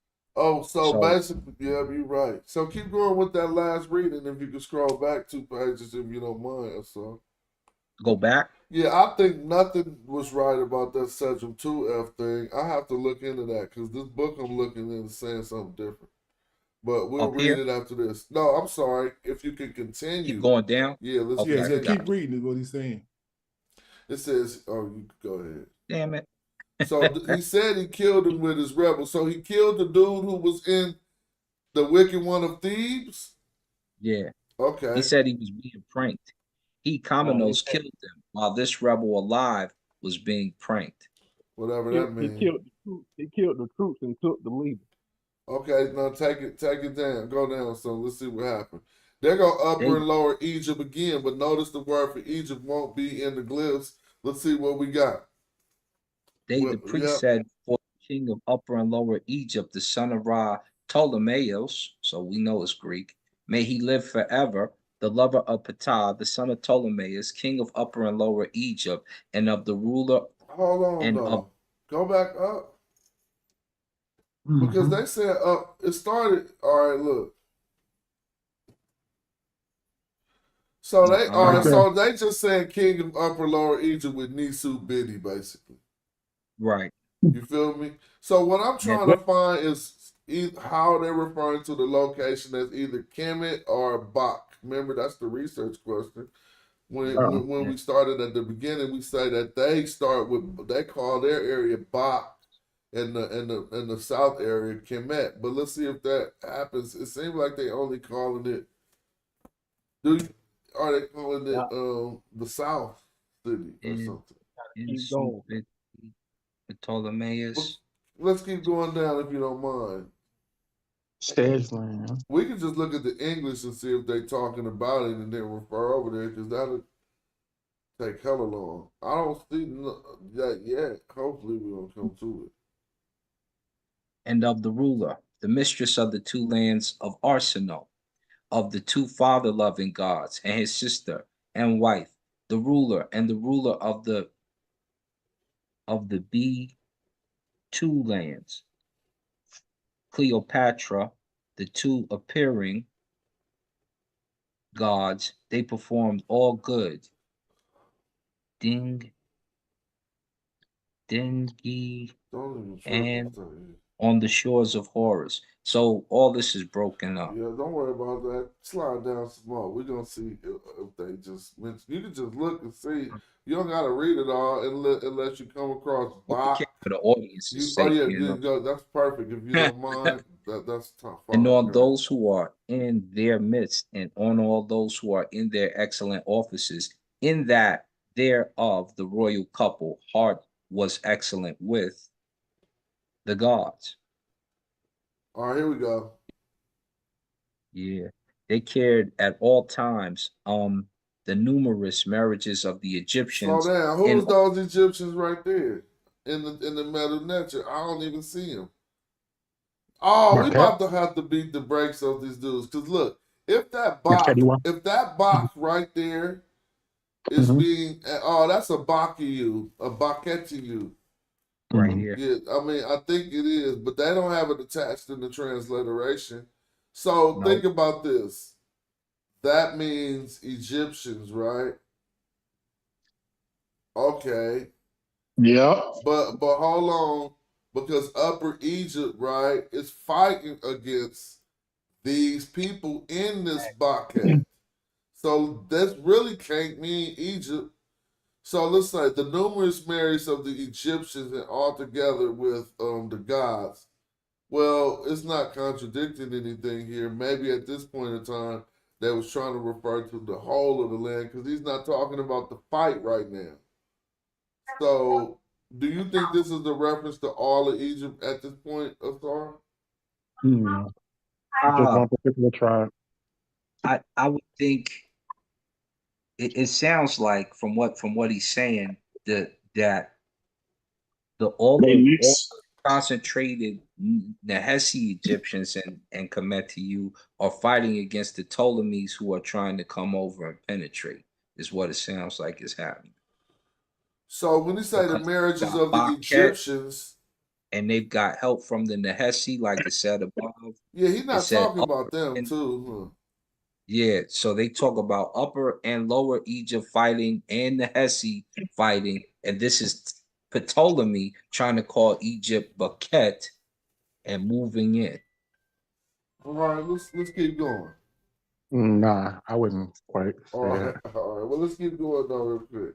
You wouldn't say that? Well, there we got it again right here. Now it's like inhabitants of Baket. They also so that Baket is one tribe, right? No, it's not the inhabitants of Baket is the inhabitants of a tribe. Right, I'm saying so it has to be a land and that in its people. So like for instance, the Raketi are a tribe, right? Oh, and we were referred to Raketi as Egyptians as well. But that is a particular tribe, correct? No. Scroll down some more. No. It don't seem that way. So think the about it. So this term first is introduced at a time when even a lot of the tribalism had disintegrated. This is a Ptolemaic term, right? So that the tribalism from the ancient times, this is 2,000, 3,000 years later. This is in about 300 BC-ish time. You see what I mean? And so some of them original tribes that set up them nomes existed 2,000, 3,000 years before that. Now they probably was just bigger people groups as the way to address them. They said the nasty. So we know that and it appears that they was, unless they said, they could have still been saying that the Upper Egyptians hooked up with the Southerners and still work. But I wouldn't say Baket was more or less a tribe unless you want to say a tribe of everything that consists of Lower Egypt. You know what I mean? Isn't they calling them the spiritual ones? No, definitely not. No. I mean, that's a good. So let's break this down. Y'all remember, and this is what we're gonna learn about this, and I hate to say it, but y'all remember in later times that word survives. It's called the Bach Treaty. I know people gonna say, no, that ain't the same thing, but when you start to look into it, what we'll find out it kind of is. Because this Bach, they might be relating to the soul or not, and I could be wrong. Just click on that Bach right there, and let's see what. But it could also be related to a particular type of work. Right, and it could not be, but I'm just trying religious ones. Click that Bach right there. That Bach. Well, they spelling it with a B and then a Q, right? And they don't really put an A in there. They leave that for us to guess. Now, rulers of the temples of Baquet, the nurse, at all of these places they translated as Egypt. Let me see something real quick. They're gonna always translate the nomes as Egypt because they all would be considered. What I'm saying, they never say it's a nome no place here. That's all I'm saying. They all keep lining it up with the whole Egypt. Other Egyptians, right? They're not saying the fate of the nome. They're saying the fate of Egypt. Right. Hey, Smack, I was wrong about this one. This just the one where they talk about they basically just talk about the war with Upper Egypt. Oh well, If no, you go to this is very useful. It showed us that Upper Egypt and Lower Egypt is they calling them by different hooked up with them, they called by different names. But I did want to see if the term Kemet ever came into play. hold on, I got another one. Hold on. Well, let's keep on. This is No, we're we're gonna still finish doing this good one with the. Yeah, this is first. wonderful. Thanks for contributing it, and let's see what it leads to. So they also intend to carry out the law of the inhabitants of Egypt as Thoth the twice the great did.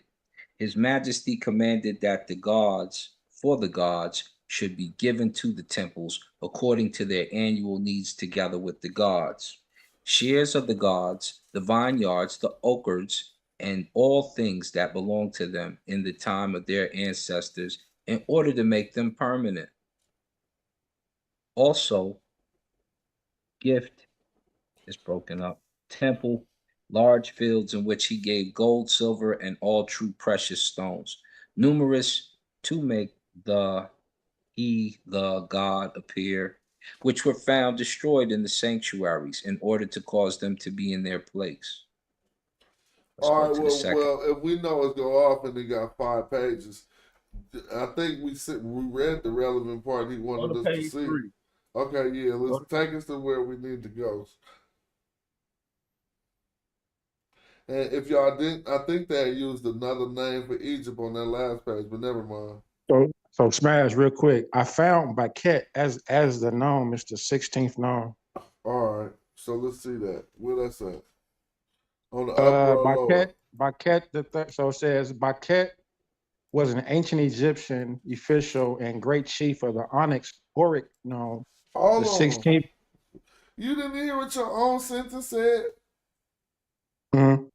They Apart talking from the about an position, individual. hold on. It They talking said he about an was. individual. Okay, Let's keep go ahead, going. go ahead. This is the person.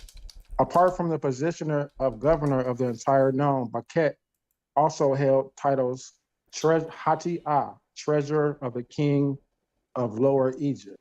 So I'm just saying, I think But that is. no, you just messed that up, bro. And I don't understand how you That's what did it that. say. I listened even to you then, they talk clearly. Let me about just, you don't have to read it again until I say this. Trust me, watch this. It said a person named Baquet was over a gnome called Oryx. Now read that sentence again and see why you didn't get that from that. That's what it said. It said Baquet. It didn't say the gnome was called Baquet. Oh, okay. I may have read it too fast. Baquet, but I'm saying I'm figuring that was associated with this was the gnome as well. Yeah, you just messed that Yeah, up. you went too That's far. a person's name. If we was to say because a person, so because my name is Jonathan, that the city I live in is called Jonathan Land.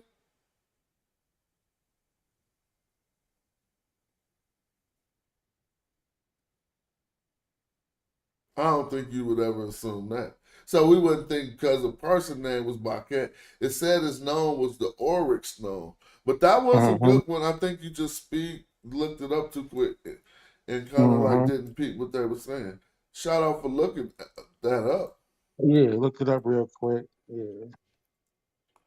So they made the tributes of the oh, go ahead. I don't got nothing for Baquet. What I said could have been wrong too. I tried to attach it to the Bach, the worker or the servant, and I don't know if that is correct. But They showing his hieroglyph.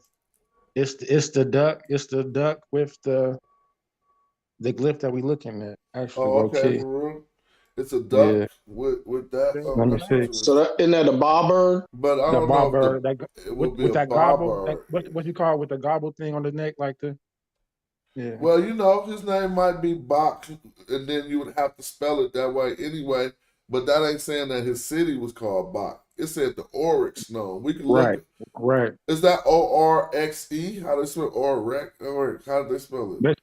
They spelling it O-R-Y-X. Y-X. I'm tripping. Y-X. 16th gnome of Upper Egypt. All right, so I'm gonna look at the 16th gnome of Upper Egypt. Thank you for But showing me that. Hold up. That Bach also goes with what you said, Smash, as like servant or worker.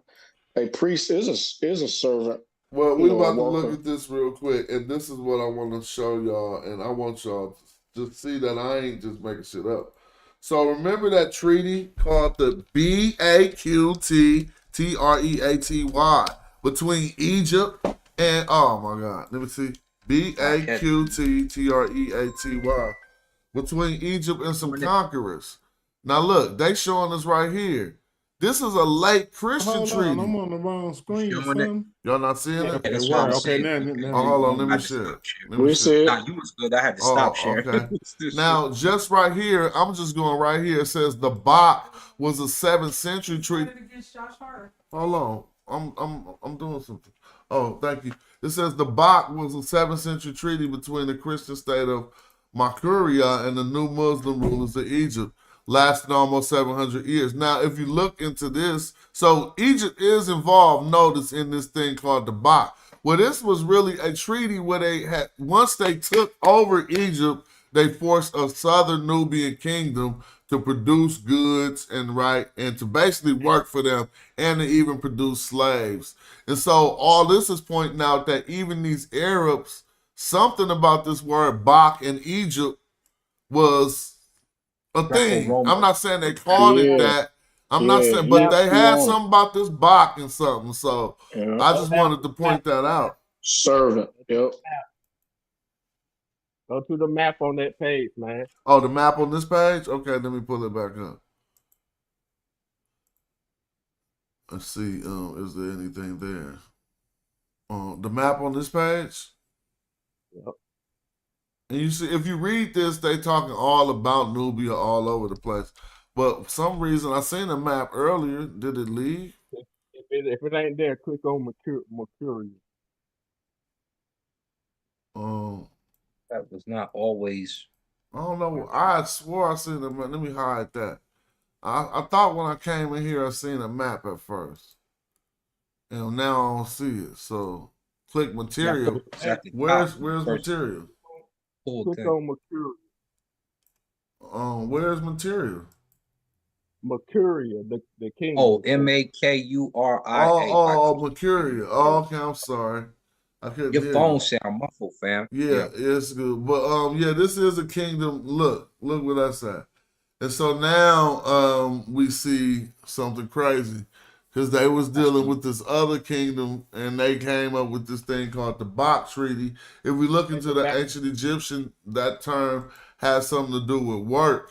Now I don't know if this other term they're coming up with got anything to do with that. I don't want to throw us too far off. I just wanted us to see something that I had noticed before. I'll be right back. I'm pressing mute. Y'all go ahead. The Dongala is the clan that's over there too. Look at the map though; it go all the way up into. We need that map you showed. That was devastating right there, Yurik. I like that. Yeah, that because this showed it goes all the way up past Luxor, and then it goes all the way down to Dongala, right? Yeah, it's Dongala So is hold on. basically So what is this? This what is they what call 300 if we using the chronology. What is this? 300 BCE or something? What time frame? 330 BC Ptolemaic time. You It's for the said time of 30? Cleopatra. Hold up, you Yeah, said 30? 330 BC. This is the time of Cleopatra. Holy smoke. So, Yeah, so they had just pretty much seemingly just took that part and just called it a day. Nah, the one you reading ain't at 330 BC. should be about 330, 300. That's Cleopatra's time. That's like 180 BC. 180 From that map that we was looking at. Yeah, because 330 would have been right at the Greeks. That's Ptolemy the Fifth. Yeah, that's the Ptolemies. But you saying it's not, it's 180? Yeah, like when I looked up Ptolemy the fifth, like when I Googled him, his time is like 2 something to 180. Is that the fifth that we looking at? Yeah. Okay. If it's the fifth, then you're gonna be right. The 330 is when the Ptolemaics come into the country. But you said 25th dynasty, right? No, I said Kush and Egypt was basically connected since the 25th dynasty. Okay, I thought you said that this is from around the 25th dynasty initially. No, So he So hold said on, that, hold yeah, on. them I'm Nubians trying to slow this down right quick, right? So connected with the so we Kish. can get what Urik's actual position is, because he actually brought this to the table, right?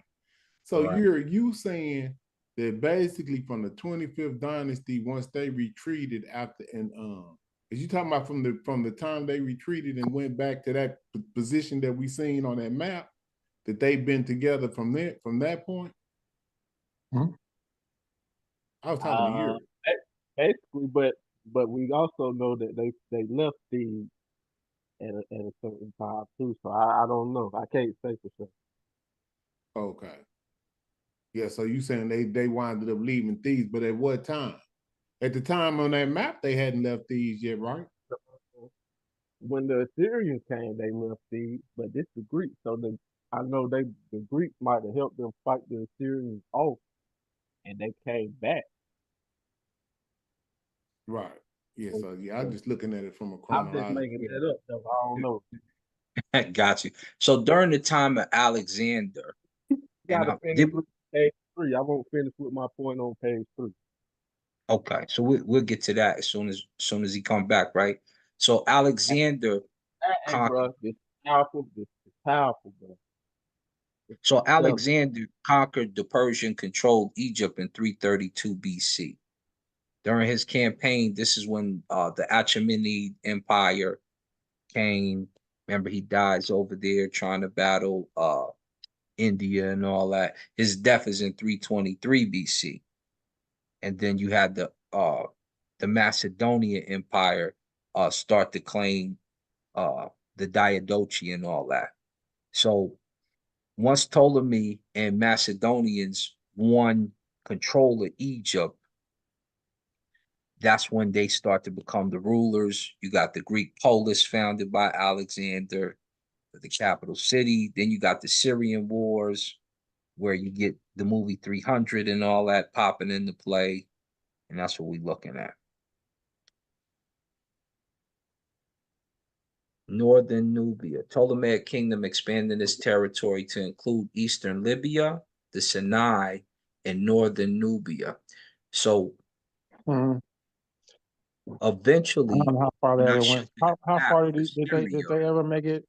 Did they ever make it? They I'm made it about to to tell you. Khartoum. To I'm Khartoum. about to tell you Oh, right now. yeah. So Go ahead. eventually, when they pushed the Ptolemaic dynasty real far out, Heliopolis, instead of being in Enu in Egypt, eventually is where Jerusalem is now. And so they have that map where they show Heliopolis is there. They've got Man, we need a map. yeah, You the I'm one almost about to that was out of control right there. yeah. And you've seen the map when I pulled it up before too. See, Tyr is right there. Hold on, let me see if I can still share my screen. Let me show you. Zaire, Sidon, the Levant. There Yeah, it goes, but I'm right talking there. about. I'm asking Boom, how boom. far did they go south into Nubia? Not Levant area. Far. They didn't get too far because Amani Shiketo and them start kicking their butt, but they Yeah, got down. So they they as far as probably Khartoum, because I was in my here at the row. first cataract of Egypt, and they get a little bit into Nubia, which is Yeah. lower what you call lower Nubia or lower Taseti. Then they start getting their butts whooped. But you see, Arsenal is up here. All this over here, they ruled all this. You see, this is Syria and Palestine, and here go Jerusalem right here.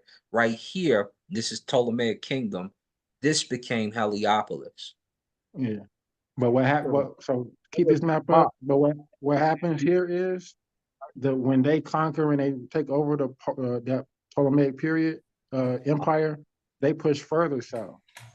They pass the first cataract. They go down to They go too Khartoum. far past that first cataract. This is the length of their dynasty here. They start losing wars to Nubia. And here And who goes are we? that Oxyrhynchus point you was pulling out right here. This is the location of it. Well, no. Yeah, that's it. So So we're referring. So are you familiar with the wars of the Meroan queens that they had that holding them off? So they weren't able to. They I made it all just the way named to Corpus. Amani Shiketo. Are you not familiar when you hear her name? Or Okay, so but I'm elaborating the details. Maybe you're not familiar go into because the details. what, baby brother, let me quit I'm cut, familiar brother. because I Go told ahead, you. go ahead. I don't want you to cut. I won't cut you off. So I don't want you to do that to me. Go ahead. Right, right. So, like I said, Amani Shiketo and the other Nubian queens, the Candaces or Kandakis as they're called, hold them off. This is as far as their kingdom stretched. Is the first cataract here, and you can see they go a little bit into Nubia, not far. Well. That so what you're saying is incorrect because Moreau is way down there. Let's go scroll more down. That's More it. down. That's it. Well, that's because so what you're so On this hold map, you on. can't go any further What you're down. Then there's scroll more down. down That's there. Not the So basically, Roman. you're just going off of this map. That's what I'm saying. There's more to it. It's got a date They- right here. He's talking about this date. Now, what date are you That- talking about? Maybe yeah. it'll change. Well, that's what I said. I don't see. You got to actually listen to what I'm saying instead of listening to respond. I said this is this time period. I said after this, they push further down south into Nubia, past the first cataract. They push down past. Listen, they push past Napata. Eddie, prove that. Share something. Show They a push source. past. Okay, I can, but I don't know. I should have to share it, but if it's common knowledge. Who did this? Who did this? This is Sarge sharing the Ptolemaic. Who went that far down? Who did? Oh, King The James Greeks. is going far into Nubia right The now. Greeks did? Yeah. I bet you $500 the Greeks didn't do that. He claimed right now live, 500. You give him the chance. Hold on, let me pull it up. I'm gonna pull it up. You're gonna change other shit you saying. First thing you're gonna do, you're gonna switch from the Greeks to the Romans. That's the first thing you're gonna do. You jumped into it. But I just came in to win this 500. I came in to win a quick 500. Come on. The Greeks didn't do that. The Greeks ain't go that far. We knew the war we were talking about. Yeah, I saw. So we talking about the Greeks. We knew the war. It's the Ptolemies. The Romans aren't the Ptolemies. The Romans have a different name. That's why I said they took over that empire further down south. That's what I said. That's the first statement I'm making. No, you didn't. No, you didn't. First statement. So cut it out. Get back up, Asar. I don't know, King J. You might got 10 more minutes. So do you mean the Romans, brother Jay? Is that what you're trying to say? Here go your map. This is the Greeks. Ptolemaic diet. These are Ptolemy. Okay. So did you mean the Romans?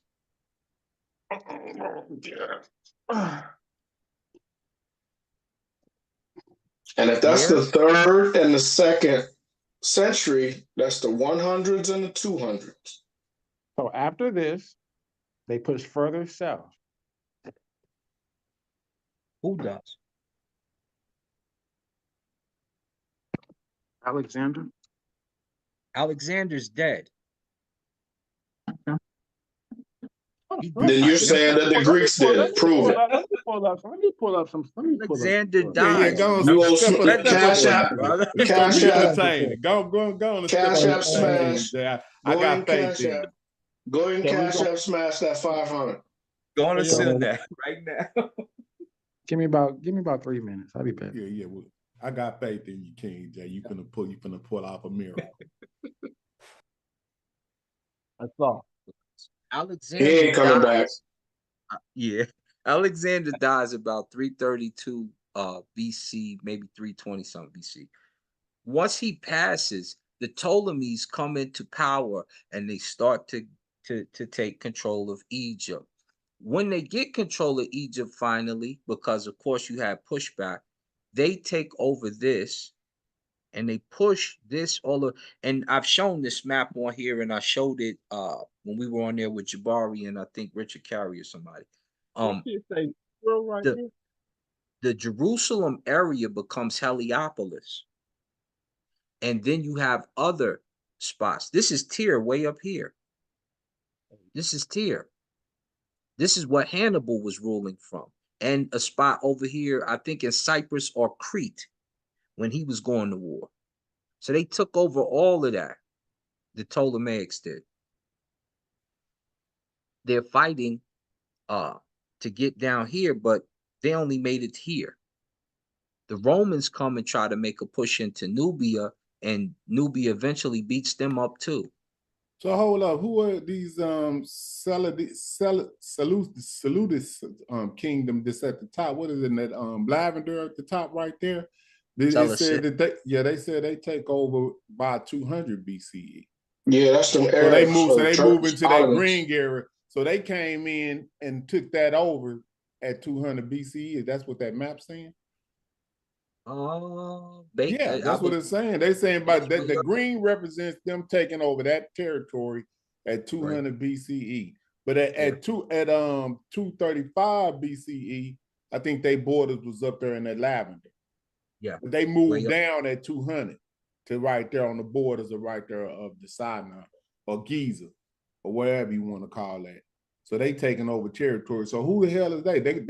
What they gonna wind up doing later on? Do they get fended off? Ptolemies who get taken over by the Romans. So where the Romans gonna come in from? The sea? I haven't fully got into the well, Rome and Greece are right next to each other, and that's over here. I don't know if they had a deal with them or what the deal was. Yeah, they the same people in my opinion. You know what I'm saying? Well, they used to have beef with each other. Remember, they only united because Hannibal went over there and burned Athens to the ground. Right. They used to have beef.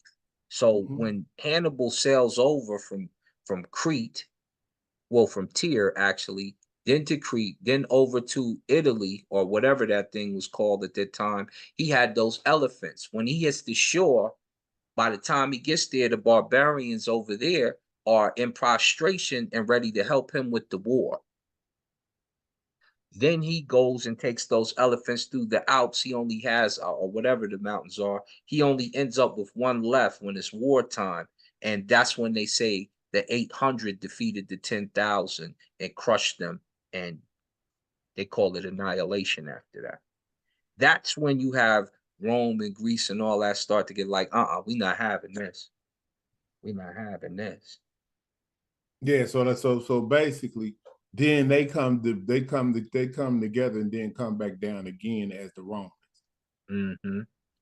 Or at least like I said, for me, basically they the same people. So it's kind of like naming conventions, and I hate to say it, but if you really want to be kind of like a King J, may be some kind of right. Greeks and Romans not the same people. No, not at that time. They're not. Okay, no, we're talking about naming conventions and people changing the names of whatever. So okay, now when you say they tell you why, James, because of this. We make a big deal about Nubian right. But then we turn around. Hold up, we kind of erasing that line. We erasing that line ourselves. Right. We erasing that line. They had so we could erase that other line. No, we're not erasing it. So we're not erasing the line of the Egyptians and the Nubians being separate. The term black and white. So. Hold on, no, we're talking to Shamsu right quick. You said we not kind of erasing that line of what the fictional way the Europeans describe the culture as saying that the Egyptians and the Nubians were two separate things. We're not doing that. Now that's opposite, but that's going the opposite direction. That's different. You changing the goalpost. Now you gonna say that's different. Different? Because they're still genetically the same people. They are just different. at different time periods.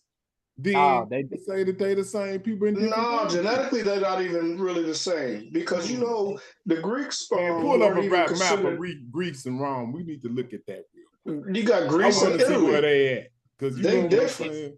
I know what you're saying in time and space, yeah. But do you know that the Greeks at one point they were more swarthy people and they weren't even considered like Europeans or white people for a long time. Okay, yeah, we got that. We talking about in modern. You went all the way to. I'm talking modern time. You went all the way to the modern. Yeah, I love watching like Kings of New York, and they really break down how America was founded. Yeah, Italians and how they was hitting the Irish with the rocks. They got off the boat. and calling them less than black people. You know, it's interesting to look at stuff like that to see the tribalism within Europe. You on it? Yeah. But Looking at if the you look at tribalism Italy within Europe is fascinating. That's why when we look at these fights that's going on right now with Palestine and everything that's going on, man, it's really fascinating when you look at that history. Exactly. And it's just like the Germans and the Italians, they consider themselves different. Right, correct. But look at this. Okay, so I don't know if y'all know, so we just jumped into modern times with dealing with Egypt. Y'all know they building a new capital city, right? Y'all know about the new capital city that they building? Want to try to, because they want to try to buffer some era. Well, they're trying to do the same thing that the Egyptians did to them in Goshen. You won't call it Goshen, but in the Delta, when they try to buffer to keep them people back from Babylon and Syria and stuff. But now they flipping to try to separate the Nubians. Yeah, you're right. No, I'm not talking about that. I'm talking about this new capital city that Egypt is building. And if you look at the infrastructure and the modeling of the city, it's Egyptianized. But we know that they are Arabs and they're Muslims. Right. So I'm tripping on the fact that they using these paganized images to build up their city, and they supposed to be Muslim. Ain't that against the rules? It's supposed to be.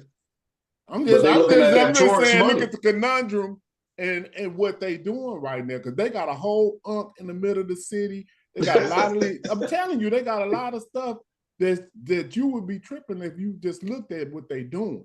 But they just really telling on themselves. Right. If you ask me, they not really invested into that Islamic stuff as they say. I guess so I wonder how they're gonna do that. You know, when you look, but y'all should look into that city that they building out there. It's fascinating. I think it's like 58 billion that they building. But they build it as an administrative city to get away from Cairo, because the last time they had that Arab Spring, I don't know if y'all remember that. Yeah. When the military took over Egypt. Yeah, where that dude burnt himself up and then it started, Yeah, so they took over Egypt. The military took it over. So now they're building a buffer city out in the desert to try to make sure that the people won't be able to overthrow the government from a distance. That's really what the city's about. But then somebody was telling me that that buffer city is to kind of separate the Nubians from No, this ain't got nothing to do with the Nubians is way down in the south. This has got something to do with them getting the dangers of them having a capital city in a 100 million population city and being able to get overthrown like they got overthrown in maybe, what was that, 2010, 2015, something like that? They got overthrown. That's when the government got overthrown. They killed. Okay. Go look up the Arab Spring. That was just a couple of years ago. But what they do, go look up that capital city that they built. They built an obelisk. They building unks and all kinds of shit, I'm telling you, and they straight Muslims. And I'm like, man, ain't that kind of counter, that's against Islamic religion. So I thought, you know what I'm saying? I was there last year, and it was, like you said, it's really amazing to see that they have taken the people out of what was the city, or Cairo. There's all of these empty buildings. And so I said, well, so where are the people? And so they're modernizing, and that's what this museum thing is all about. That's the keynote. See, they're trying to be more cosmopolitan, if I'm using the right word. They're trying to be more modernizing in the sense that they want to be able to communicate with other people globally. So they're modernizing the buildings, they're moving the people out, and our guides were a combination. They were Muslim by religion, right? But the brother, he was so African centered when he was reading the glyphs, and that's who we use.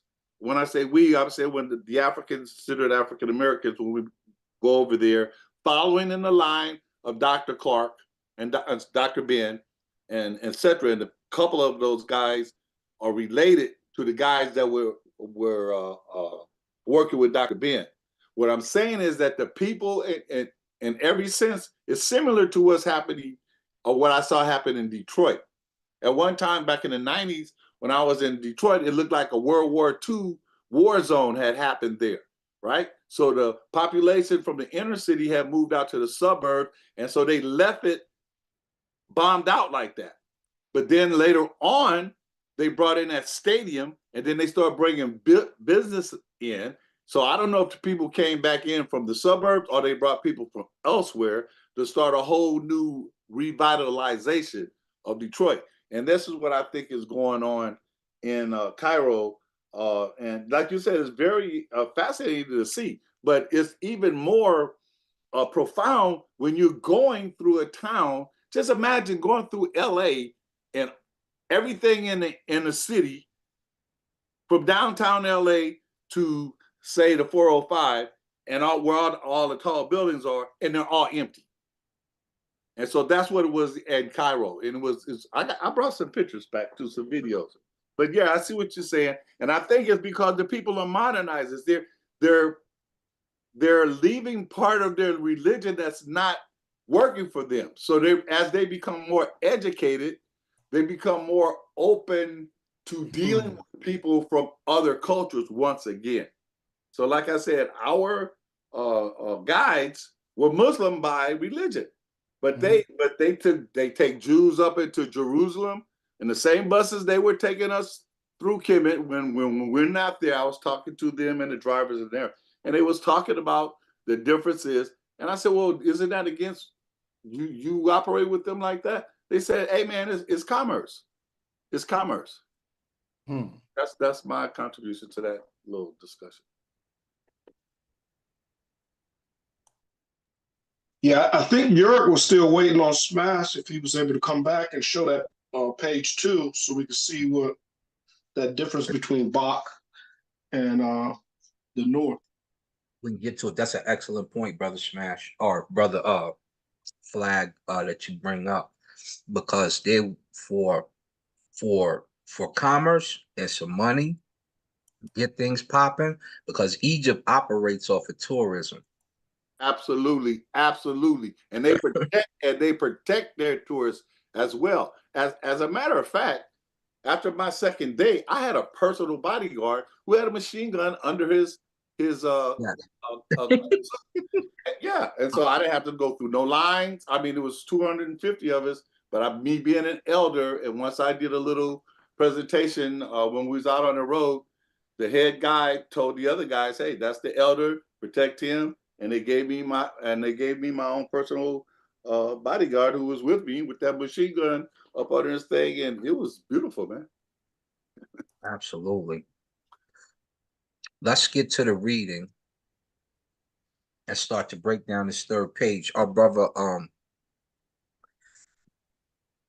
where did your faces go on here? Usually the faces are here. Oh, let me stop sharing real quick, then we're gonna reshare and get to it. Brother Yurok, you ready? Yo, can you hear me? Yeah. Okay. I'm about to start to read, so stop me on your points and break down what you see. They made the tributes of the districts excessive. They diminished the water. They set the fire. The king of Upper and Lower Egypt, the son of Ptolemy, basically, he lived, Ptolemy, whom Ptah loved, made plans that were great. No effort was spared to protect the sanctuaries. He, the king, had the troops of the Greeks there. It's broken up. Those who were in action in Egypt, according to his. Is that They already allegation? breaking off where the Egypt word is. That's crazy. Keep going. Yeah. Yeah, we know what it So, is. and here he goes with Baquet right here. So Broke that Baquet. off too. Mm-hmm. Yeah, so that's that sign. That's that sign that I had mentioned about the Baquet as the nomarch of the Oric gnome. That's his sign. Remember, I had said that I couldn't find. That's his sign. Okay. Yeah, that's his actual sign. So what I did find was that they were nomarchs of that. But go ahead, because I have a theory behind it. But Okay. Brother Tira. Yo, So did you want to say anything about this so far? He just talked about the Greeks there. yo, that's the attestation that the Action. of that's the attestation coming Say into that Egypt. again? That's the attestation of Greeks coming into Egypt. Yes. Yes. So Or it could be those were Greek mercenaries that they just hired to work in the army. no, because The you got Greek, Ptolemy in charge. He's a Greek. Ptolemy So isn't charge.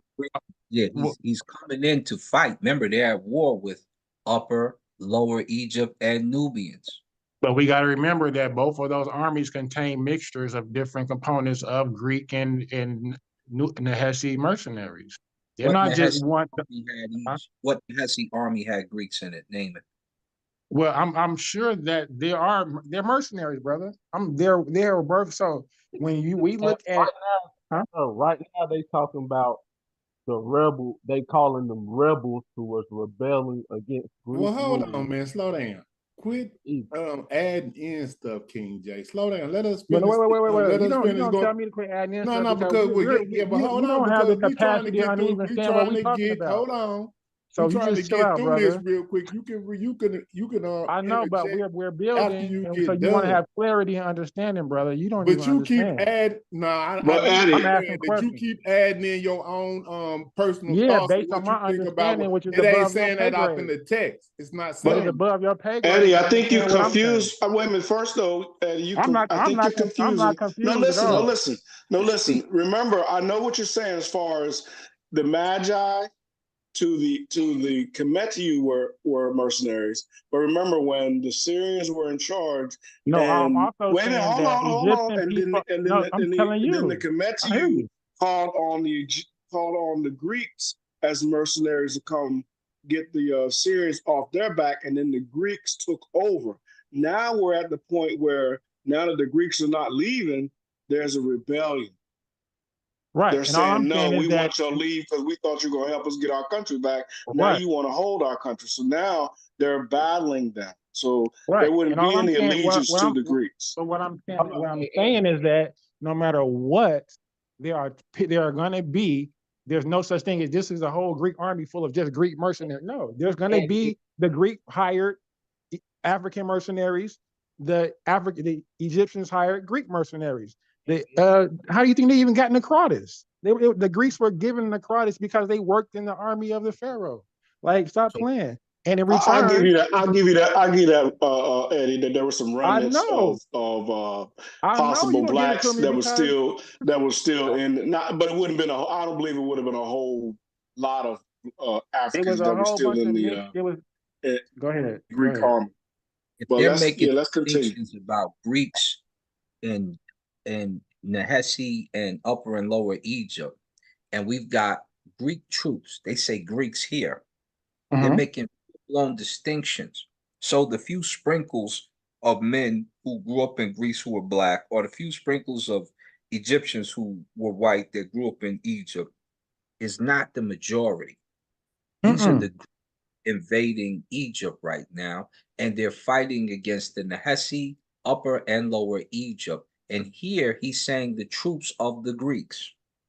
But Those look, I think you're listen, hold on, brother, because I think you're Eddie, framing I it will wrong. calm But down. Smash just said please, just you're let me getting ready talk, to brother. toss. We reading exactly what these folks are This is saying, and what you interjecting You're your getting I ready can own to never speak. opinion boot it. off into this, and Happens we every can't time. never finish reading this because King J keeps interjecting. Let him finish reading it so we can get to what you wanted us to see. Then you can say what you want to say. That's what I was saying. We've been trying to read this page for like 30 minutes. So Yeah, chill. but I'm just helping him to contextualize the way he's But framing we'll do it. And that this after is we because get done with this right here, bro. This is Okay? why you don't have the problem understanding it. Okay, go No, ahead. we don't. We just need you to chill until we get done reading this. That's all we Right. ask. Okay. And understand when I first made the analogy, you had disagreed with it, but now you have to agree with it because it states that Greeks are fighting those in Egypt that are from Upper, Lower, and Nehesi. If I can't continue we're to even saying elaborate, then just go for it. So let's read it again in case it was unclear. It says, he, the king, had the troops of the Greeks there, those who were in action in Egypt, according to his instructions. So they ready to get busy. Now, so what I'm asking you is they're in the Nile Delta, right? Eddie, he's not just talking to you. You got to remember, there's But why people y'all that's cutting me on the off when I'm asking channel him a Because question? you because keep he was every teaching. paragraph, you keep cutting them out. We trying to get through this. I just told you that. Chill out and let him finish going through this so we can get to where Yurik was talking about, because Yurik brought this source up and he said, go to page 3. We want to see what Yurik talking about, not you. So just chill out and then you can do all your interjection after the fact. Is that cool? let's get it.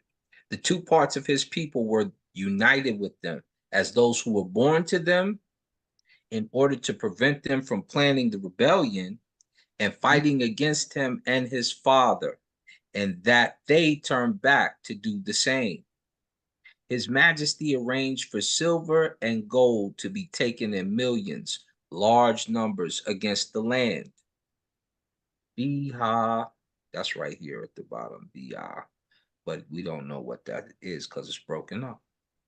It was arranged that troops to Egypt are brought as compensation for the inspection of the shores in order to protect there, to wage the fight with the rebels, so that they, the rebels, flee. Now, I'm going to give you a little credence, King J. This is when you should be opening your mouth. It just said that he's got people there that are born in Egypt and then people there that are not. And then they just talked about the fight on the shores, and they brought those that are from Egypt are brought as compensation for the inspection of the shores in order to protect their wage. See, hey, can you hear me? Yeah.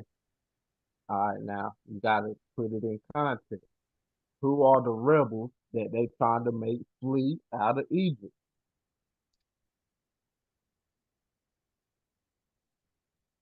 That's a good question.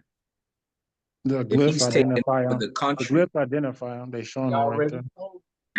if he's taking over the country, then it would be those who are in upper, lower, and the Nehesi. Nah, it's not lower though. It's Upper Egypt and Nubia. That's what they already said on page 1. That's who they fighting against. Yeah, page 1 said lower Egypt too. I know it said Upper Egypt and Nubia. It said upper and lower. Read it twice on page 2 as well. So No, it said Mehu Upper and Pashame.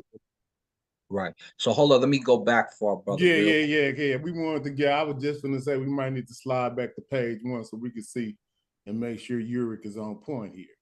He not. No, I'm on. King J crazy. He said he's not. So okay. So once one of us, King J and Asar says that he was talking about Upper and Lower Egypt and Nubia, and Yurik is saying they're just talking about Upper Egypt and Nubia. Is that that's where we at? Yep. Go You down. can't read the glyphs. That's why he said that. Relax. You're crazy. As soon as it flips over to English for us, just so I can get the English translation for you. Yeah, they tripping. They keep us in, what is it, they're German or something? I don't know why my computer's so slow. Just right click it and see, and then go to English. It won't right click. Remember, we was trying to do it before. See, it's not. See, it says wait. Then it's going to bring it there up. it is right there. See where it say translate to English? Yeah, I know, but see how we had to wait? Okay, word. So it says right there, Upper and Lower Egypt.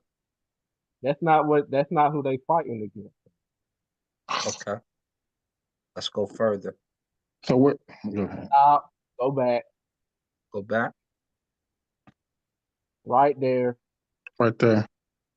Cosmenos fought in the Upper Egyptian land in the Thebes with the wicked, the enemy of the gods, the rebels. Just telling you, he fought in Upper Egypt. But he don't know that the Upper Egyptian land is Tashame and that the district of Thebes is what's said. He don't know that. Cut it out. Hold on. Keep going. So Ankh-Wenefer, together with the troops of the Nubians who were allied with Egypt and Nubia? Okay, now let Yurik break that down. That's okay. That Upper Egypt and Nubia. Where's who's Lower Egypt? Ankh-Wenefer? Yeah, he is. That's what he is saying. I mean, if you go back, He said the troops of the Nubians. So listen, those are the mercenaries. They're hired. That don't mean that they're in Nubia. Like, come on, bro. You got to have higher comprehension than that. They're in Nubia. What are you talking about? Nubian troops. They're hired mercenaries. They're not in. Where they come from? They're in the eastern. They're in the eastern desert. Where does it say hired mercenary on that page? Where does it say hired? So what are the Nubian troops? Where does it say hired mercenary? They're Southerners. Now let's chill. It just and it was the Nubians that he was fighting. Mm-hmm. So are they Those were the pastoralists? rebels. Those are the rebels. We're not worried about all that. Exactly. They're not pastoralists. So We're they're the not mercenaries. worried about what you're saying, Eddie. Cut it out. yeah, go back to page 3. So We gotta make it make sense. We already established that Yurik is right. So would No, you it agree that wasn't. Yurik is right, Asar? No. Oh, yeah, you trying to just go through it to No, make I sure. didn't see that there. What I'm saying is they're in Thebes fighting. Exactly. Okay, so that's upper. So that would classify as upper Kemet, right? And they hire some magi. That's not lower. That's They not hire lower. some magi. No. He's got beef with those 3 locations, and he's fighting in Thebes at the moment, fighting people from Nubia in the location of Thebes. It never said he had beef with Lower Egypt. We adding that in. Wait a minute. Right there, Asar. It just I'm looking on the Yeah, YouTube. you see, it did say upper and lower Egyptian priests that were rebels. So exactly. we can agree. Right, we go from We the can top, agree. right? It says the scribes of the book of God together with the scribes of the house of life, together with the other wild priests from the sanctuaries of Upper Egypt and Lower Egypt, who were in the castle of Alexander. They came together in the temple of Isis, and the 2 sibling gods, the 2 beneficent gods, the 2 father-loving gods, and the 2 appearing gods, the lords of Egypt, when it was reported to his majesty from the mouth of the confidant of his majesty, the favorite of the king, the supreme star of the cavalry, commanders of arsenal, the son of Aristano, faceth thou, the first demonstrators of his majesty, namely, he, Komnenos, fought in the upper Egyptian land. They just said the people he's fighting with, all those people united to bang. He was fighting them. He said they came together. Yeah, they came to get busy. Fighting them. He said all that, and then he said he fought in Upper Egypt. He didn't say he fought the people he just named. Because if you read later on in this text, they're going to talk about what rebels did to the priests. Yeah, and watch that. Yeah, for sure. Well, there's priests that have united to get busy, right? So here we got Hekamanos, priests who are Let me go get this for myself. I'll just read it myself because. So watch. That's one thing about this. It looked like Egyptian land the in the district of the priests who so are officials. So he's fighting in Thebes with the wicked, the enemy of the gods, the rebel sheriff, Ankh-Wenefer, together with the troops of the Nubians. Does everybody know who Ankh-Wenefer is? Where is he from? Nubia. He's a viceroy, wasn't he? Let's see.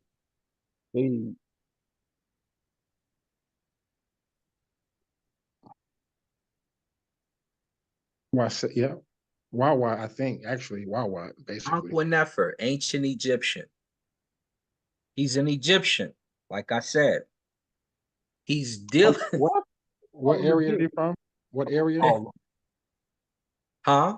What area? You right, Asar. I know. That's why I'm just trying to make it make sense for them. So he's an Egyptian, and he's got rebels to fight with these Greeks from the Ptolemies who are coming down to invade Egypt. Well, wait a minute. He's the last. This is what I got. this is the lost story of Lord Ankh-Nefer, known to the Greeks as Chronopolis or Sonophris or whatever, the rebel, the last native. He's a native Egyptian pharaoh. Yes.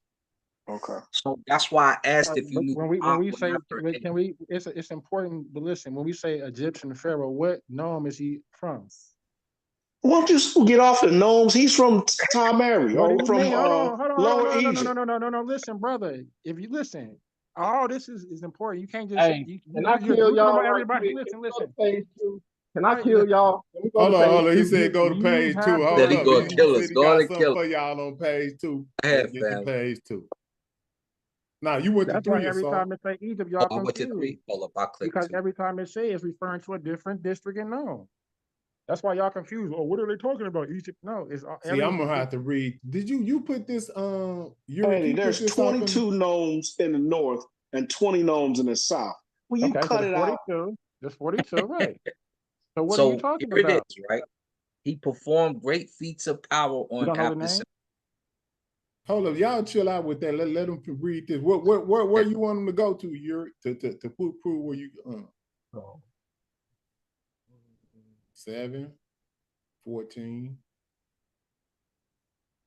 15. What section you want them to go to? I think it's 6. Go to Section the 6. You gotta go back up, I guess, because we at 14. To the 5th or 6th? 6. 5th? Okay. So we got to go back to page 1. While y'all reading that, let me read this real quick. It said, does it say they hired the Nubians? Let me read this real quick. Down one more. Can I read this real quick? Read while we get to it. Okay, there go 5 right there. All right, listen. No. This is the lost story of Lord Ankh-Nefer, known to the Greeks, as I said earlier, the rebel, the last native Egyptian pharaoh, the brilliance and heretic of the rebellion, weave a tale that history has forgotten until now. In the year of 205 BC, after centuries of Persians and Macedonian occupation, a rebel king rises from the south, so he's from the south, to take ancient Egypt back unto native hands. He will battle the Ptolemy line for 20 years and rule almost 80% of Egypt, yet in the end, history will never mention his name. So that's he's coming from Waset. That's all I asked. Can we go to page 2? Waset. So he's an Egyptian. Right, but listen. No, he wasn't. He's not an Egyptian. He's a Wasetian. He's a no mark from Waset. Holy smoke. Waset is not an Egyptian. He's not an Egyptian. Man, this motherfucker King James. You're right, King J. But understand for this clarity of the people. So this is I think it's more important. But listen. Sorry, this is why I say it's that. not because it's interrupting the story, and we want to get to the rest of the story. The question is, who is he fighting? Is he fighting an Egyptian or is he fighting a Nahesi, a Nubian? And clearly, this is an Egyptian who has Nubians with him, and he's got Lower Egypt and he's got Upper Egypt with him. But and he's fighting the Ptolemies. But go ahead, but sorry, can I just say this is why I so listen. If he's an Egyptian from Waset and he's a fighting people in the Nile Delta, they're going to be classified as Egyptians too. But what you're saying is Egyptians fighting Egyptians. Do you understand what I'm trying to get you to understand? No, because he's fighting Greeks. Egyptian. Well, hold on, slow down. Yuri wanted us to go right here. What's going on? The Nile Delta is Egypt too. And y'all hear me? What Yuri Greece is not Egypt. Yeah, we can hear you. Hold on. So you wanted him to go right here, Yuri? He got Memphis. Hold on, King J. You're talking about Memphis and everything that's not Greece. There are Greek troops there to get busy. I'll fix my argument with what he's talking about. Yeah, let's hear what Yuri talking about because he pointed us to this page. What's going on? Go down to where it says 16, I think. We was just on 16. You told us come back to 5. Yeah, that is what happened. 16 is on page 2. I was talking about you see the black lines. I was talking about the 6th one down on that. Okay. On section 16. Yes. So So he said, page go back to 2. page 2. Go, and then he Okay. said, go to the 6th line on 16. It's like reading the Bible. Now, what we were talking It's about. better. I'm Now just listen. saying though, the way they got it structured, Hey, it's now This is- listen. Saul said he just read all them priests and shit that was okay, together. bam, but you just passed. He's saying that they fought them priests. Now, what I'm about to kill him with is when we go to the 16th register, read the 16th register, and we go see what the rebels was fighting. Okay, right there. You going too far now. I want to make sure I don't leave nothing out for him, so I'm just Okay. going up. All gods of Egypt and all goddesses caused all that the king of Upper and Lower Egypt, the son of Ra, Ptolemaeus, live forever, whom Ptah loves, the appearing god, the enemy, the god Sherwin, Nefer, Winnefer, who has started the battle in Egypt. Keep going. Point proven. Who has gathered the deceivers who irregularly caused all the settlements of Egypt to be destroyed, in which, or whenever, caused evil to be whatever, eroded in the capital of the Thebes. It's broken up. When he destroyed the sanctuaries and killed their wild priests and the Well, slow hourly. down. Somebody saying something? You skipped a whole bunch. Yeah. Go. He God, killed God some of wild thieves. priests and killed some hourly priests, which are the Ami Unut. That there, see, he's killing the priest. He had priests with him fighting other priests. Yes. You paraphrasing, but you missed some good stuff. It says God of thieves. You missed that part. No, Who we is covered that? that. That's Gaul of Thebes. When No, he scroll back destroyed up though. the sanctuaries. He's saying and go killed- back up some. Okay. Nah, this King J talking, man. Don't Oh, listen to okay, him. my bad. Oh. I thought that was I thought that You was need to. Look, who irregularly caused all the settlements of Egypt to be destroyed, in which we skip over because But it's every destroyed. time it says Egypt, we need to identify what known because Brother, we see the peel glyph back, is a noise. different You glyph. said that about 6 times, but that But we're has not nothing doing to it. do because we don't need to. We Because at understand first we see when we say Egypt, we see We're in Upper Egypt. The whole thing's going on in Upper Egypt. So watch this. Why we don't need to do that, King J? Because right here it says Baket. Right here it says something Uet. Right here, this is something else cat or something different Ek. known locations. Yeah, and those are all parts of Egypt. So we don't care about that. What we're looking for right now is very simple. We're looking to see who's fighting who. Now, those different tribes Well, that you just Asar, let me add this narrative real quick. One more thing. There's a couple little paragraphs here. Born Prince Akhmakas, the last in the line of the native Egyptian kings, he is raised with one purpose: to help his father reclaim Egypt from the Macedonian occupiers, and return their country to dynastic greatness. And I just said that. Fate, however, has its own plans, for lies and deceit live in the hearts of all involved, from his family to the priesthood, and the Greeks aren't the only one who seek to destroy him. Natasha is in training to become the high priestess of the temple of Isis. Her task is to strengthen the royal family with the magic of the goddess through love and pleasure. She never thought the connection between her and Akhmakas could be so strong or carry a power coveted by those lurking in the shadows. Nor did she know that the child they would create would have her own great destiny to fulfill. Together, Akhmakas and Natasha must defend the potential of their love from those who would seek to use it for their own gain. Theirs is a world of magic, power, riches, and lust, and there are those within the court who would do anything to keep Akhmakas and Natasha apart, between mystical forces, murder, and illicit schemes. Only the gods know if they'll survive. that sounds like a good movie. Hey, can I make my point without everybody jumping in now? Yes, brother. Go ahead. Now, on the first page, you said the House of Life together with the wild priest from the sanctuaries and all that shit, correct? Correct. Those are the three Right participants. here. Don't It stop said, it. Let it do its thing. right here, it says, God with thieves destroyed the sanctuary and killed the wild priests. They are not, the wild priests aren't the ones that the Greeks are fighting. They came together with the Greeks. The rebels are fighting the priests. The I'm priests of done. thieves are the evil.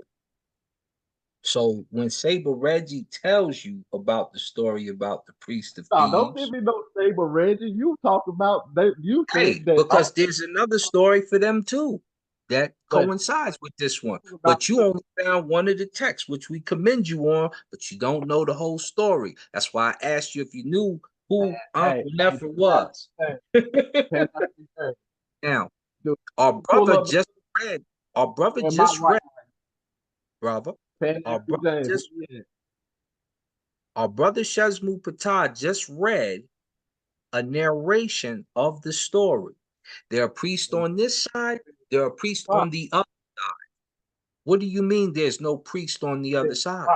Okay, so hold on. Let me ask. I'm just asking as a lay person at this point for the audience. So, okay, now, just I'm looking at this, right? So, who are the Theban priests? The The Waset Theban people. No, that I'm talking got about in this particular instance that the Gau of thieves. So they saying these priests killed the wild priests. they were Okay. No, killing Who is killing the wild priest? our Okay. priest is yet our watcher, the astronomers. so Asar, can brother, so why you Asar, so trying let's to talk and Can I you know you join? don't know what Can I the join the priest are? conversation? I like doing the Yes, conversation. sir, brother Black. I always Yeah, give up to you. As the like you say, you want to say the audience.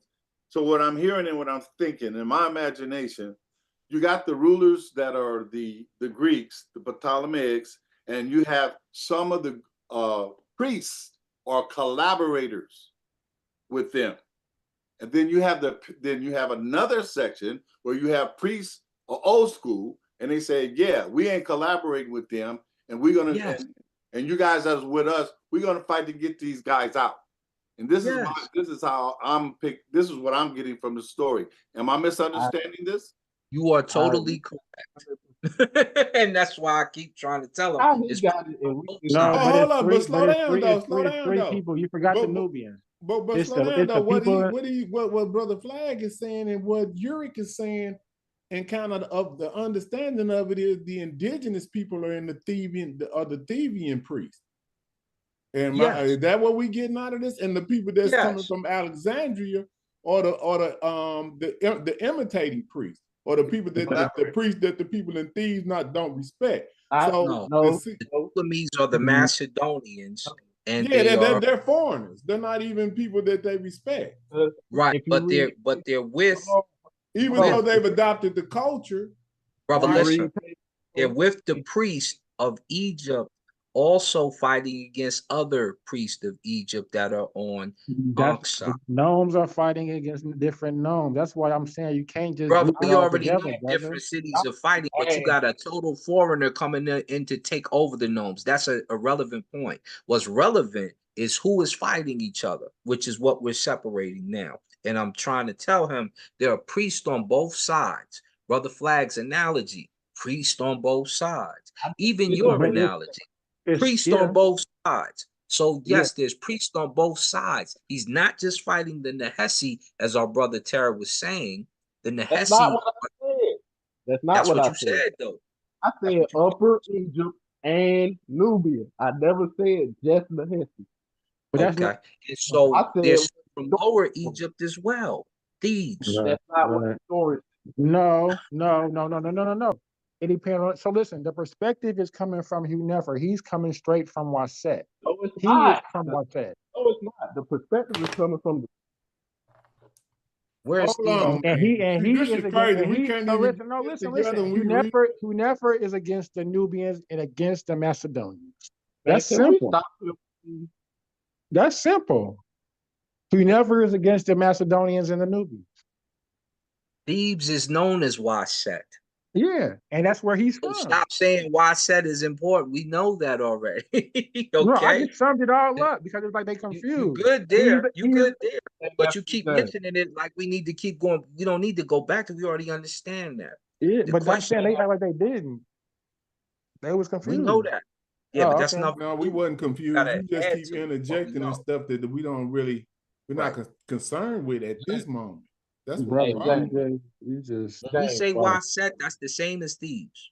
Just so I we know, we clear know that. that, but are you mad because I'm saying it? I don't like using the No, Greek you words. just keep saying the same thing, and that doesn't We add. get you, brother, King J. Yeah, I yeah, just don't word. like using the Greek words, brother. I'm We sorry. with you Don't on like that. when you So add and we appreciate interject the that. same thing over and over and don't acknowledge we already know what you're saying. Right, So but okay, but acknowledge that listen, we know okay, what that's you're saying. fine. We're saying But it. we're saying, but they You're gonna didn't say it understand again. that. Don't say it again. We don't want you to say it again. They That's what didn't we just told understand you. that. They Man, clearly this didn't guy. understand that. You is something else. We Where with you, you King from, J. King Yes. J? This shit is Quit interesting. saying that, brother. We got that part. Add This something new. is Ready to add the something. viewpoint of who we're getting it from, and most of the time it's always going to come from the kings of Waset. Those always are the ones that know them in particular. Mostly when we after every intermediate period, it's normally that known. Even when we look at the 12th dynasty, when we always talking about the Intef Yeah, the Smash second, taught you that. third. I read on my own. Nobody, whatever it is, why are you mad if it's right or wrong? Yeah, I know what to read, what I read. Man, Like, y'all stop playing. crazy as hell. But yeah, Let's get man, back. but what I'm saying, King J, we trying to get through this and you Let's get keep back to the cutting text. us off. I'm How we gonna correcting ever y'all. figure it? I'm Well, see correcting what I'm y'all. saying? Say the same See, that's just thing. disrespectful right there. You correcting all of us. See, I need Smash to come in here and do what he did last night. Yeah, come in and call you me would make talking. somebody go off on you, man. I don't know. Whatever you do. You Hey, gotta lose hey, your ego James, sometimes. did you get my point, James? We're going back Yeah, to I'm trying to, but it's getting convoluted with a bunch of fluff, and I think that's on purpose at this point. I mean, I'm trying to say keep us on the rails, but we keep getting off track. Now on page one, right? Let's get back to the yeah. Let's get On back page to one. You seen where the star read that we'll the get to wild page one in a minute because we went there a couple times. And we I got to get that, what but Asar's saying, but what I'm trying to figure out is even because we know that these people adopted their culture, and even if they was priests in the north, they might have not been respected like from the African perspective because they knew that they're the indigenous people and the real people of their culture, and these people are just imitators. So even though they are some priests calling themselves Egyptians, the people in Thebes ain't respecting that, right? Right. They really don't care. They've Right. been there 1,000 years themselves. So at this point, You say what you say, King James? I say, and they really don't care because they've been there at this point 500 to 1,000 years. But anyway, so that's a long Hell time. no. Who been where 500 The Greeks. Yeah, I'm gonna the now Delta. Come on, back to the lessons. Back to the lesson. Yeah. Okay, I'm my bad, y'all. When that he could be saying some outlandish shit. Keep going, I'm sorry. Necrotis was occupied has been there for a long time. Okay, let us finish this out, King J, please. Ankh-Nefer, who fought with him year 19 in the 3rd month of Shemel, season 11 on day 23, alive when they killed his son together with the other rebels and the bow people of the Nubi. And the bow people of the Nubi? Okay. So that should make it clear. There's two. Yeah. When the rebels passed away together with him, let's go to page 4.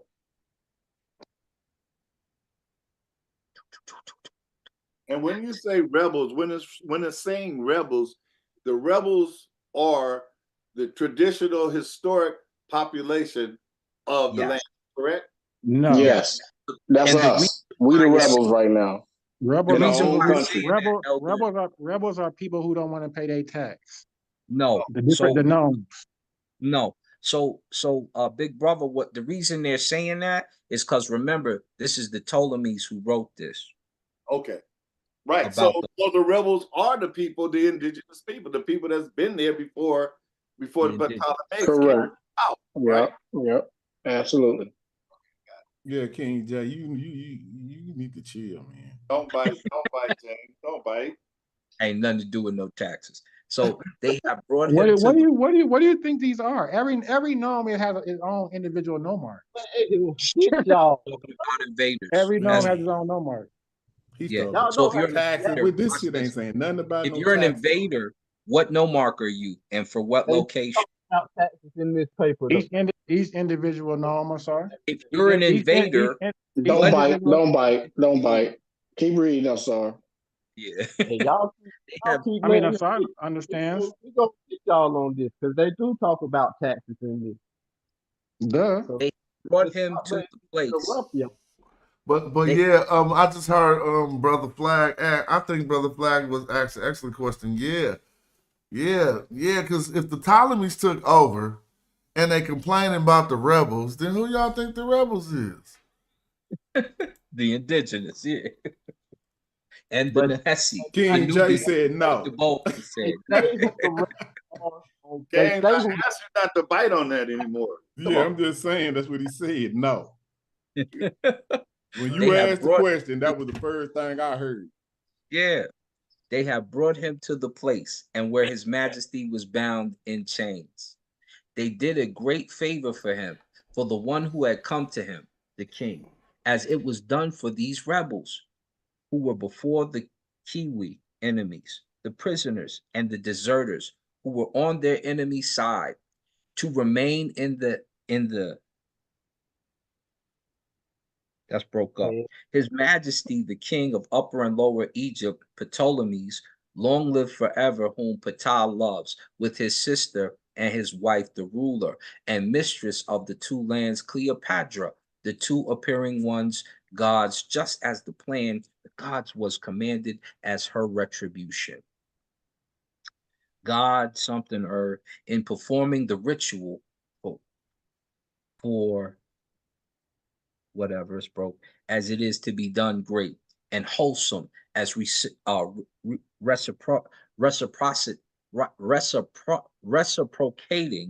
for the mighty deeds that they have done, the gods.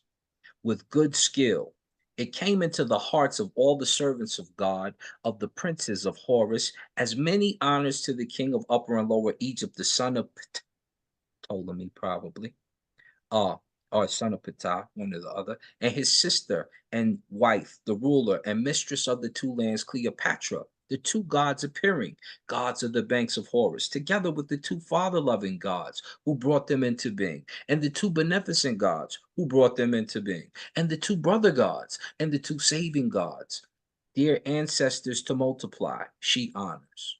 One shall erect a statue or similar of the king of Upper and Lower Egypt, the son of Ra, Ptolemy, live forever, whom Ptah loves, which man shall call Ptolemaeus, Lord of Valor, as well as the statue of his sister and his wife, the ruler and mistress of the two lands, Cleopatra, the two appearing gods in Egypt, in any sanctuary in the court of the people.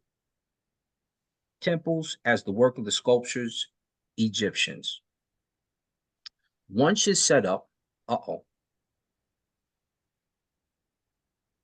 one should set up a statue or similar of the city god in this temple, in which the image of the Lord, the king, in front of the god is located, who gives him the king's swords of power.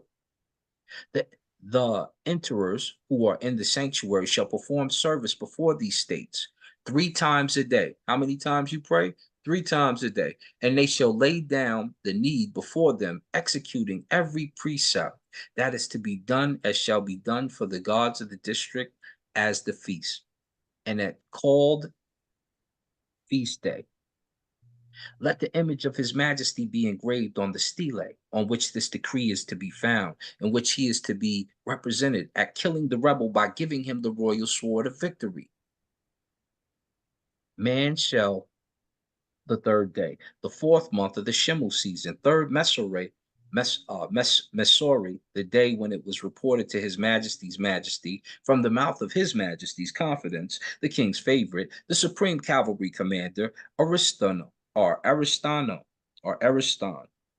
think it's Aristonikios, however you say his name, the son of Aristonikios, namely prisoner in Ame of the rebel, together with the second and third day.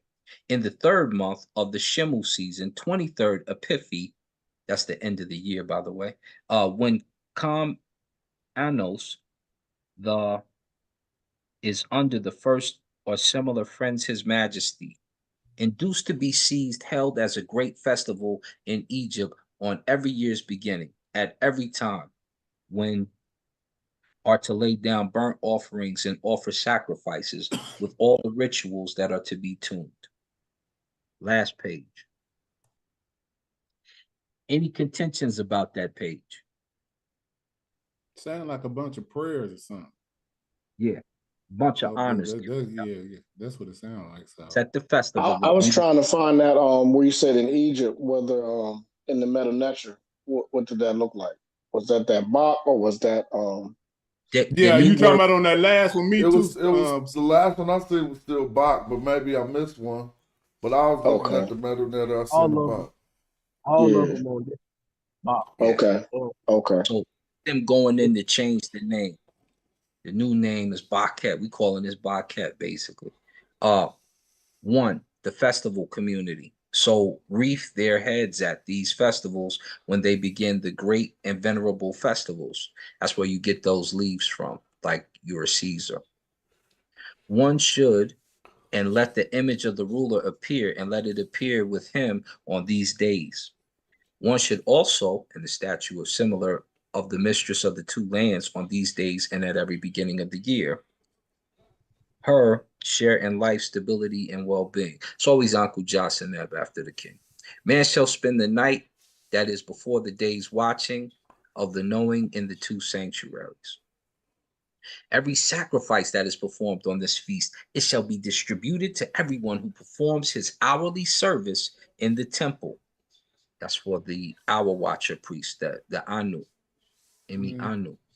This decree should be engraved on a stele of hard stone in the script of hieroglyphs, in the letter and in the writing of the Greeks.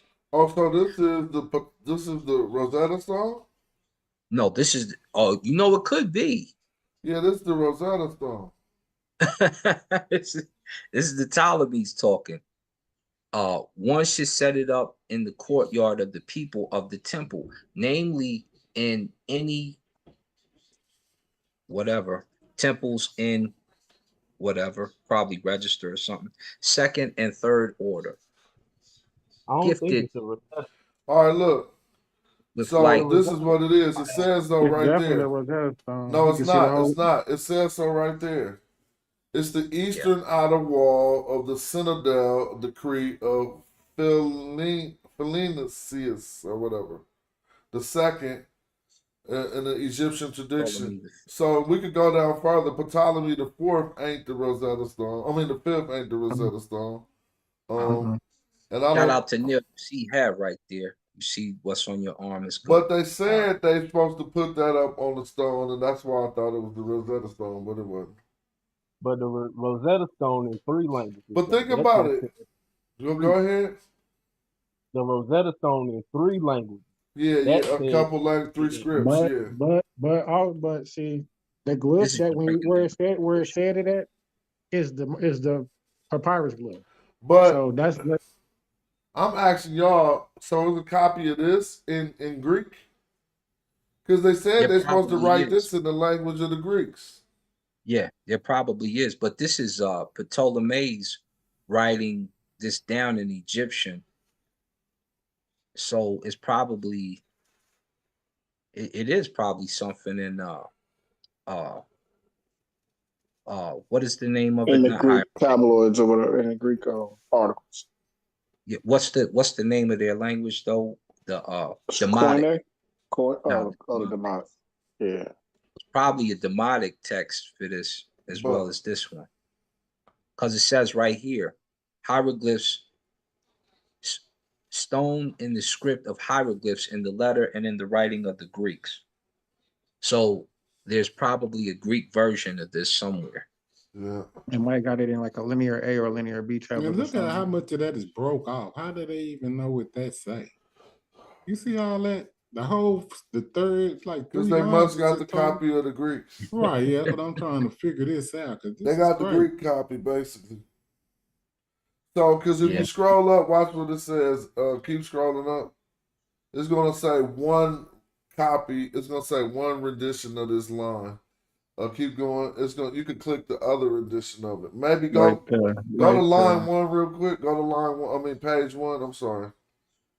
I might be wrong, but I mean, I ain't wrong. I just wrong about the page.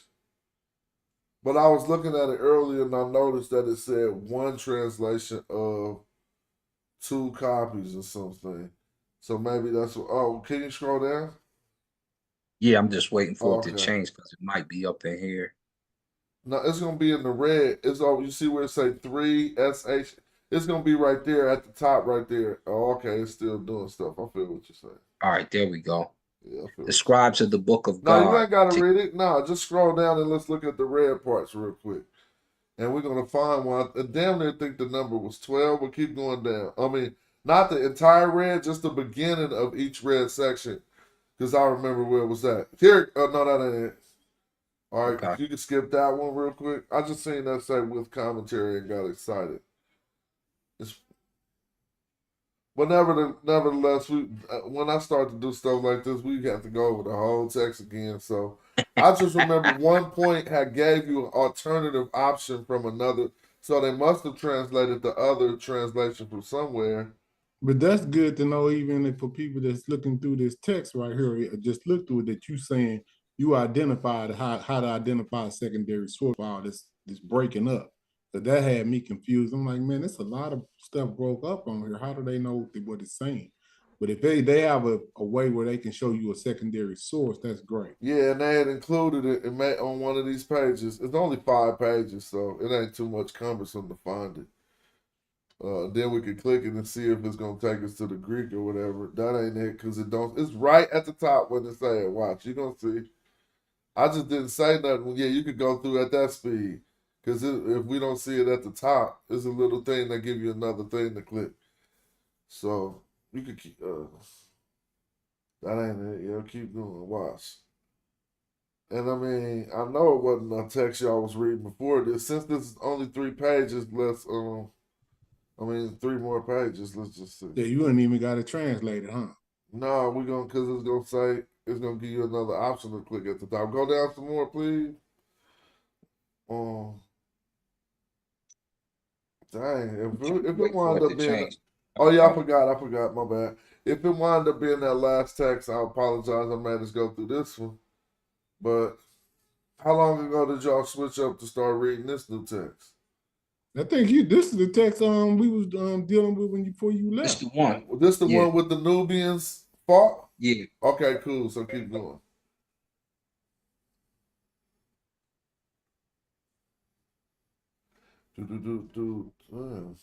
Just slide on down, so. I mean, golly, it's taking too long. This gotta be. We was already on page 5, so I'm like, I know this gotta be the last page. I know, that's what I'm saying. Man. I know I didn't just make that up. You must have made that up. Let's watch. Like the song say. I guess so. Let's go down. Whatever that song. Nah, sometimes it be on that last one when you look at watch.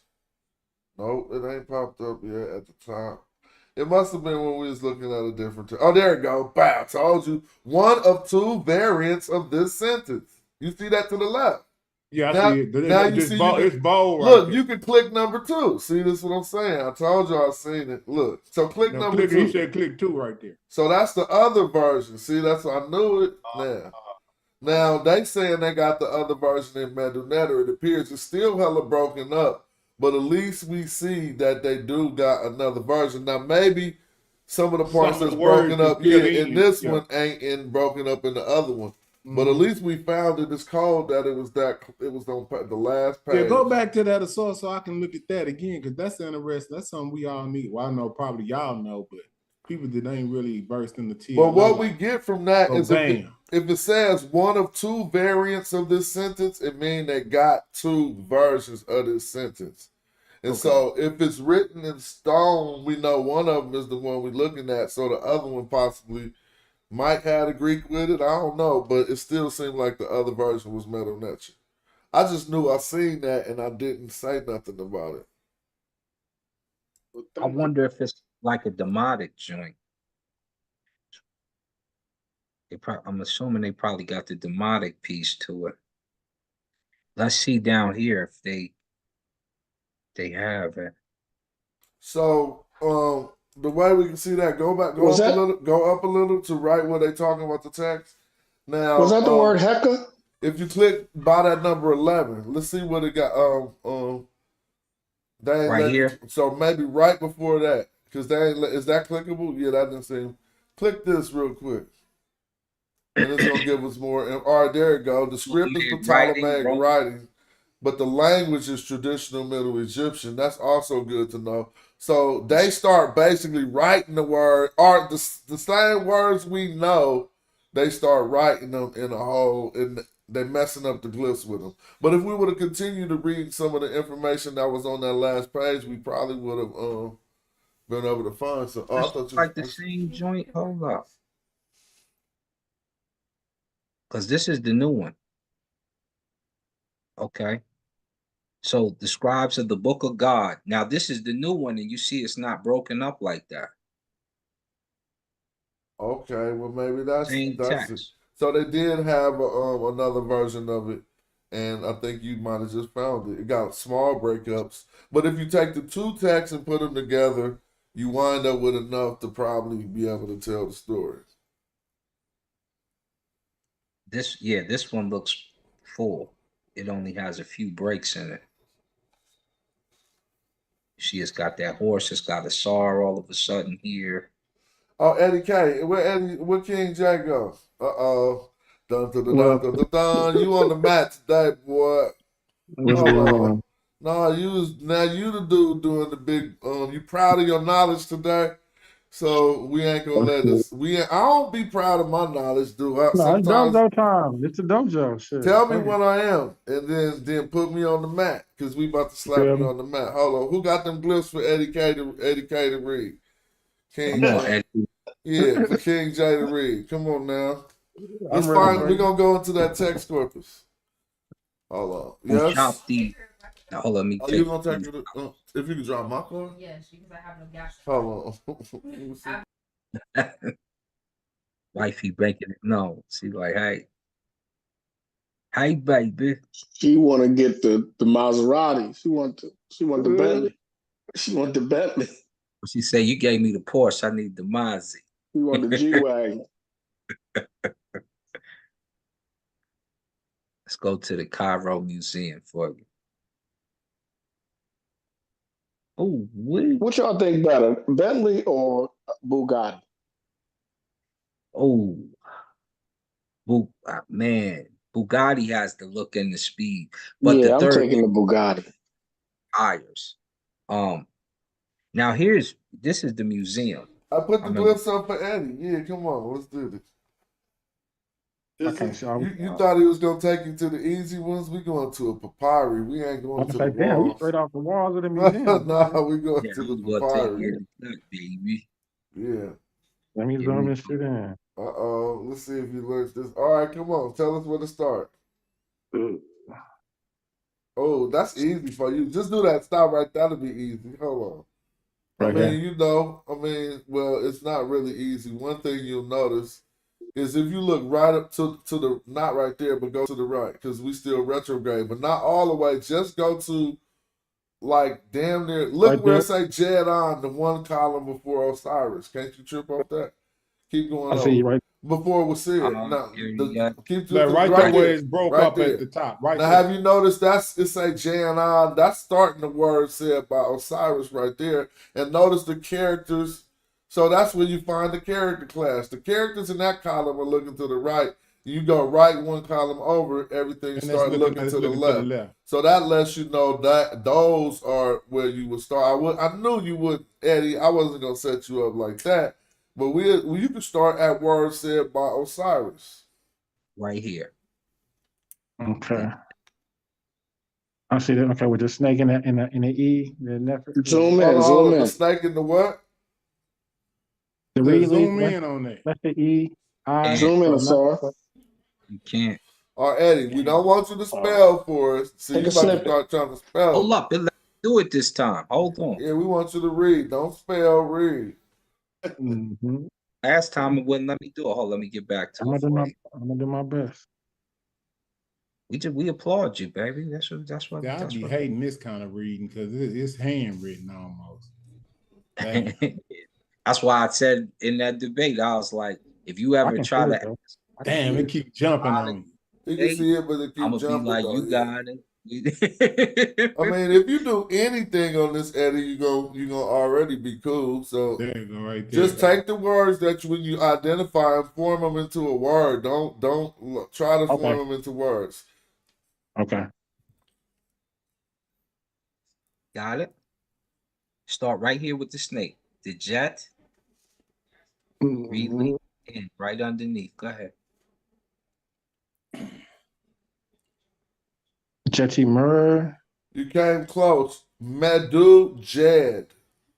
Medu Jed. Now that reed leaf you see got an N under it. Have you noticed that? It looked like the eyebrow to the eye. See, I wouldn't have seen that. That's an N. It looked like the eyebrow to the eye, but you would notice it because you're going to notice the construct of Jedon from seeing it anytime they want to start a recitation or saying something. So Jed, it's a metal Jedon. You see, so the what you said was the E, and then it's over N. You probably want to look at that like a I or a Y. If you saying an E because you on that budge, yeah, while it's budge, look at it like a I or a Y. And so then you say Jed, and if it was a I and an N, Jedin, I said Jedon because I said it like an A too. Oh, you said it like an E. Is the line an R? The line is your N. An N. That's your N. So this line here is an N. This is the water. That's the water. And it's good that you read these because you'll notice it doesn't look super wavy like when we write it down. You're actually looking at So it, what you got? What you see under that first? What do you see under the N first? Then we actually see the deity. Wait. Right under that N, what do you see? The glyph you see under the N. How you say it? Or if you don't know how you say it, say what you think it is. That's a star, right? Yes, it definitely represents a star, but if you was reading it, it's what? Marcia. Marcia. Okay, what's next? Don't worry about the black thing. It's a determinative. It's kind of like it's a throne, but a smaller version. This goes with it. What's this? And then it's the people of the lands. Nah, think about it. Look at that. Look at what you're looking at. What do we usually say when we see an assault? Kentiamente. Yeah. There you go. It do say that. Amentet. Okay. So what you say? Kentet Amentet. Kenti Tet. 2 T's under here. Hold on, somebody need to. I'm sorry. Then you have the location, Amentet. So you got to think about it. I think the first T might be on the first Kent. And then we got to say T, remember? So we say Kent, which has a T on it. And then we say T for the second T. And then Amenti. So I just was thinking about those T's. So there's 4 T's right here. There's 1, 2, 3, 4. Oh, I know we was. Oh, okay. Yeah, that's what I'm I didn't see the third one as a fourth T. I would have to. I don't really know. I can't tell from this distance. So you want to keep going, King Jack? Go ahead. I'm actually somebody had called. I'm trying to respond to some messages. She ain't important right now. She's all right. So hold on. So you know what I'm saying? Now, I'm trying to book an appointment for me real quick. I'm still here. Just for the record, you ain't read nothing yet, really. We've been helping you and not being harsh on the mat, but remembering that Osiris is a Kenti I meant to you, and reading when you see it, it's 2 different things. For sure. I'm still here. So is that Kenti? Is that in reference to front? I'm always It's thinking the of that in reference to foremost. like the front. Yeah, Kent, foremost. when I The see Kenti, foremost, yep. Kent The front, foremost of the Westerners. foremost. Okay. But start Okay. on that next line. You can read this line without training wheels. Watch. Just All right, where we at? look at what you identified. Starting off with the netter. He started off good. And that's Ra. No, slow down. Where you Okay. see an R at? I'm pronouncing that underneath as Ra. That's R. So you see a straight line, and then you see something that you're identifying as an A. You got that right, but what's the straight line? That's the N. No, that's another A. So that's two That's A's. A? That's Okay. That means the great God. Wait. That's an adjective behind the God to say the great God. Mm-hmm. Now who's this and who's this and what's that? Who's this So and I don't what's know what that? that is. you will be able to think about it. So first, since they look like little blob shapes, what little blob shapes are they? And what do they have that you can tell them apart from each other? If you notice the one to the right, it protrudes. One looks feminine, one looks a little, not a little necessarily bigger. that, but yeah, true, because the one to the right has a beard. If you notice That look like that face. Yep, that's exactly what it is. But when you So see is that- them so is little that blobs Teppy? like that, if it Did I ain't pronounce that as Teppy? so hold on, if No. it ain't completely round, then and if it's in one of them shapes and like that, you can see that one is the face and the other is the heart. So the heart one is going to be turned up, and somebody can say no. Now, because I No, think that is that is Harry. That's Harry Ib. Ib or Harry Ib. Yeah, in the middle of. I don't know why they got him Harry Ib in the middle of, and then somebody want to say the location that he's in the middle of. Phoebus. No, you just guessing, bro. Read it. Yeah, that was crazy. You said Harry Ib. I mean, or in the heart, or Well, this isn't hoop Harry Ib, but they do use that term there. That could just be Hor Ib. It's not saying on top of his heart, so it's like in the middle of. right.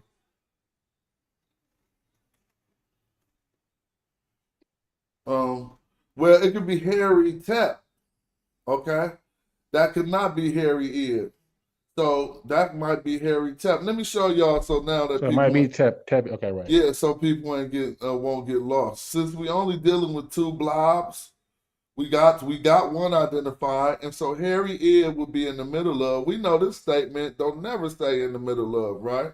But Harry Tep would be like the leader of, or the root. Another way to say the highest person in what place.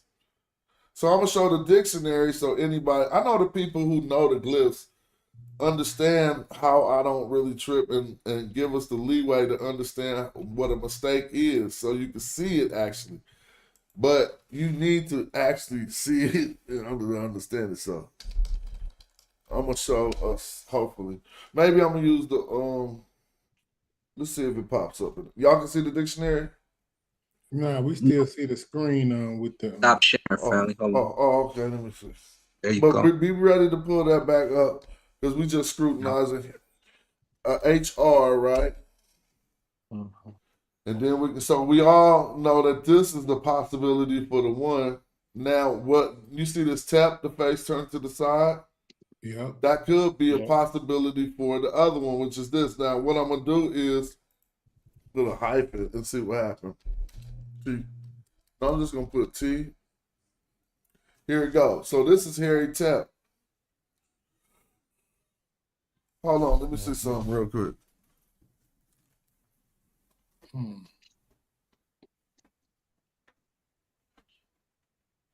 Sit. Yeah, they got 2,500 of them. Woo.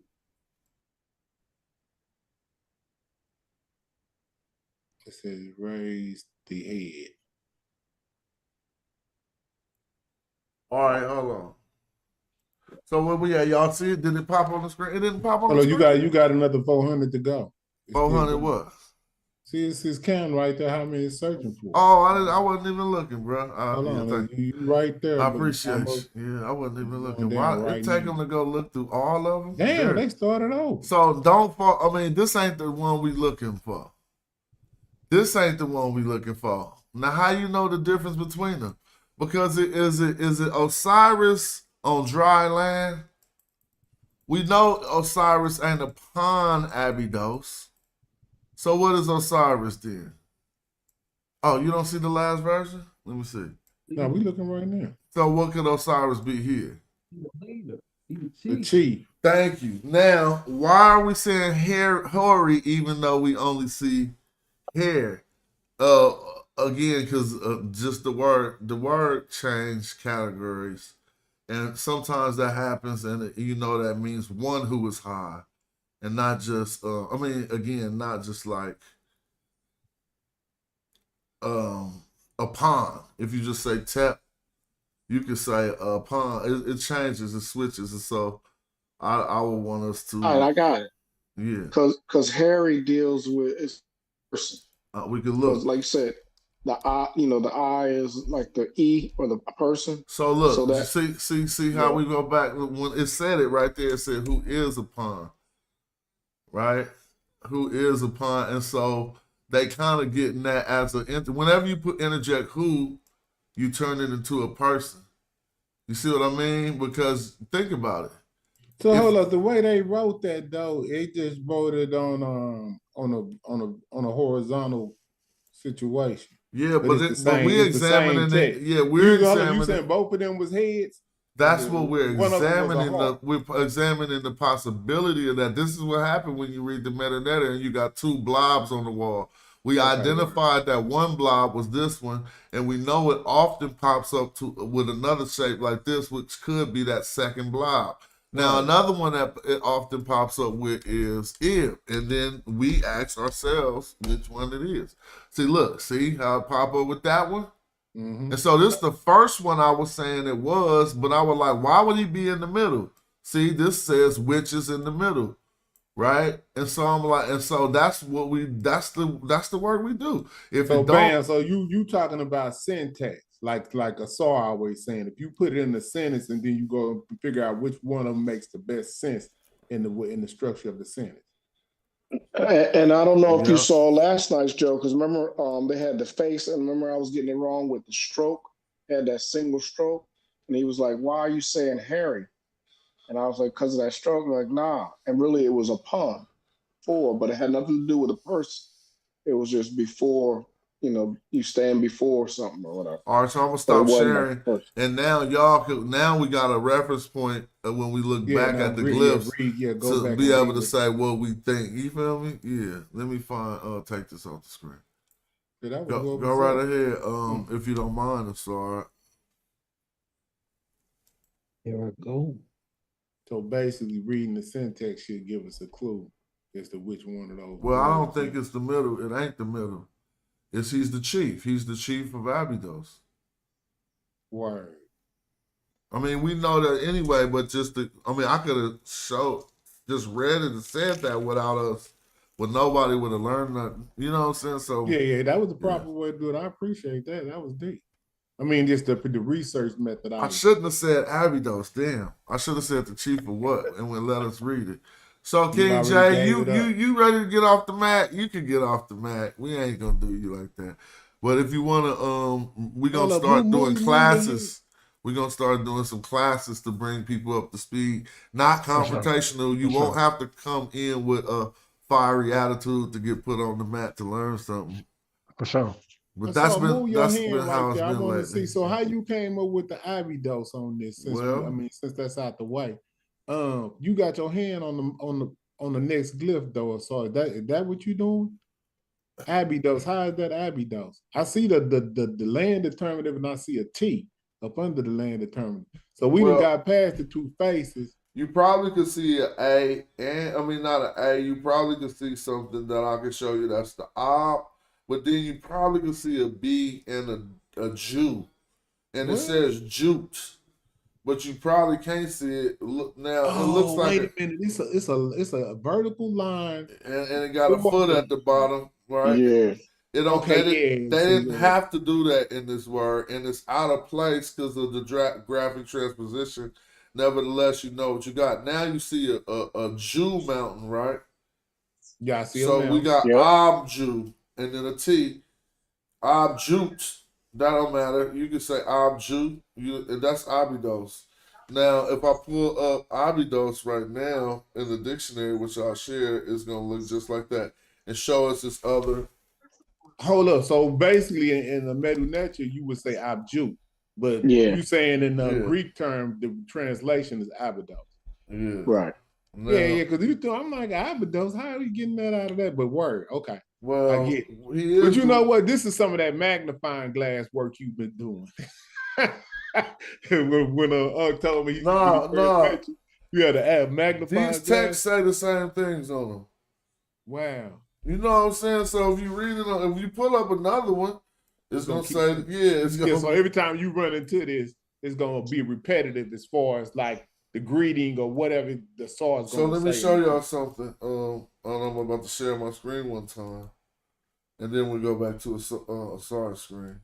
And that's why you was talking about putting the people on the map, because some people can memorize this type of stuff. So you see this right here? Right. Notice how the B is in a different position than it is in the text we looking at. And it ain't no T on this one. This is just saying Abju, which is Abydos, the same thing we was just looking at. They just had a T on there, which probably was indicative of it being a location. Some say they put T's on locations. And we never seen an S here, but this is Greek. The real is Abju. So that's how I knew that. That's just because we read it. So next time you encounter this, it's still gonna say Abju. You see what I'm saying? Whether you can remember that is adding the S. But see, like when you looking on that wall right there, man, that's kind of wild because I can't really see. Like I almost barely didn't see that vertical thing that's in front of the B right there. Well, let me unshare my screen to see what we can see. Because he got like that you hand, made he got his that cursor out. in Like front. that's crazy. Oh, so well, I didn't make it out because I know that he is the chief of Abydos, and we will know that every time we encounter it. You see what I mean? Word, yeah, I got you. Yeah, that's what I'm saying. That's why I kept saying leader. Yeah, so even what we're gonna see on this next line, whoever wants to encounter it, it'll probably be said this way on the next text. I'll jump on it. Go ahead. Looks like Nisut, eternity, Hold on. ruler, eternal ruler. Hold up. Damn. So you said Nisu, and then you went to English real quick. You Yeah, said you Nisu, okay. that ain't English, and then you said eternal ruler, that is English. So you're going to give us the bad. English or the Metanetter? Give us the Metanetter and then the English. Okay. King eternity. So let me ask y'all a question. We all can do the English. So you got the Nisu, now here's the question. It's going to confuse you because you might be attaching the N that's under the Nisu to the word Nisu. But because there is an N in it, but you know they don't got to really put the N in Nisu, right? Right. And so attach the N to the word below it, and then you'll be able to get that word better. So Nisut and Nisu Nehi. Nehi. You feel me? Because you attach the N to the two H's. Yeah, okay. And that's our word for eternity, right? Yeah. Yeah. And then you got the Heka. So, okay. So, that's nice. And then what? Jeddah, Ta. So, I guess so. Yeah, that's perfect. Now, how you say that in English? Let's see. You almost said it best. King, the eternal king, ruler,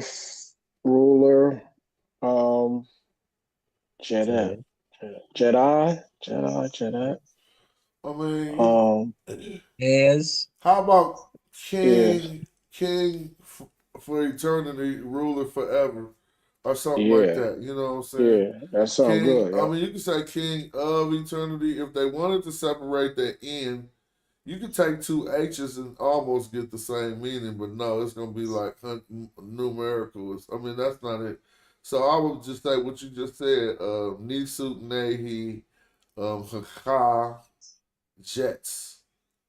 And that's the ruler for eternity. I mean, you know how we say forever and ever without saying the same word over, basically. Yeah. Yeah. I know you know that. Cool. Shout out to The Neil next Spike. You line is see more that? crazy, huh?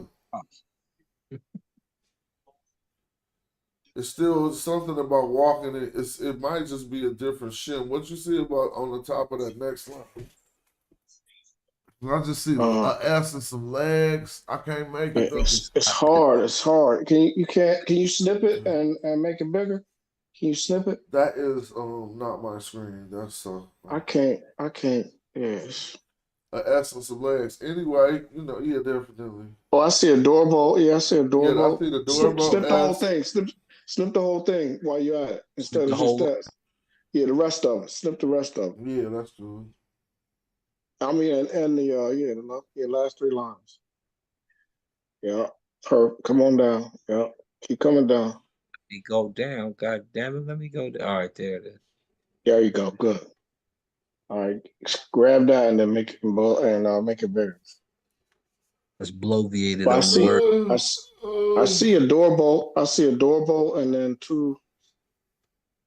Yeah, I see the legs. I know we're gonna be either traveling or something like that. And I see an E. I mean, the double strokes. What word you think you see? Like, what word could that be? Two long lines.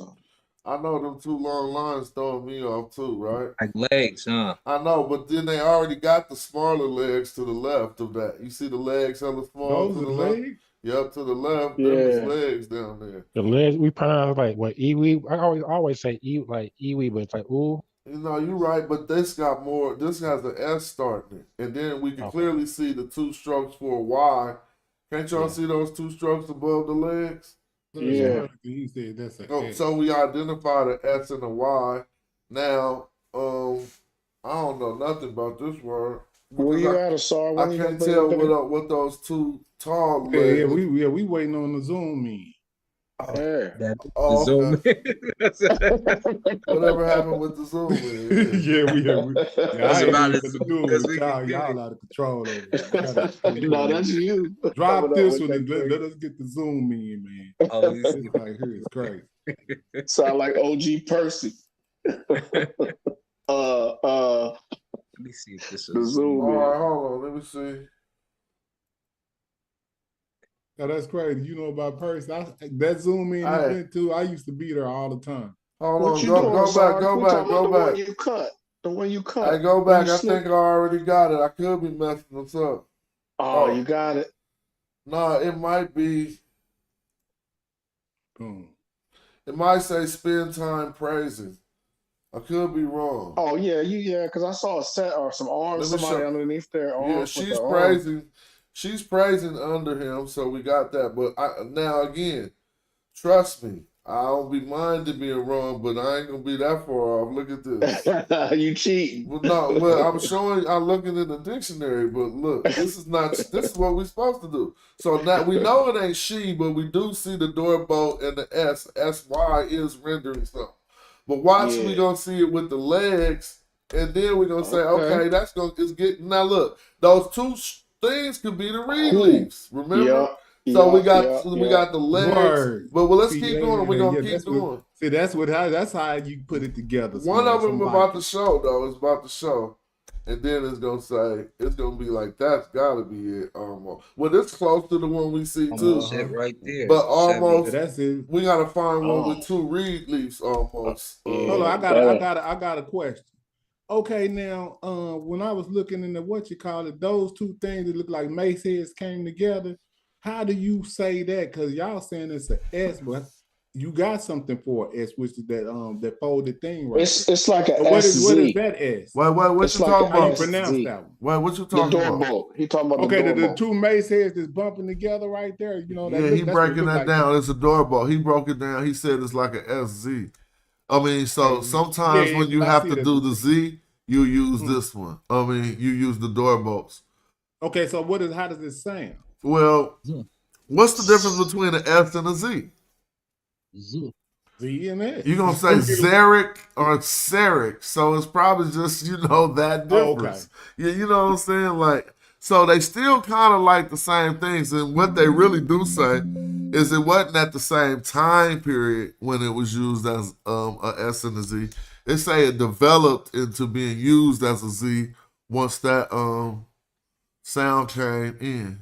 Oh yeah, But Chris asks, is but I there a also link see, here? Yeah, there's a link. Hold on, let me find the I link. also see what you mean, James, about because you got the rectangle that's an S too, and that's like the S. It can be different Yeah, S's too. yeah. See, that's that Yeah. capital. Well, we thought it was the capital S, but it's a whole nother sound. Yeah. So I'm just trying to get those type of things because I know I don't even remember reading that. What you transliterated, Chris. So maybe that he back further in the video. Do y'all remember reading Sabi with the two H's? That wasn't the same one, but let's go back and look. He might have been at a different point. Yeah, the eternity one. Oh Yeah, I don't. But if we Yeah. go back, he don't even got an N before that. He got SBI. You know what I'm saying? So he might have been doing star, like a star. Yeah, but that wasn't. Well, let's go back and look. I thought it had Twisted Flax and the Ra and Twisted Flax. Well, yeah, that's what it had. I think he was talking about another point in this video or not when we was talking about something else. But I still haven't showed us the SY version that looks like the one that we. I think you're right though with the she praises or something. Whatever. Oh yeah, praise her. Oh, hold on. Okay, here go Chris right here. All right. Okay. Cool. Let me see. That was the closest one to one. Because it had the legs, it had the reed leaves, and it had the legs. I said spend time. Was I wrong? Yeah, past time. It could be. I see the legs. I see the two reed leaves, and I see the doorbell. Yeah. But Like let's go back to what's the name screen. Let me see. Which one you was explaining, Chris, when you said Sabai? Hey. Yeah, so that's the verb sebi, when you have the door bolt with the legs up under it like that. Oh, you talking about, you right with us. I thought you was at a different, a little bit order earlier in the week, in the video. Yeah, that's the verb sebi. So that's a bee standing up. The two things that look like reed leaves are a bee standing up. Yeah, they're legs. Yeah. So so Sebi got two bees. Yeah. So it's spelled with one B. It's spelled with one B, but those are the legs supporting the door bolt. So then the next thing wouldn't be praise; it'd be a number. Yeah, that's the word for millions. Yeah, that's what I'm saying. So hold up, man. Hold up, slow down. Oh, a million praises. Put your hand right there where they talking about it. So I'm gonna ask him through the whole process, so we're gonna learn everything that he's saying. So how you know? I mean, I know how you know it's millions, and you know how I know the default two numbers. But what's the difference between millions and praise? Normally the praise man it's not written like that. The praise man normally is standing up. This character is actually on his knees. Okay, so if they got hands raised and they standing up, it could be praised. And right. if they got hands raised, okay, and that word is what? Iau. Yep. And then but it could be. Is that like millions of years time past? It's an H term for that too, correct? For praise. That's the head right next to it. So No, right but next to here, Oh, when you go say ahead. in head, this is the millions of years how you would Oh, spell well, I thought the millions of years was in the column to the left. Well, no, nehed just means forever or eternity, but in counting system, the man kneeling down with his hands up is used for millions. Uh-huh. So what was the neva? I mean, the seva. That's eternity, Nahi. So right. So eternity is also the years in the text. Yeah. Well, let's it loses the time because it has the sun disk in the middle, right? So it doesn't lose the time, but the one to the column on the left is an actual number. Yeah, this is a number. This is so think about it though. They are in the eyes of the ancient Egyptians. They're some way related through the double H's, but one of them, like you said, is for really accounting and counting, and one of them is like for a duration of time. But I mean, you know, I mean, Oh, I'm gonna like show you the said, difference. like you said earlier, forever, forever and ever. I'm gonna show the difference Nehet because I got the is book cyclic up. Right? time, and Jed is linear time. okay. So Okay, what did you say? I'm gonna show the difference. So that he Chris was is breaking talking. real quick. He was breaking down the difference in how we interpret it as forever and ever. And you said what? Nehet is cyclic time, and Jed is linear time. So what is cyclic? Circular? Yeah, cycles. Okay, so forever and ever in the sense of all aspects of time, right? Right. And then Jet is linear time. So Osiris, you know, he's a agricultural god as well. So it's cyclic time and then linear time. Oh, perfect. Okay, that was nice. Would that cause you to say anything besides for eternity and forever? Or how would it cause you to say anything different than that or whatever? Yeah, forever and eternity. So he's the Lord of eternity. And then the other one, I can't see the word above it, but yeah, he's on a different screen right now. Okay. Yeah. So you can go ahead and do it. But yeah, so he's the king forever and Lord of eternity. Because all Nasuts, regardless of what the Nasut is, they're just reincarnations of the god Osiris and Horus. So it's cyclic. Oh yeah. Yeah, it's cyclic. Yeah, that makes sense. Oh, that's wonderful. So when we're looking at an actual number here with the hands up. Right. Now, hold on, what's that behind? Is that enough? What is that? Is that just some dirt or is that two? It looks like three strokes. Three strokes. It look like three strokes, one at the top and two in the bottom of that. So going back, so the word with the legs, Zebi, what does that mean? It means to go out, to go away. All right. Now spread. Let me ask you a question. Because when I put up the other word, that it said the same thing in the definition, and it had two of those consonants, but it didn't have the B. It did. Was I wrong in the dictionary? That's just weird. Pull it back up. Pull it back on the dictionary. No. You said to spread out. This says to spend. You said to spread. Yeah. Oh, okay. The spending and spreading is different. They just yeah. Not spend like money, but spend as in going out. Yeah, they say spend like time. This one says spend as in time. Okay. Yeah. And pass. Yeah, pass. But that's not the word, it's spread. Spend. Yeah, spread. What you looking up ancient Egyptian astronomy for? Trying to prove something. Hold on, your computer doing that because you got 30,000 windows. About to get spanked, dog. I'm telling you. I got windows like a saw. That's what he got a virus. That's why your computer doing that. You can't have 30,000 windows on a laptop open, bro. That's why it's slow. Gonna go down, yo. It's gonna go down.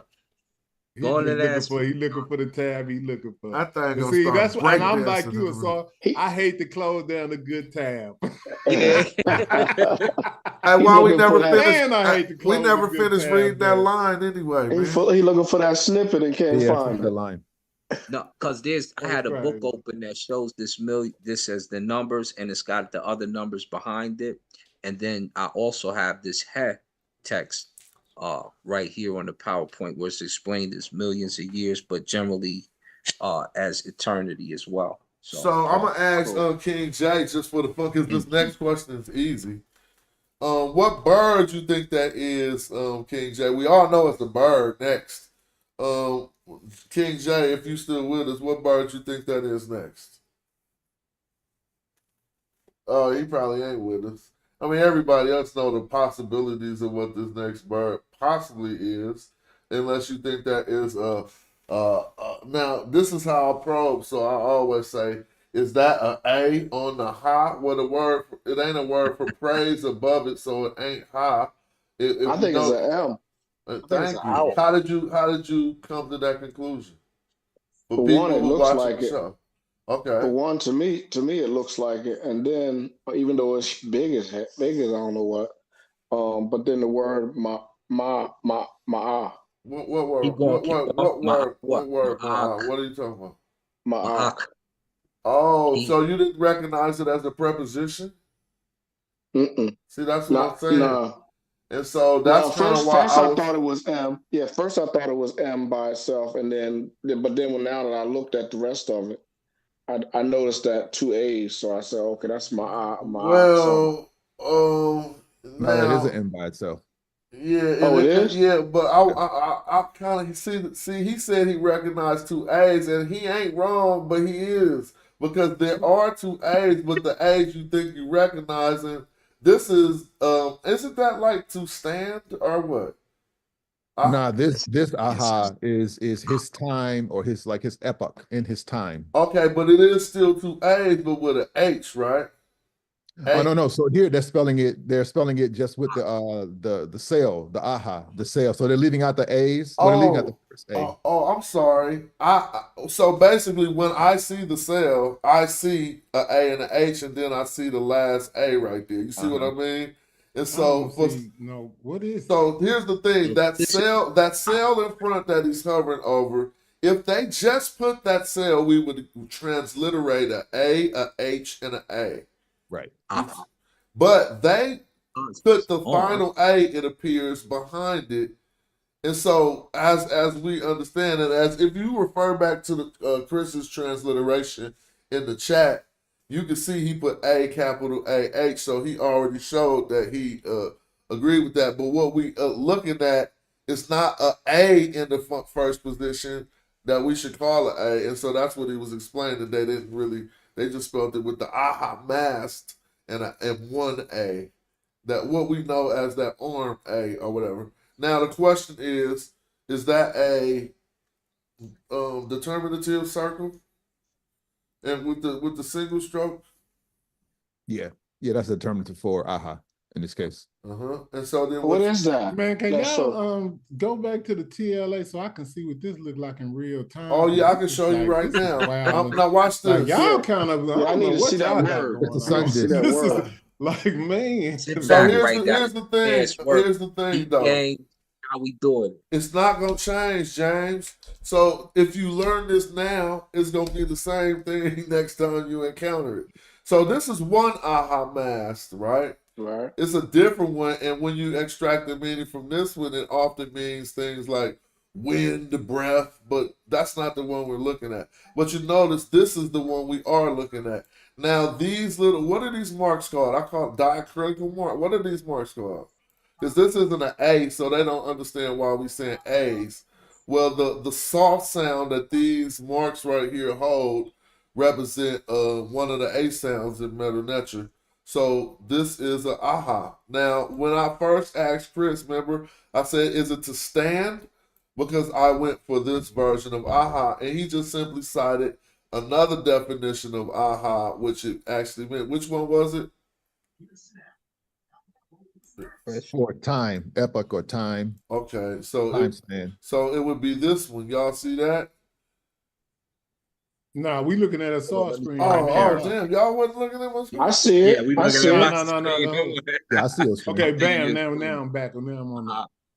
You see that one? Yeah. So that would fit into the definition of what he just showed us. Now notice this. What I did was simply seeing the mast and said, aha. You see what I'm saying? Which you could do, but they also will show us versions on here with it spelled out more. And there you go, a version where it says attendant house of the servant, but that doesn't mean anything. You can spell it out on any version you're trying to render. And so you see now this is what we're looking at, James. Remember when you said to show you it?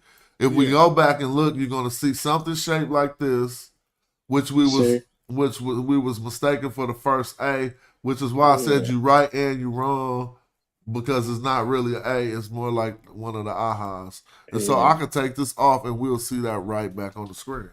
All right. And them diacritical marks are just like jots and tittles in the biblical. So put it back on the screen.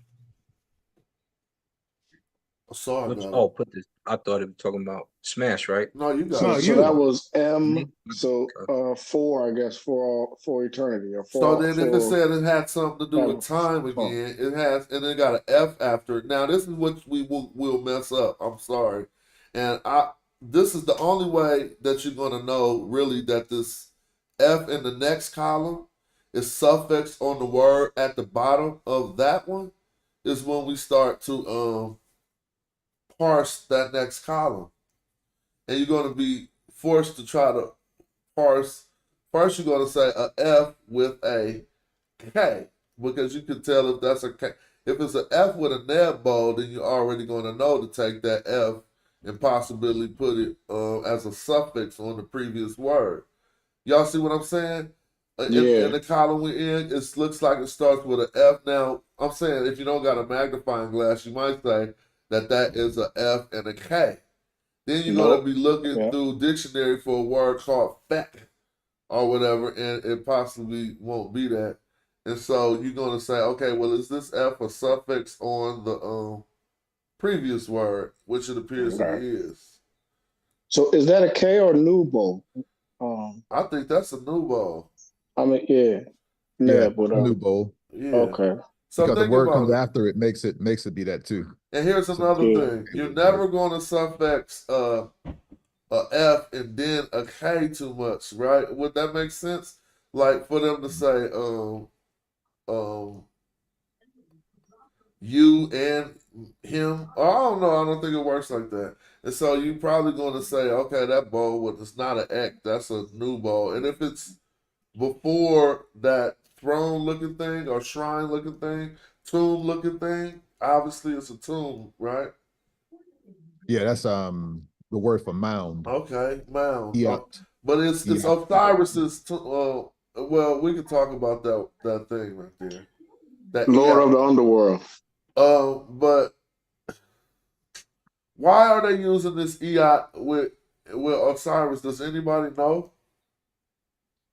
Yeah, this is his mound. So I know, Chris, I know you know everything. I be trying to let other people. I be trying to let other people ask, and then you confirm when I'm wrong. You know what I'm saying? I know you know, but do anybody else know? So hold up. So put the because he's Lord of the Underworld. Right there, the glyph that he's talking about up under the new bowl. That's what you talking about. That's the mound that represents the saw. Yep. Now think about it. They got a new ball before it. So I'm gonna tell you right now, Jay, if the new ball was after it, it'd be saying all and every or adjective. So what is the new ball when it's before it? I don't know. He's the Lord. Remember, you do know. You're just doing that. You know a neb. I said a new ball. You know a neb ball, right? That neb ball. I see it. You see it, right? Hmm? You know that. You know neb, right? Neb. Yes, I know about the god Neb, but what they got? So Neb means Lord or Master. Right. Okay. Or things, if it's not. When you see the bowl, you can pronounce it as Neb. But look, we see it after an F, which was a pronoun of suffix on the previous word, so we know we on to something else.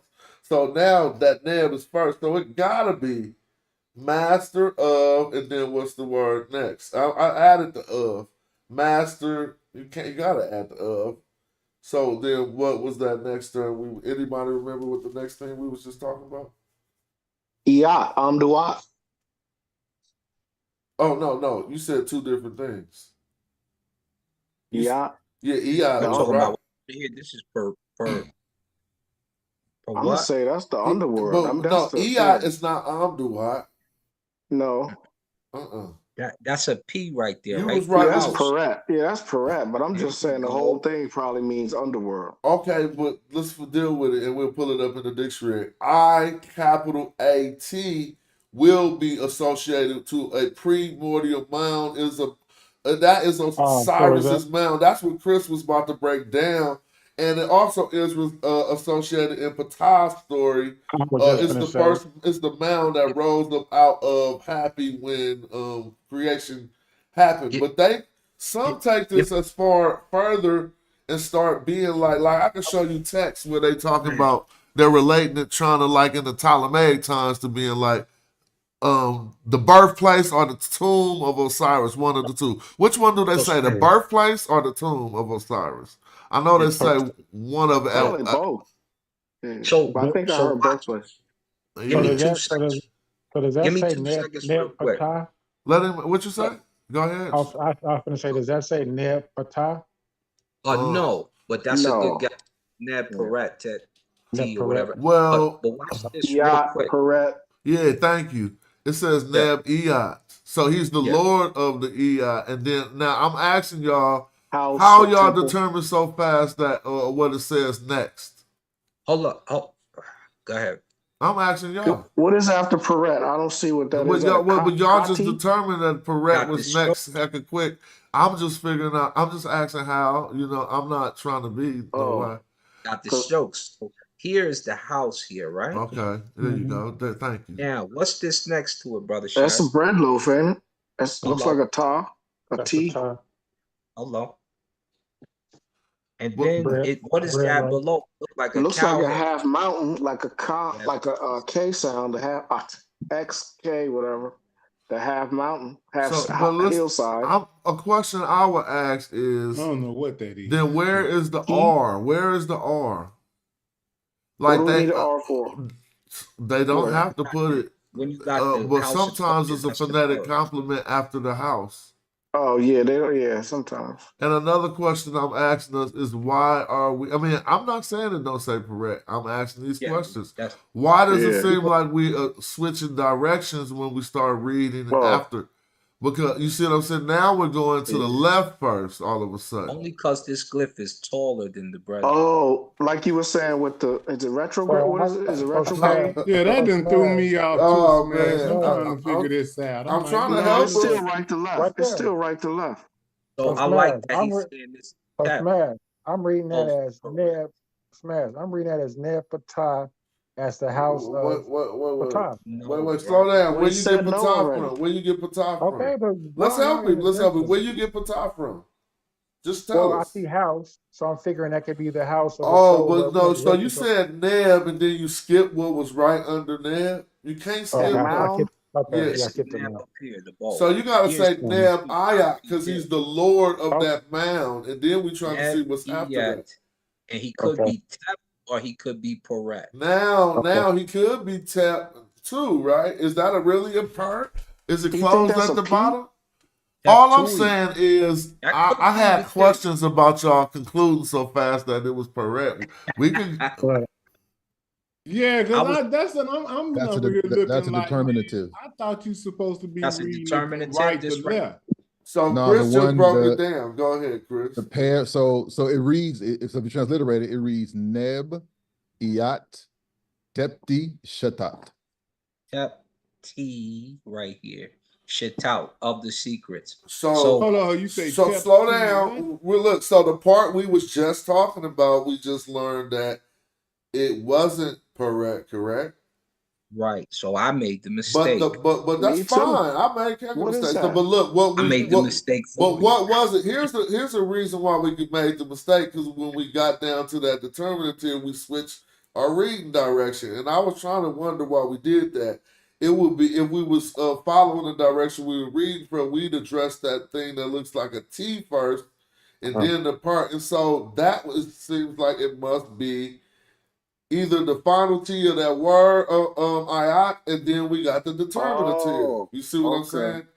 This If we- reads See, If I don't we- see too many words that start with a T. No, like that. no. The word for a mound is IAT. Right, I capital That's A. the terms for the EI. Okay. actually Yeah. IAHT. Yeah, how they it's spell. capital A. You're right. I capital AT. This is the EOT. This So then here, what comes after the PR? No, the PR is Oh, the determinative to let you know that the II is a specific place, location, or Right. what have you. Oh Building, man, that had build- me confused. Yeah. Well, I it's got cool. you. So that's It's why I'm really- trying to walk us through the confusion. So now, next, only Chris, because he knows these texts, or because he knows look. You can't say any of us could look at that black blob. Now I'm gonna go through the categories I'm running through my head. It could be a cow head turned to the side, That's what I said, bro. right? Yeah. And that's because we know the glyphs. But I think it's a half hill. anybody who's in the elementary stage just see a little black blob and they want to know how we know to start going to these things. So I'm trying to, just breaking it down. Okay, but hold on. That T. I didn't say it was. It was inconclusive. Was that a cow head turned to the side? No. What is? I thought about that the first time, but the cow head turned to the side sometimes is another way of writing Hinti, But if they wanted to say Henti, it would have came before. It would have came before up above Iat and Neb. So the reason why I think it's Tepi is because the word after it is mystery. So he's the Lord or the chief of mysteries. All right, so now for the people listening, he just said it's a human head turned to the side. Whoa. You feel me? I mean, is that correct? You said for Yes. Tepi, right? Yep. So notice how we just looking at these shapes, and you kind of going to know your options after a while. It ain't too many other things shaped like that could be. Y'all can Why couldn't it- continue. Well, Why go ahead. couldn't Go it be ahead. why couldn't it be the half hillside? No, it ain't shaped right. It No, ain't. hold on, slow down, It before ain't we go- angled right. That's gonna be more triangular if it was the half hillside. Okay, Yeah, so because the if- thing behind the first T is a P, right? The thing over there to the left of that first T that's up under the EI. So But it's a per. It's not a is the P. P right You here. think This is you're the looking per. about a complete square, but look at the bottom Yeah, that's of what I it. was trying to make sure it wasn't. It's 'cause that's open what I at the thought it bottom. was. Look at the bottom. That's what you ask This yourself is- when you see something that look like a square. Is it open at the bottom? Okay, so when you pronounce it, he said it was tech. you don't pronounce it. because you have the T here, this little bread loaf, and then you go this way to the P, so it's tap. No.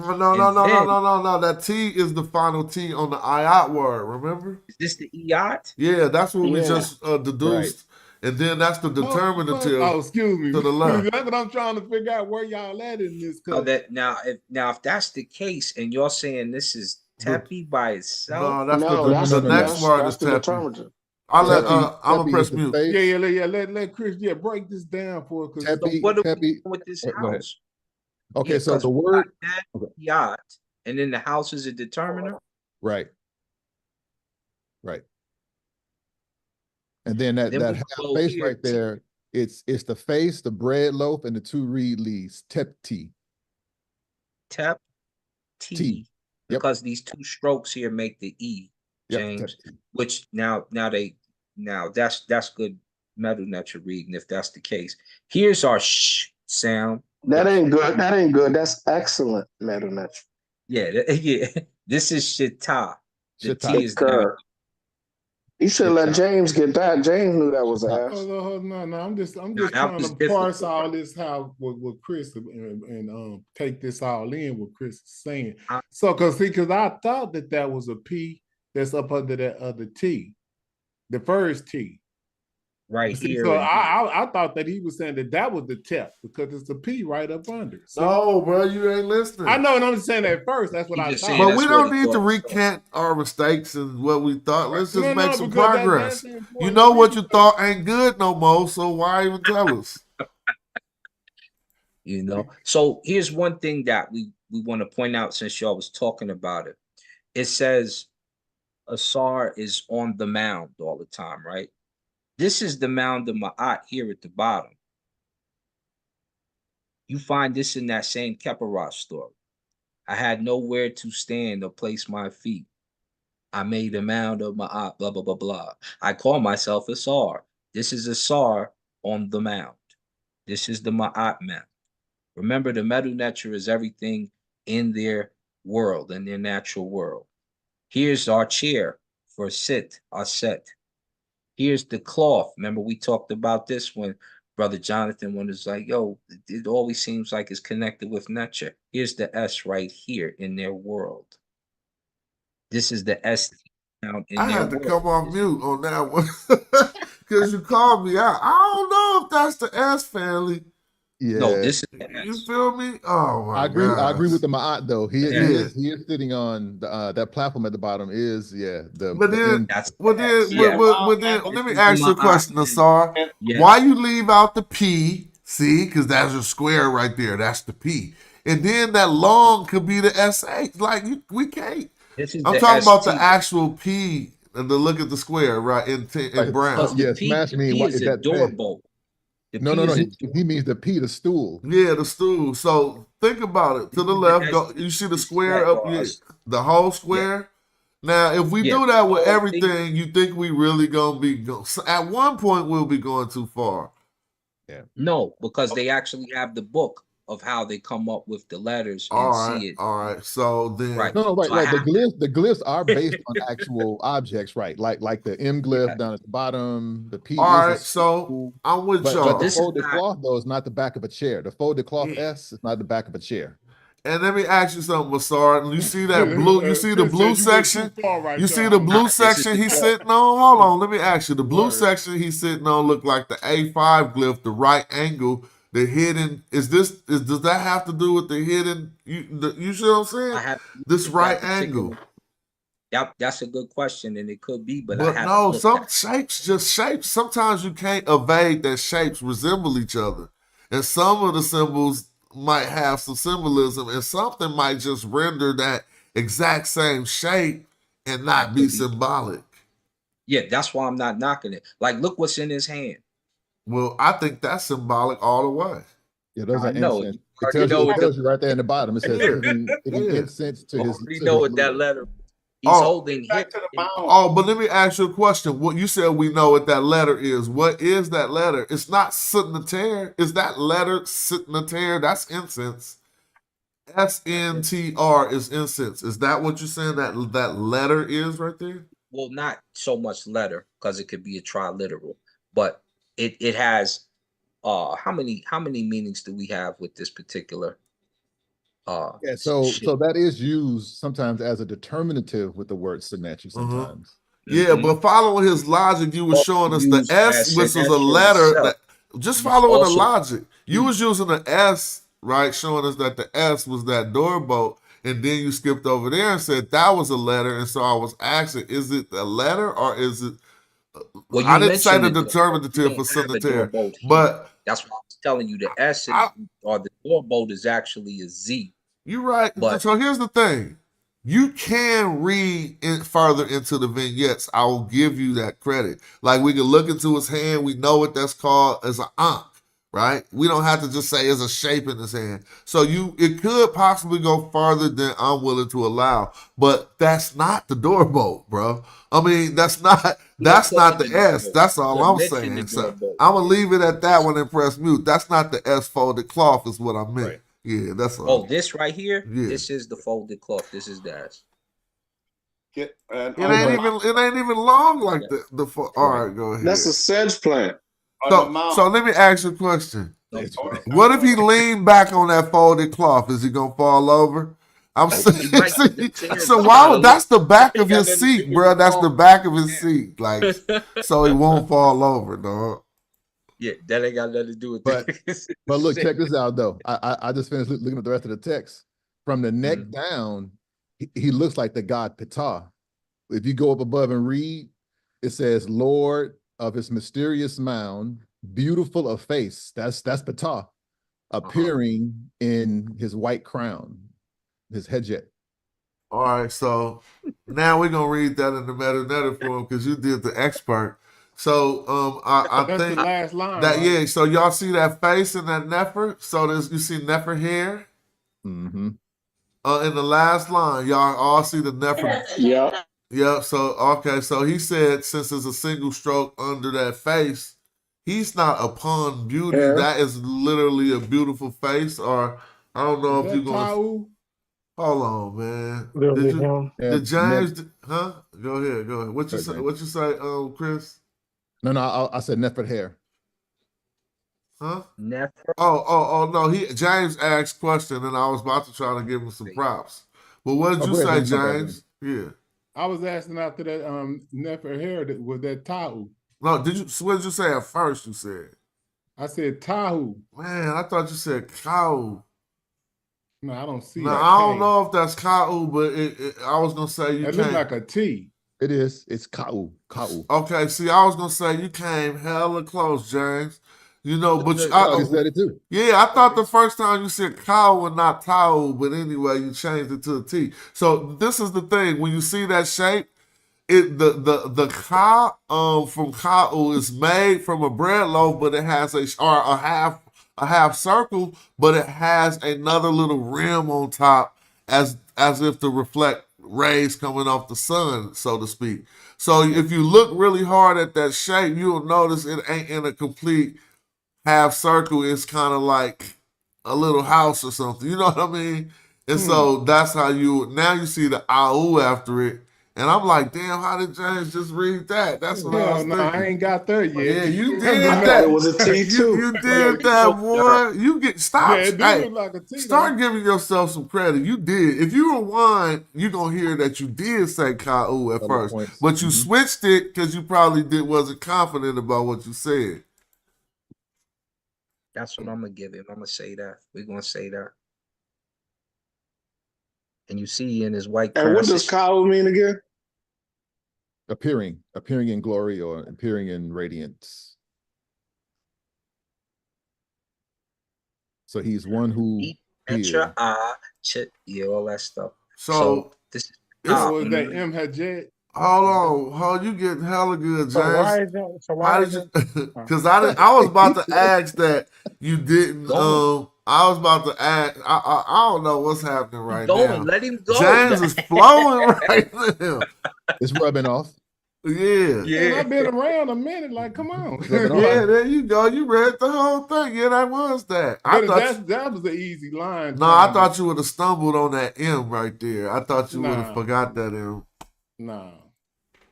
Is that a determinative after the Kau? The determinative is at the bottom. Yeah, it's the Hejit crown. I have a question for Asar. Yes, sir. Yeah, we are on the mound. In the mound, and you said symbolic. Okay, that's the mound. And the blue inside, is that symbolic of the water that the mound came out of? That would appear to be so. I just can't say for sure because you might see a different color on a different vignette. Well, the reason why I'm asking because I saw Dr. Obeidi do a similar rendering of or translation or interpretation of the symbols, and he pointed out, but in that one, that space there that's blue, it did have the water symbol, the wavy lines, and so I was connecting those two things because if you're going to say that's the mound, well, and as part of the cosmology, coming from the cosmology, the mound came out of the nun, right? The water, right? Correct? Yes, sir. Before we move past it, I want to see in the TLA, or maybe I can go look it up myself. What is that Ka thing that looks like that I thought was a T? I want to see what it looked like, so I can have a better idea what it looks like. Next Saturday. You know what I'm saying? Because this is kind of bad. Some of these things we can make out, but I would have thought that was a T. Well, you know what I'm saying? You want to pull it up for us? I just want to see what it looked like. Let's read that middle line real quick. I see Ramesh on it. So now you're going to start us going in a different direction. Wait, you can read whatever line that you feel like reading. Go right ahead, bro. Then we're going to do what James requests. What you? Read! You said I got noise in the background. I think it's Todd Nab F. And then what? What the line you said with Ramesh? What line you talking about? He's starting. No, not Ramesh. Right slow down. Why you start right there? Yeah, you're reading it backwards. Go this way. Remember I said Erdit. Oh, I sure am. Yep. It's retro. Yeah, Erdit, lecture, share or tear, Todd Nab F. All right, now, what does that mean? Don't divorce the picture from the glyph. Great God. Hold on. No. Look at the picture. Look at the picture. What does Erdit mean? What is he doing? He's giving, right? Oh, okay, yeah. I. But that says Erdit. Erdit. Yeah, I thought she gives. No. But now, if you see the T and it ain't feminine and it ain't no agreement in the sentence, and you know that it's a verb, then what should we think about that? It might have changed this word class to what? That T. The one who. It might be the one who gives. Don't he look like the one who gives? It could sure be. Does. Was I going too far, Chris? Yeah, well, no, you're not. But it would be written different though. Okay. Yep, it'll be written differently. So let's think about that. Yeah, sometimes in the book they call this like affronting. It's when a certain verb appears in a nominal form at the beginning of a sentence. So the verb ready is a weak verb, and if you want to nominalize it, Like giver? You gonna say giver? Giving. That's why I said giving. The giving. Literal translation Giving. definitive here would be the giving. And then since it's a noun after it, this is one of those cases where you can see where a verb can behave as a noun. So it's basically, it's kind of forming a genitive almost. The giving of incense, senecher. So let me ask a question. How is giving different than, ain't that still a verb? Well, yeah, but yeah, so yes, it is still a verb, but it's in a position here acting as a noun. Where you get senecher? So look, think about it this way. What is he giving? Or what's being given? Incense. The incense is being given. So see, it still has the nature of a verb of having an object, but this act now, he's doing something. So it's a thing. It has no subject. So it has an object. Giving So becomes I'm stuck trying to add ER when I see a T and I know it ain't feminine. Like the giver. You see what I'm saying? If I see give and see a T and I know it ain't feminine, I'm like, okay, I default to like the giver. But that's not actually correct, huh? It's like give in. I mean, right. No, what you're saying is correct, Smash, but the verb would be in a different position than at the beginning of the sentence here. Okay. Right. So at the beginning, then it opts to could you say that one more time? At the beginning, what happens then? And so here is acting as an infinitive verb, which is a nominal verb form. So third week verbs, if you want to nominalize third week verbs, you attach a bread loaf to it. So really translation would be the giving. Now, the act of giving. So the act of giving is actually a noun. So Did we lose? Did we lose? As opposed to just a verb. Did we lose that third week vowel or consonant? Did we lose the I? I know some people will say this is redit. Okay, so we should put R-D-I-T. Yes, redit. Yeah. Okay. R-D and to be kind of R-D-I.T. We still live. So explain to people what we mean when we say third week. I know, and I can explain it. So basically, the third consonant or vowel is normally going to always be an I, a W, and there's one more that's weak. It's the I, the W, and the Y, right? Got the leaves. Yeah, and they fall off. They weak, just like weak dudes. They fall off, right? Weak dudes be falling off. You can't. So remember, the third week means the third consonant might just fall off. Did I mess that all the way up? That's good. Yeah, it has three radical roots, right? And right, R, D, I, and the last one is weak. Yeah. So strong thirds can't fall off. Right. So sesame is a third strong right verb. So that means every time you see the word, that M gonna be there, right? Right. Exactly. And so that is just so people know that terminology in case you're just hearing this and don't know what it means. Yep. So the giving of incense or giving incense, and then you have a need there to his Lord. Yeah, great nature. So the opposite phenomenon, I don't want to call it the opposite phenomenon, but another phenomenon just kind of appears like it's the opposite of the third week when consonants geminate. Or I always look at things the easier, the most natural way, and it's when another consonant just simply grows off of the root. So in the sense of a word, some words you will see were, and sometimes you might see were with another. Oh, I don't know if this is a good example. Like erect, the word word for great. You might see it with two R's sometimes. And that is an instance of gemination. So now I'm forgetting why gemination is an indication. Is that another indication that the word switch classes? Yeah, so not just switching classes, but germination in a verb form can also indicate if it's a nominal verb form or a prospective verb form. Oh, so germination could take us to should, would, could. Yep. Oh, I was thinking it was the TUF. Okay, I forgot. I was linking that to my Satchel TU form. Then I looked in the book and seen that was clearly not right. So it's the germination. Go ahead.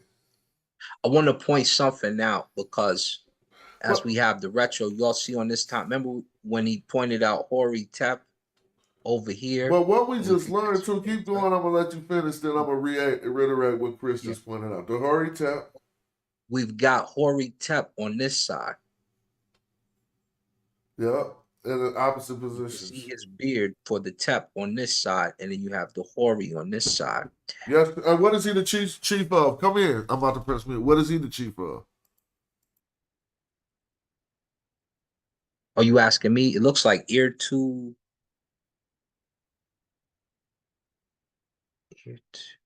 I can't tell. Ear two in Asar, and I can't see. It says Netra Atep up here, but that's not giving us the indication of what's down here. Is that Eret that they're making out there? Eret.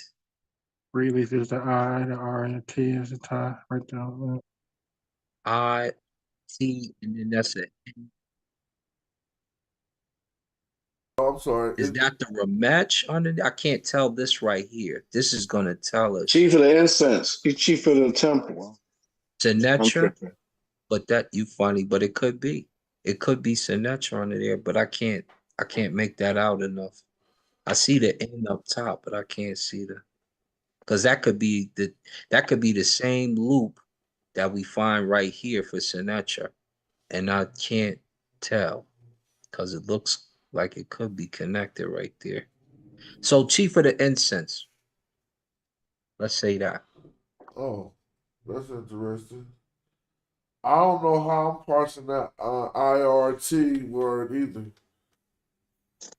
Yeah, don't it look? It's kind of confusing, right? No, I just don't know what the little small. I knew you said IRT. I think you was right. I don't know what that is. Yeah. And I can't make it out to let us know if that's signature right here or not.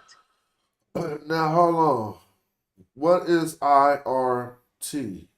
It's just the position of it. IR, we know what that is. We could be back to doing work. IRT is one who works on something or does something, right? So is it connected to the previous word? Tepi, Eric. No, he had just broke that down. He's gonna be like the chief of it. He's like in charge of it. And you see, we need to know what that is.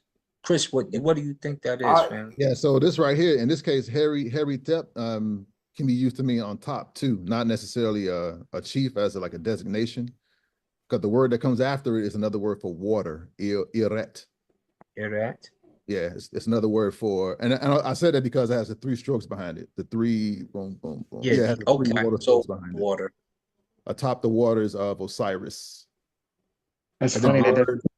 And then the word sewer at the top. I can't remember what sewer means. I think it means to drink. Up because here. it also has three strokes up under. I think sewer means to drink. I'm not sure. But basically the to swallower, you gotta look up sewer. It's something with drinking or swallowing or something like that. Yes. So the quail is a W. Swallow. If it's like get full water or something like that. So Netra Tep Amen. No, Netra him. Yeah. Netra him. Netra him, yeah. I said Netra yeah. You know, Netra him, Tep, Amen Ra, Nisut Netru, So this King is of the Net. Jabari's position. So he's the him Netra Tepi. of Ramun, yeah. But hold up though. Who is this overseer of the slaves? No, I shouldn't have said that. At the bottom. What the how y'all read that at the bottom? He's the Emir He That's something like Of the the priests. army or something, man. It's like it's not slaves. All right, well, they are captive in his 3 strokes, and he's the overseer of them. Come on now. You might be right. It's that needle shadow. and something. I mean, I don't want to Hatchet. call them slaves, but when we see that determinative with the captive and it is secure, you want to say secure, the captured lives, ain't it something like that? That's Captured alive. But this word starts with the twisted flax though. It's hair. It's something. Hold on, with you an see H. a twisted flax? I think right there in the front of the man with his arms bound. Oh man, no, I see the Hold on, tongue. where'd you go? Right That here. twisted flax, you There's forced the that tongue. into there, bro. No, Yeah, it looks like that's it his does. bow. Oh, is he a bow? Is Yeah, that a he's- he the that's the over? That's a axe. He's bow. hitting himself in He's the the head with army the man. axe. He's the army man. Yep, Yeah, that's he a getting bow. hit in the head with the Okay, axe. okay, yeah. See So the he the arm overseer connection? of the Misha, right? Yeah, and not just the Misha, the great army.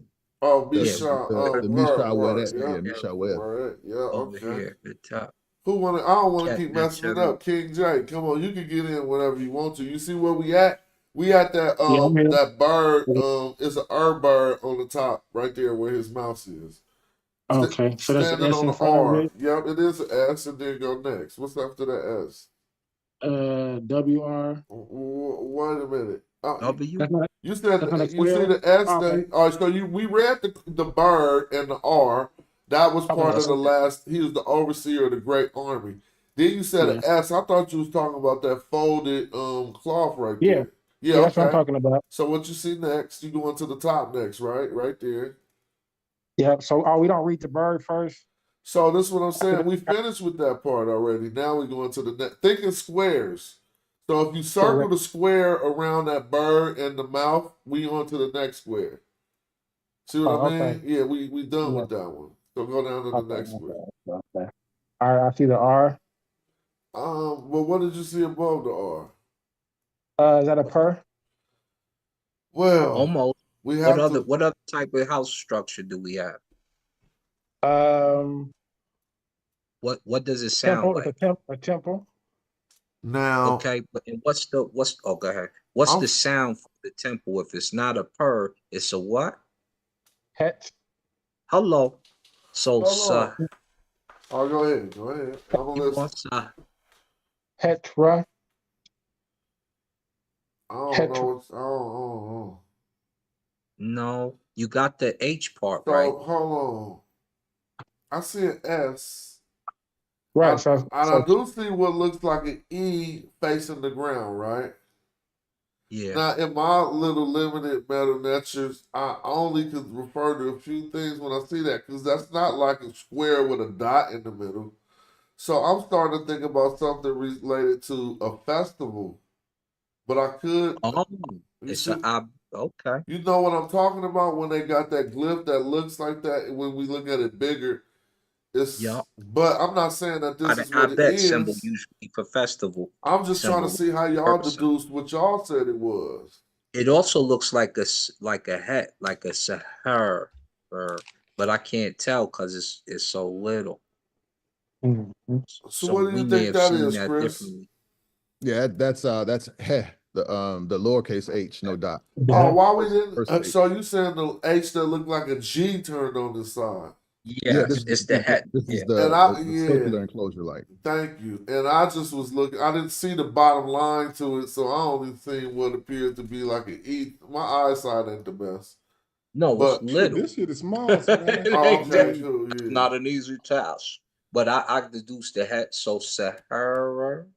So let me ask something now. We see 2 R's at the end, and I was talking about a phenomenon of gemination. Every time you see double consonants at the end and like that, it's not always gemination. But that is how it would appear if that was happening in this instance. But I'm not even familiar with this irregular term, so I wouldn't know whether it was doing that or not. Okay. So is that Nefer Well, you're missing one right before we get to this here. Okay. What's this Okay, right here? What is that? I thought that was a papyrus roll, but I might be wrong. It's a papyrus roll? I thought that's what it was. I think you're right too. Yep. Is that okay? Yeah. So it's a papyrus roll, so we can move down to these. The head So ad. what you got right here? I always mistake that as a placenta, but I know that's not a placenta. Well, it's a circle, so you know that's one option for a circle. What else you got for an option for a circle? You might gotta help me out with that one. Think about phonetically. What do you have for like KH is an option and Ra is an option. People could probably think of a few more options. Those would be your first when you see something like a circle. So if you're thinking it might be the KH, then what would be under it? The T. So is there a word that's correct? So it'd be netter correct. You might not know that word. You might want to look it in the dictionary because it could possibly be a word. But I lost the column that we're on, and so I can't see what I'm talking about Right here, bro. Oh, okay. Right there. Now, if you see cat, so what do we think those three strokes go with that netter root to the right? So those are Eddie? for the tepi. The tepi. Oh, yeah, right there. Yeah, then for netter root. Yeah, right there. Yeah. So let's probe it the way that you probe it. And let's say it's Ra. Would Ra be feminized that way? Right. No. Net.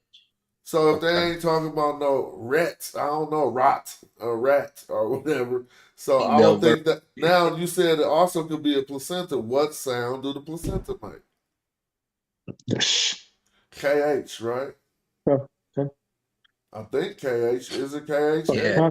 So would there be the top after? So it'd be cut. So maybe it's an option if there's a word cat, then you take it to the dictionary and see if that's an option. If that ain't an option, then you probably keep probing. I already know that that's a word, even though I'm not saying that this is what it say. It could say catnater m. What? Let me see. Sep catnater m sep. Right now, things of the gods of on this occasion, something like that. What would you say, Chris? Yeah, so this is below the word seherer. You could translate this literally as paut necheru, but normally this combination of glyphs was being confused as a placenta is actually the word paut means like food of the god, like some kind of special bread. But the paut, is that the paut? Yes, paut. But together that's a P. Gods together. No, yeah, but the together it gives you the word kasejet together. Okay. Hold on. This gives you the word kasejet. I'm trying to. So this is one of the kasejets. Crazy. Can I ask you a question? What is the word you just said that the circle? When I was probing it, I fell short at three options. I said the circle, the placenta of Ra, and we got another option for this circle right here. Yeah, so it's like a food offering to a god. A Hold on, I can't hear. What you say, Chris? Yeah, no, just look the word paut. Paut. So I'm gonna do this just because I'm covering it, and I couldn't even tell that was the paut. P-A-U-T? P-A-U-T, like this. P capital A-W-T. Paut. All right, thank you. P-A-U-T in the old joint, and it means doughy or cake. And primeval matter. Okay. So do y'all see that? Oh, y'all can't see that. No, we can't see it. So is it a reference to a primeval mound? You can't see it? Hold on, let me stop sharing. I'll reshare real quick. No, it's a reference to a food that the gods lived on. A bread fruit the gods lived on. This is the paut here, and it also represents the primeval matter, or like the singularity. When you get into, and it's a doughy cake, it represents the 9 gods. We see your saw screen right now. Yes. So this is and this, you see this little circle, this is what it is, but it's so dark you can't even see that line in the middle. Yeah, and it look like a little half of kind of, what is it, like a quarter, half moon or something, a 3/4 moon. Yeah. Oh, so I'm trying. It look like somebody with a hairline or something. You know, I see what you're I saying. didn't know nothing about that. Not the We're about to talk about it tomorrow. Like somebody with a bowl. What you say? Like I got a bowl cut. Yeah, we're gonna talk about that tomorrow. Around here. Like how you know? But see, yeah, basically, I bet you I see what Chris be doing. He be reading ahead of the whole joint, and he figuring stuff out. Nah, you tripping? Gotta be. Reading ahead of the whole joint like 5 years ago. Word. Not just trying to stay ahead of you or me. No, I ain't saying it. No, like but that. I'm just saying, the way he figured that out. I'm just saying your hunch and your suspicion should be qualified with more grandeur. Like when people take their time to study and know some shit, they not just trying to stay one step above you, ahead of you by reading. I didn't mean it like that. I was just saying the way he did that. I know, and I noticed from him being on the show, he's always reading before or after so he could get a context of what it's saying, which possibly you're right, but I'm just saying. Saul says that too. He uses the syntax to make out things. So that's I wasn't thinking that you were saying I want you to peep game. I'm saying when you can actually read it like that, like remember when Jonathan Winterman told me, don't send me none of your text. I'm gonna read it as soon as I see it. Right. Now, when we read English, we were instructed to read a line or two ahead of ourselves. And so, but I'm just saying, I think the level that Chris is on is like really like that shit, like not it just seemed like to be ahead of us. Yeah, I'm not saying this against you, James. I'm just making sure nobody in the crowd is listening like, nah, that they understand that some people should be like considered professors and shit. You know what I'm saying? I definitely agree. James, you remember I said that though. I do that though. I know. Exactly. I'm taking lessons at all times, Chris. Trust me. I remember you told me that, and I think that's a wise thing to do because when you're looking at this stuff, you got to put it in context. And some things that you can't make out, you're gonna have to go before or after, and then you know what I'm saying. So it's just like reading real English text. Sometimes when you have words that you can't, you can go in before a word and then you can get the syntax or the context of the word, what the word is you can't make out, then you can pronounce it. So it's the same thing. What the line before it say?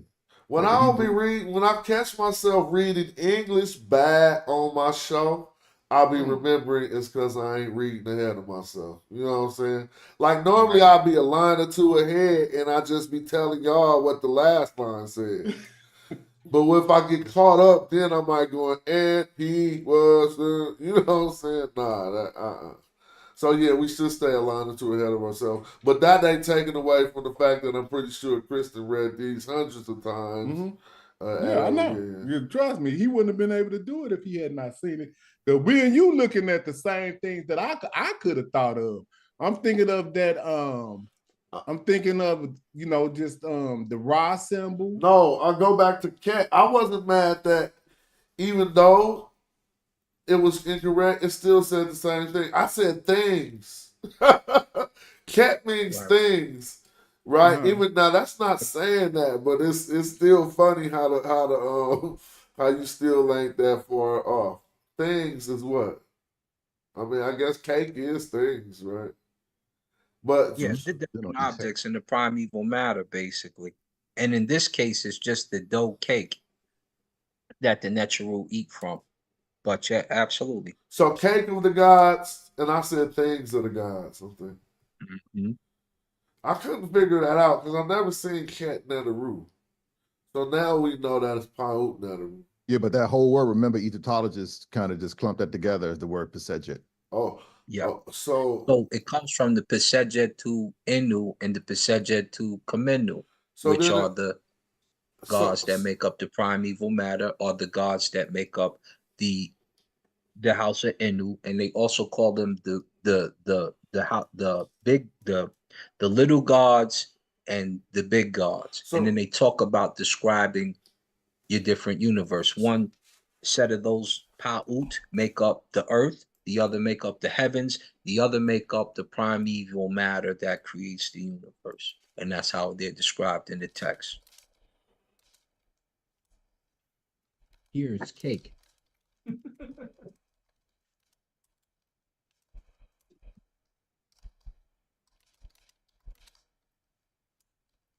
Oh, excuse me.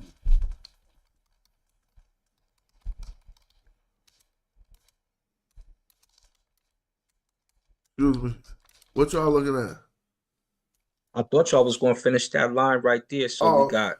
Oh, so I'm trying to learn some more. So how did y'all end that out?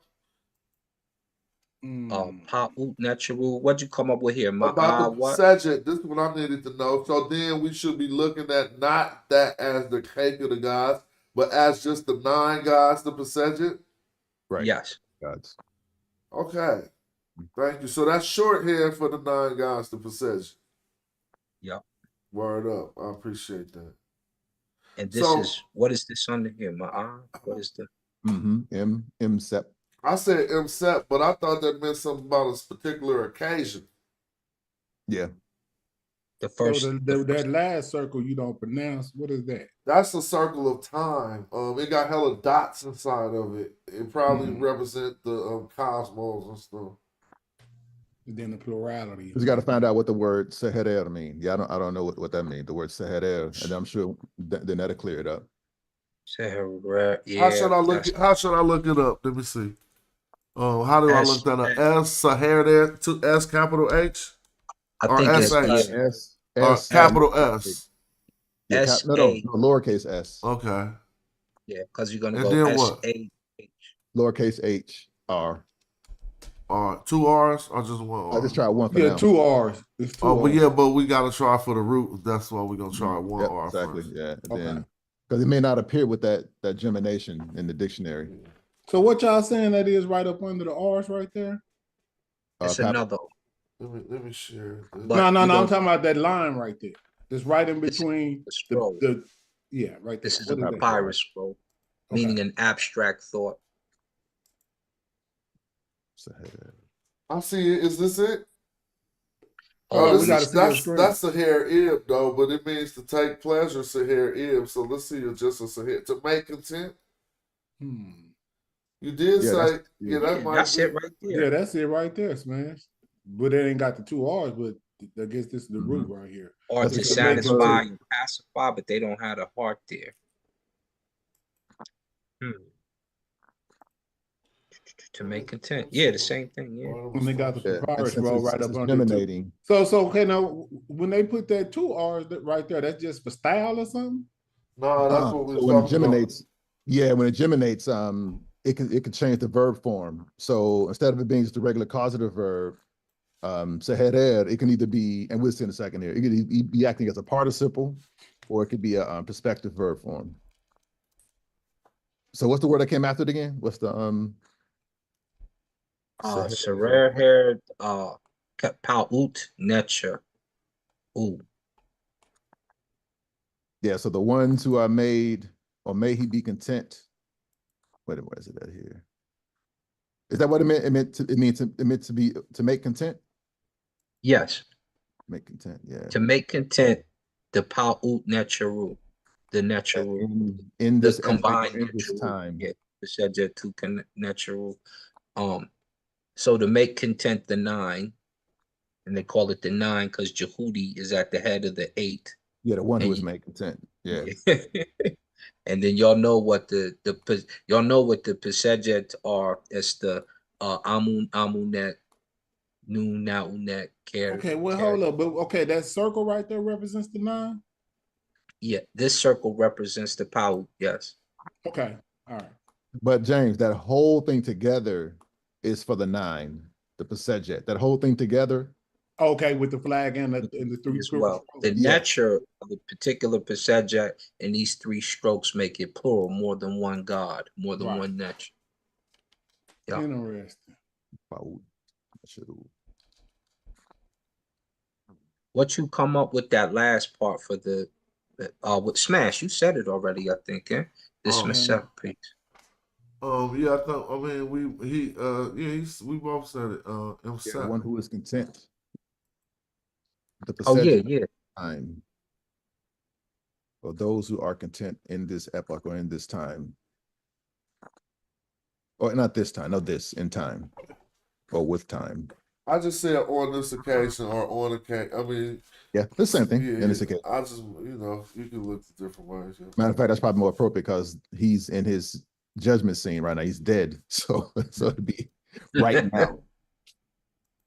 I need to scan this document. Since is down, I do have a new version of this Hope, but it ain't scannable, man. So when I be trying to pull up stuff, non-scannable PDFs is horrible. Yeah. I know it's a way you can make Adobe just make it scannable real quick. So this is the one. This is Penegem the second. When you get it.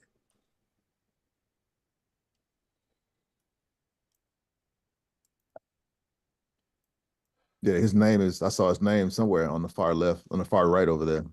Oh, I saw did you? Copper somewhere. Over here? No, Oh, in the on the glyph. papyrus. Yeah. It is left. right. No, on the Let's far go. right. There it is, right there. Pa. Oh, you know that just says Pa Shepes Ma'at. Hold up, where you at? The regal or the noble one, true of voice. Go over. Oh, no, there it is. The Nejim. Go down. Right there. Oh, right here. It's a Nejim. Yeah. Yeah. So Berg. Nejim. Actually, it doesn't say Sunejim right here. It actually says Pa Nejim. Unless the folded cloth is on that crease right there. Let's see That's the crease a good question. after the Nejim plant. It's a crease. It could be a folded cloth right behind that. Yeah. But that's his name though. Because because it has the man behind it. Right after, yeah. And the noble man, the Shepes man behind it. Oh man. And he's in Waset. He's in the western portion of Waset, upon western part of Thebes. Yeah, Amentet Waset. So he is definitely in his tomb. He has gone to the west. Amentet Amentet Waset. In the heavens from Waset. What's this? Yeah. Pa'ut natural again. Right That's here. west. He meant that west, right? Yep. Western Thebes. Amentet, yeah. Yep. Amentet Waset. So he across the river. He's traveled. He's gone his way. There go the onions. There go that leg. Yeah. I saw the onions down there. That's like a straight up clear picture of some onions. Hey, y'all heard the funny. I can say that about pineapples. That don't look like an open pineapple. Yeah, it look like pineapples. Nah. Those are onions. You talking about green onions on the top? Down. Oh, you talking about? We seen those. I'm talking about the ones in the I'm middle. looking at. I thought you meant those was onions at the bottom. Yeah. They say they ostrich eggs, but we'll go with that was gonna be olive leaves. They're gonna say, huh? Yeah. All right, can we go back? Can we go back up? Can we go back up to the top? And can the brother who just Chris explain this act better answer for me? Up a little bit over the third one from the end. Yeah, right here. Yeah, right there. So are those three? So I'm looking at those. I'm seeing those as three different gnome standards. Is that not correct? Two different. No, well, actually, it's only one. Well, I know what you mean though, but it's only one gnome being mentioned here, right? And that's Waset. But it's no. So the one above it is that a feather on that standard? Yeah, but that's a standard for direction. Okay. Now, okay. Well, the city inside of this state. Okay. I'm not saying it's not used in any gnome names, but what I'm saying though, in terms of direction, that's a standard for direction for the West. Right. It can be used in a name for other gnomes, and if it is, it's probably talking about the western part of it. But here though, right, of course, it's a place, a district. No, the West. No, the West. Okay, literally, we see the horizon. Okay, for sure. Well, no, there's no horizon there. You see the glyph for hills at the bottom as a determinative. And then you see bread loaves, right? And then you see the standard with the feather on it. Yes. Right. So that's the word for west. Okay. And that's determinative because that's talking about the western part of the desert. So you cross the Nile heading westward. So is that in Libyan area? Libyan territory? No. It's not like a city. Well, actually, it's a city for the dead. It's not like a city where people live at. It's a region on the western bank of the Nile. Okay. Wow. Yeah. And this is okay. Right. So imagine Thebes, imagine the city Thebes, and then go across the Nile west. On the western side. Yeah. Yep. The And then West. the next line, it kind of even gives it away too. He's on that side before the Pasejet, the Great Pasejet. And then on the next line, you can see where it has the word Desheret. My bad, not Desheret. What's the word for sacred again? I forgot. Damn. For which one? The word for sacred. For sacred. Desheret, yeah, sure. And then below that, it should be a taglyph, so the sacred land. Right above the three hills that look like that's a taglyph, right? Yep, in between there. That thing is so, that's why I said that thing's so broken up. That's sure, not Desheret. That's sure. Was there a Waset in there that I missed? Yeah, Waset is here. Okay. Deeps. This is Amentet Waset. Waset. The Y scepter and the T in the locality. The Smash go? Nah, he's still there. This is the Pa'ut. These are the Netcher, and these strokes make it plural U. This looks like AI. AI, yeah. Mm-hmm.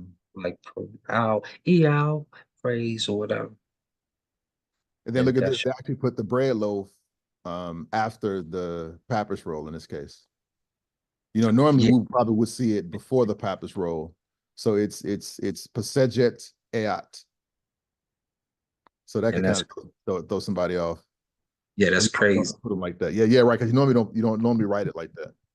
That's that retrograde. You're in the dua. You can read things like this, but you can't. But you know what though? I've heard people talk about it, and this is like one of the few times this papyrus actually shows you the similarities though between Ptah and Osiris.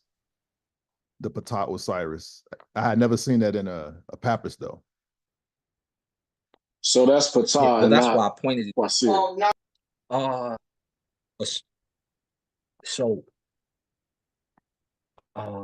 is that papyrus? Because I'll put you on another one. I can't remember them. No, it's common in the underworld text. You always see them parallel Ptah, Osiris, and Sokar, but I've never seen it in a Book of the Dead though. I've never seen it in anybody's Purdah Meru. Okay. Yeah. No, they in the 5th hour of the Amduat, they hook them all up. Because you know Ptah is always on the opposite side with his click, and the stars on the other side with his click. And then they hook them all up down there. But here though, I had never seen it done. And they're not doing it directly, but that attribute, that Lord atop his mysterious mound, sometimes that's an attribute for Ptah. Yeah. And then after it says beautiful of face, and that's one of Ptah's names. He's called Nefer Hair. Well, and then what is it, 150 names or 105 names of Asar? One of his names is Asar Ptah too. Yeah. So it would only be right. So what did we say that priest was the or that man? He was the Lord of? Priest. Say that one more time, Chef. So what was he, the ruler or the guy? Hold on, let the sister speak. I think you was trying to speak before. Go ahead, big sister. I believe you were hearing my wife in my background. Oh, that's your wife? I'm sorry. I thought there was somebody in here. Yeah, I thought. Go ahead, brother Shad. Say it one more time. I'm sorry. I'm trying to find a break. My son and my wife talking loud out here. But no, go ahead. I'm good. But you get smacked in there, yo. Right. So that was a good reading for it, though. How the chat talking? What the chat talking about? Yeah, that was good money right there, man. Yeah, it was good. This is I've read pieces from the tomb of Senedjim, but I've never, matter of fact, I didn't even know we had his Pert in Meru. Oh, well, you've been on Ushapti's before, right? Yeah. Like I said, I've seen his stele, I've seen some of his tombs, the shop, but I've never seen his book, his Pert in Meru. I didn't know it exists. Yeah, it's pretty good. It's What I mean by good is the handwriting is, I've seen a lot worse. The handwriting is pretty good. A lot worse, yo. This actually is kind of cool. Goes the great priest to get his stuff right. All right, now I'm trying to. let me ask. What we a call question. smudges, a lot of times it happens because the ink will bleed. So I'm sure when they first wrote this, it didn't have all the, like for example, in the Harry Thep and in the Tepi, I'm sure it was a lot clearer when they wrote it. But you know, it bleeds over time, and that's probably why it's looking kind of like, what is that? Is that a Thep? Is it a Harry? Is it an Ib? If you've ever made papyrus, and this is my theory, because I've made some papyrus. When you do it and it's still wet, which I'm sure they had to do sometimes due to time and they needed it there fast. When you're drying it out under the press and then you start to write on it, I think some of the water from the plant makes it drip a little bit after you've created it. And I think because of some of their, I think, like when you got to get something out really fast, I think that's one of the reasons why a lot of the documents bleed over when they wrote.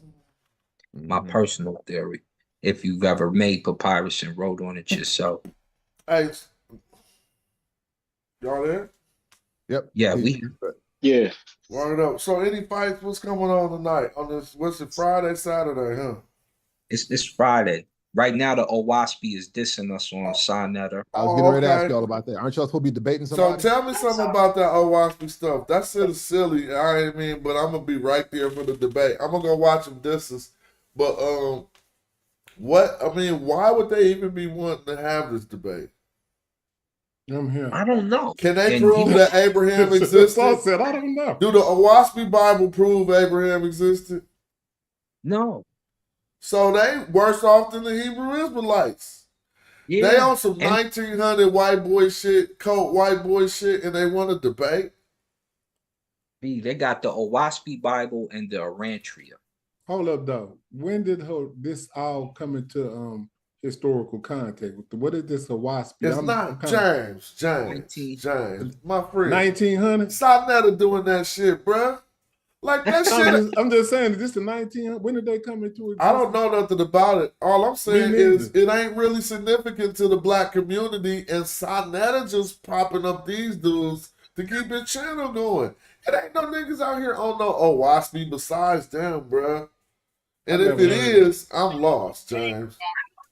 Yeah, this is brand new. I just never heard of this until maybe the last week or so. 2 weeks. Man, they made that shit up, bruh.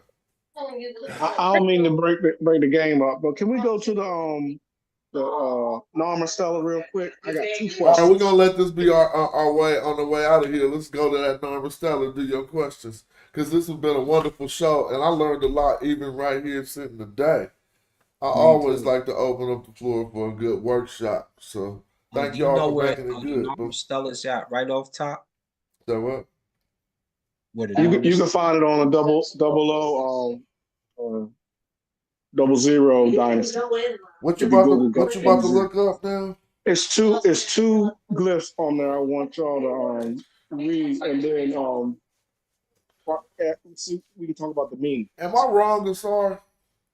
While you pull this up, is Owaspy something that's like slowly catching fire in the black community and it needs to be squashed out, or is it something we would not? It is. I didn't think it was. I didn't think it was a thing.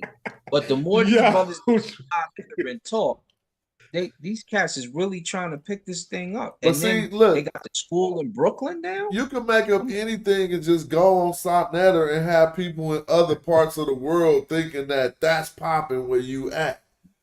Yeah. And I'm kind of dangerous. Yeah, that's what I'm saying. And then they got little. I mean, you might have some little dudes looking into the Owaspy and not looking into Africa. Like, this shit is crazy. It is. I can't even imagine.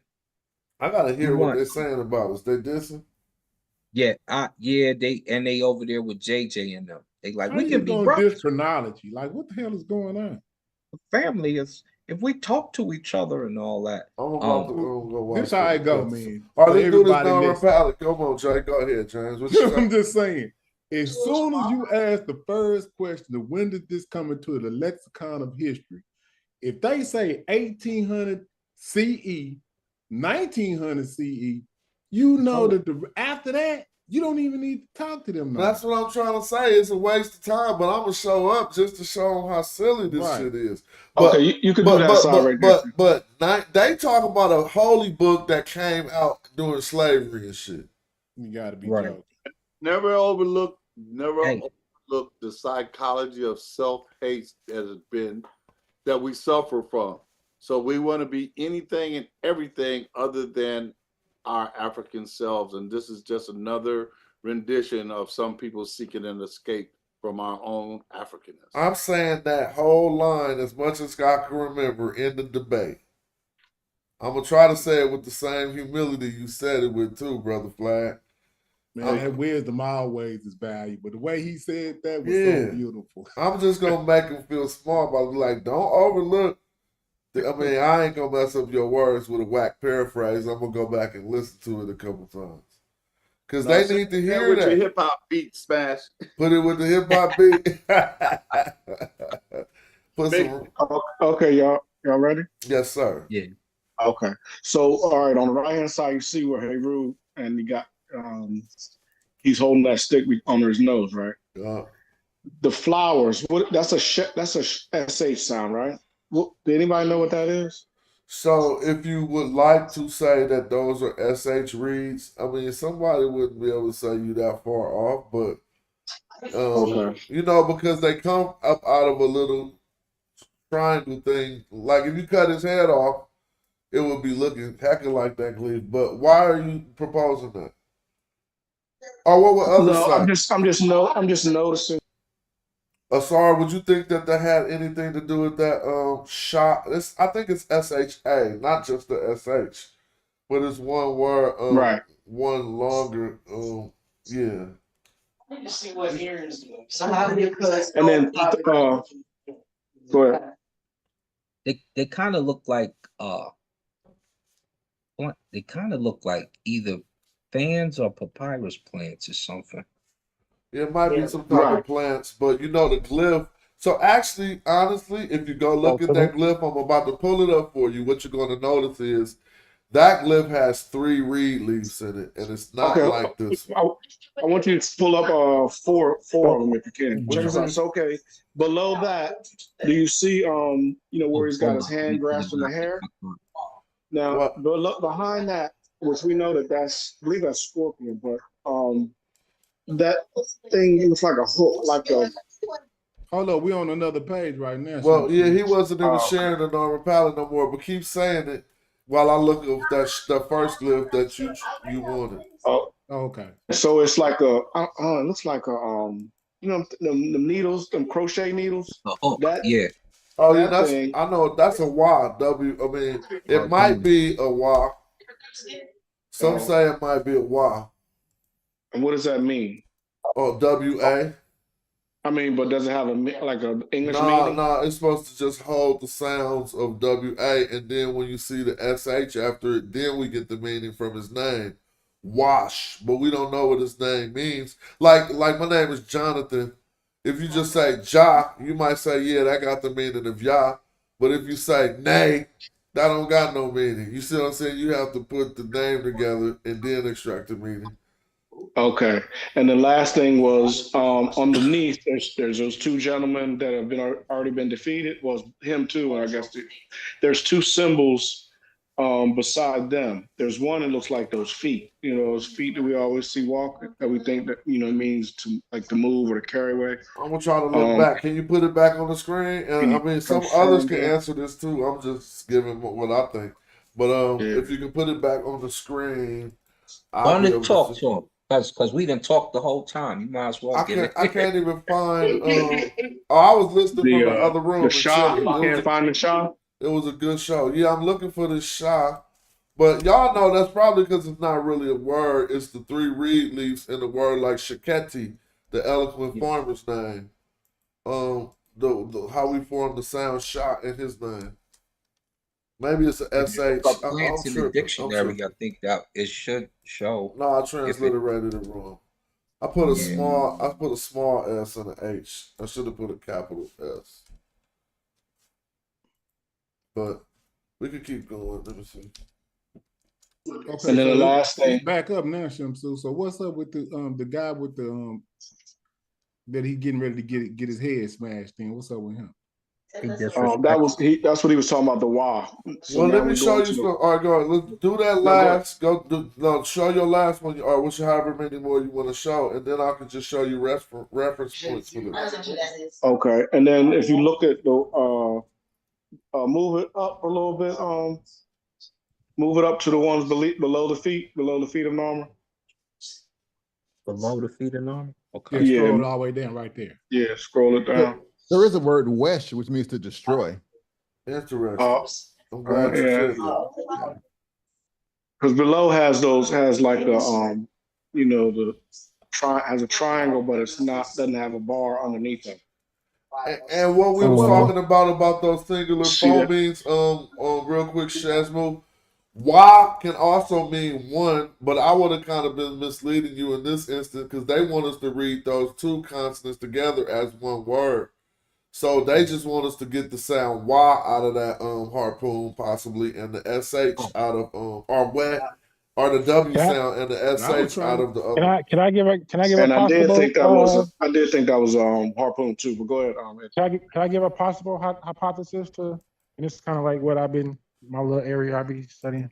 Go right ahead. So what my understanding is that of the Narmer palette, what we're looking at is Narmer in this particular culture as the Madi Butu culture. They are the inhabitants of the land of Temehu. So that I'm just giving what I think. You just said we kind of know that though. We trying to look at the because you just said brother, two things. I can't never talk, bro. I'm listening, y'all. Y'all You talking, can, y'all. All right. Well, you can talk. Let me just ask you something. You can continue. You said the mighty Butu culture, right? No, Madi. See, that's what I'm trying to figure out. Yeah, okay. You said Madi. Yeah, okay. I'm not saying mighty. No, Madi. Okay. Yeah. And you said It's the Made Butu culture is of Temehu? Yeah, well, yeah. So that's land of Temehu. So this right here corresponds with like the Libyan palette, the Hunter's palette. So the scholars on it says that these people coincide with the Tahino people. But these particular area, these nomes. Can you see my screen, y'all? No, he moved it out. Go ahead. Yeah. We see it, Smash. I saw the brother is gone though. It might be conjecture that Eddie, if you can continue in a minute, but it might be conjecture that he was a pharaoh. My always understanding of it is, and I ended up a long time ago. Smash got, but it's Newberry's work. A long time ago, when I was talking about the gnomes these gnomes coming from the south conquering. This brother. No, I was just reading what hold on real quick, Eddie. Can you see my screen, Eddie? You're wrong. Eddie, can you see my screen? Yeah. So I'm just showing you here that it's not us in our language of Medu Neter saying that says wash or wesh, but they're saying that wash was a pharaoh because they find a name next to his head. Chris added that's also a word wesh, which means to destroy. So that would seem to go with it. But we clearly see they saying that Wash was possibly a pharaoh from pre-dynastic ancient Egypt 5,000 years ago, and they saying that this might have been him. And so notice they are saying that that is a harpoon and an SH2, and they give the sources right here. It kind of says what I'm saying, doesn't it? If I read further, it says these are small images of a harpoon and lake. Scholars have considered this harpoon and lake rebus as either a representation of the harpoon gnome, commonly a community in the northwestern Nile Delta. You're right. That's exactly what I said when y'all was talking like, oh, what is this? No, I don't know what you're talking about. That's exactly what you said, but I don't recall you saying anything about that today. I definitely said that they were the harpoon gnomes, the west and the east. Oh, definitely they are. I believe they are the harpoon gnome, but I don't know about I don't agree with that. I don't agree with that. Where do you think the harpoon gnome is located at? I think it's in the south. If you go to 00, no, brother. These are the 20 gnomes in the delta. These That's are the actually beginning nodes in the 22. delta. Yeah, Oh, these but are look, hold on. at that Now, time there wasn't These are 22. not, all these are not the 20 are in the Delta. All these are but not in the Delta. but let's Those slow Yeah, ones down. there Let's it slow wasn't. down Wash? I real didn't know quick. it said on the If screen we though. can't propose it as everything, so if we conclude that these are insignias of a gnome, then we won't be able to say that this is the name of the man right there. And you see what I'm saying? And likewise, if we say that there's a name, then we won't be able to say that it's representative of a gnome or something. And so I don't know. So I'm just let's continue real quick. I'm just So going. then, Or I'll take it off the screen. yes, no, you good. Scroll. Share Asar screen again. Did the brother finish? Oh, it's just new. Okay, go ahead. I thought the brother Yeah. had another. Here I'm back. Sure. Hold on, let me share it for you real Yeah. quick. It's on the YouTube now, but it's not on. It's not sharing with us. There you go. So see the dude on the right hand side at the bottom. He's got the looks like the split leg glyph. Is that correct? And then what's that other glyph with the other guy? That's what I was asking. I don't think that's the split leg glyph. Look at it closely. It has some type of thing on top of it. Yeah. Hello? Oh. Yeah, I'm with you, but I assume. But anything you can think of that might be? That's a good That's question. interesting to look at. Could be representation of people groups. Yeah, They're because under that could. Didn't they say that was like a turtle or something? I don't know about a turtle. On another. They ain't looking like no turtle. That's a square ass turtle, bro. Yeah. All right, and then flip it around, go to the other side real quick, people group.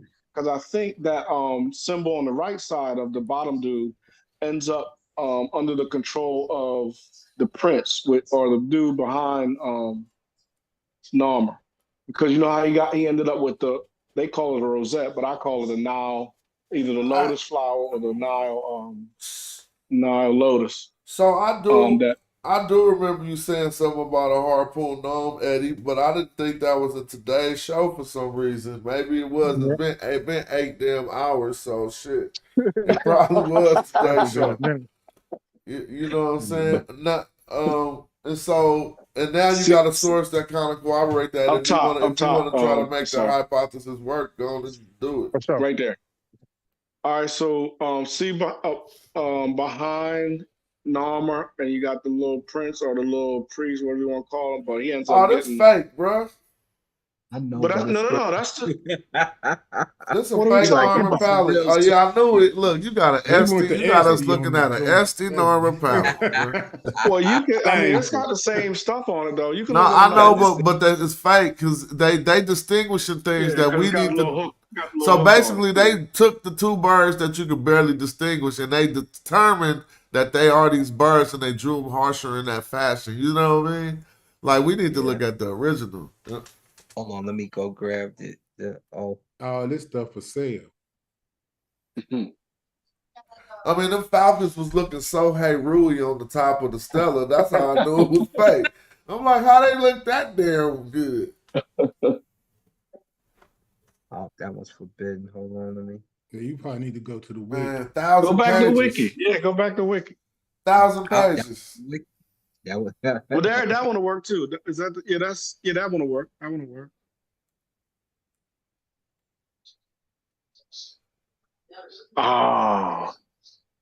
Go back to wiki. Now, well, at least they what y'all looking for? I was just showing that same. You remember you said we didn't know what I said the split legs.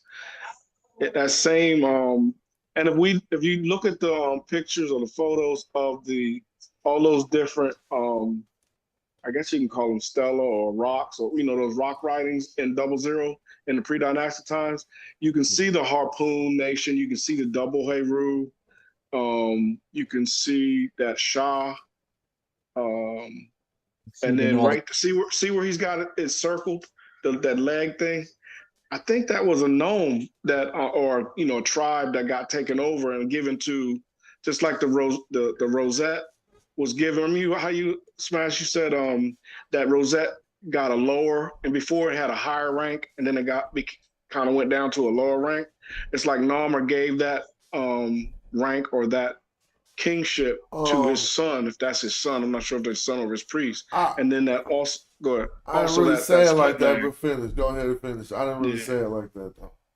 Also, no, what I was saying, go ahead. What I had said was they found it on Scorpion when he was represented as a king. And then later they find it on the dude behind the king. So yeah, Exactly. you interpret it as a drop in rank, and that is a correct interpretation. But in case that ain't true, that ain't actually what I said. I said, you know what I mean? Right. I mean, that's kind of, I've paraphrased, but I mean, in this picture right here, Narmer is actually the king. So the dude behind him could, even though he obtained it, he can't be higher than Narmer. So I would say it drops some ranks. And then the split leg right there is right, whatever that is right there again. So Well, here's the thing. This split leg is different than the one that you noticed at the other part, and we got to pay attention to that. The other one got like a flower blossom on the top, like looked like a dandelion or whatever those things is called. This one has some type of binding between, it looks like an A. It has a binding between the two. If those are legs, which they're not, and then, I mean, which they could possibly not be, they can be. But I don't want, this is what I was saying, they're not, because I said a binding. Just look at how our brains work. The first two things I can think of is legs with a binding on them. You know what I'm saying? When I see this, it looked like an A. Right.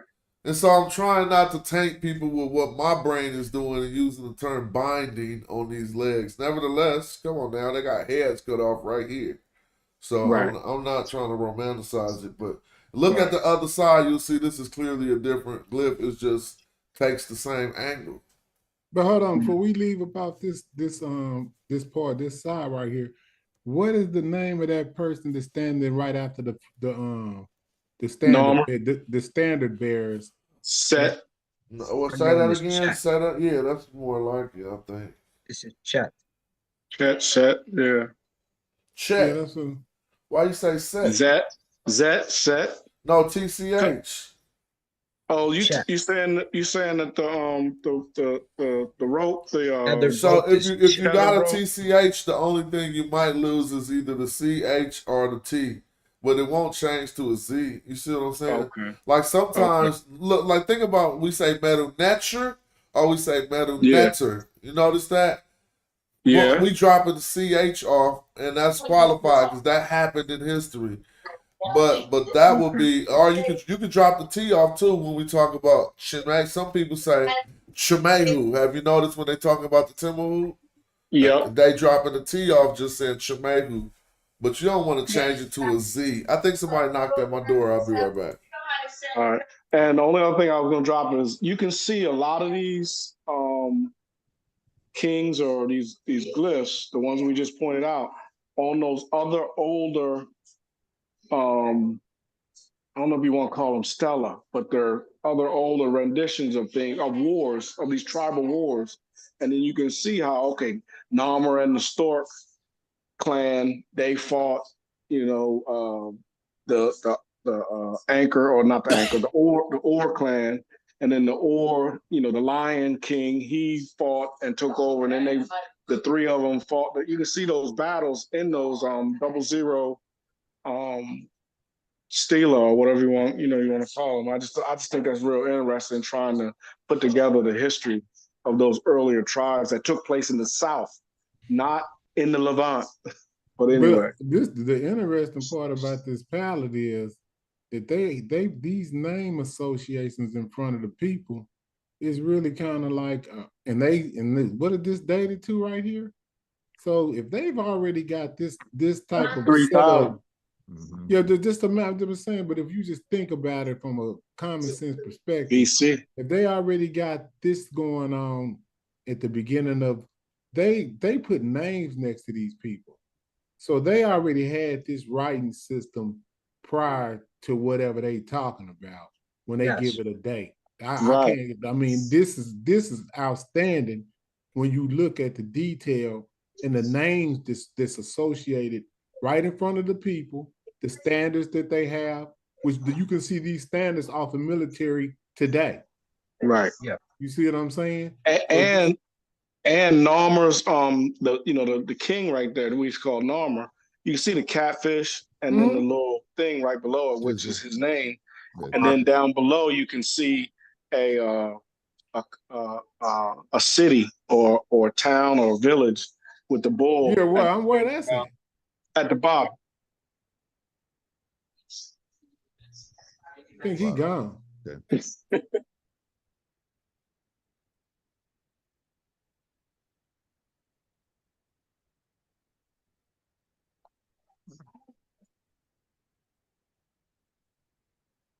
Where you see show us Smash? What are you talking about with the harpoon? Right there, he's hovering over it. See this That's a little harpoon? stroke right here with the bird on top of it. And look, this is a boat, as if Right. these people came over here by boat and got Yep. slaughtered. Yep. So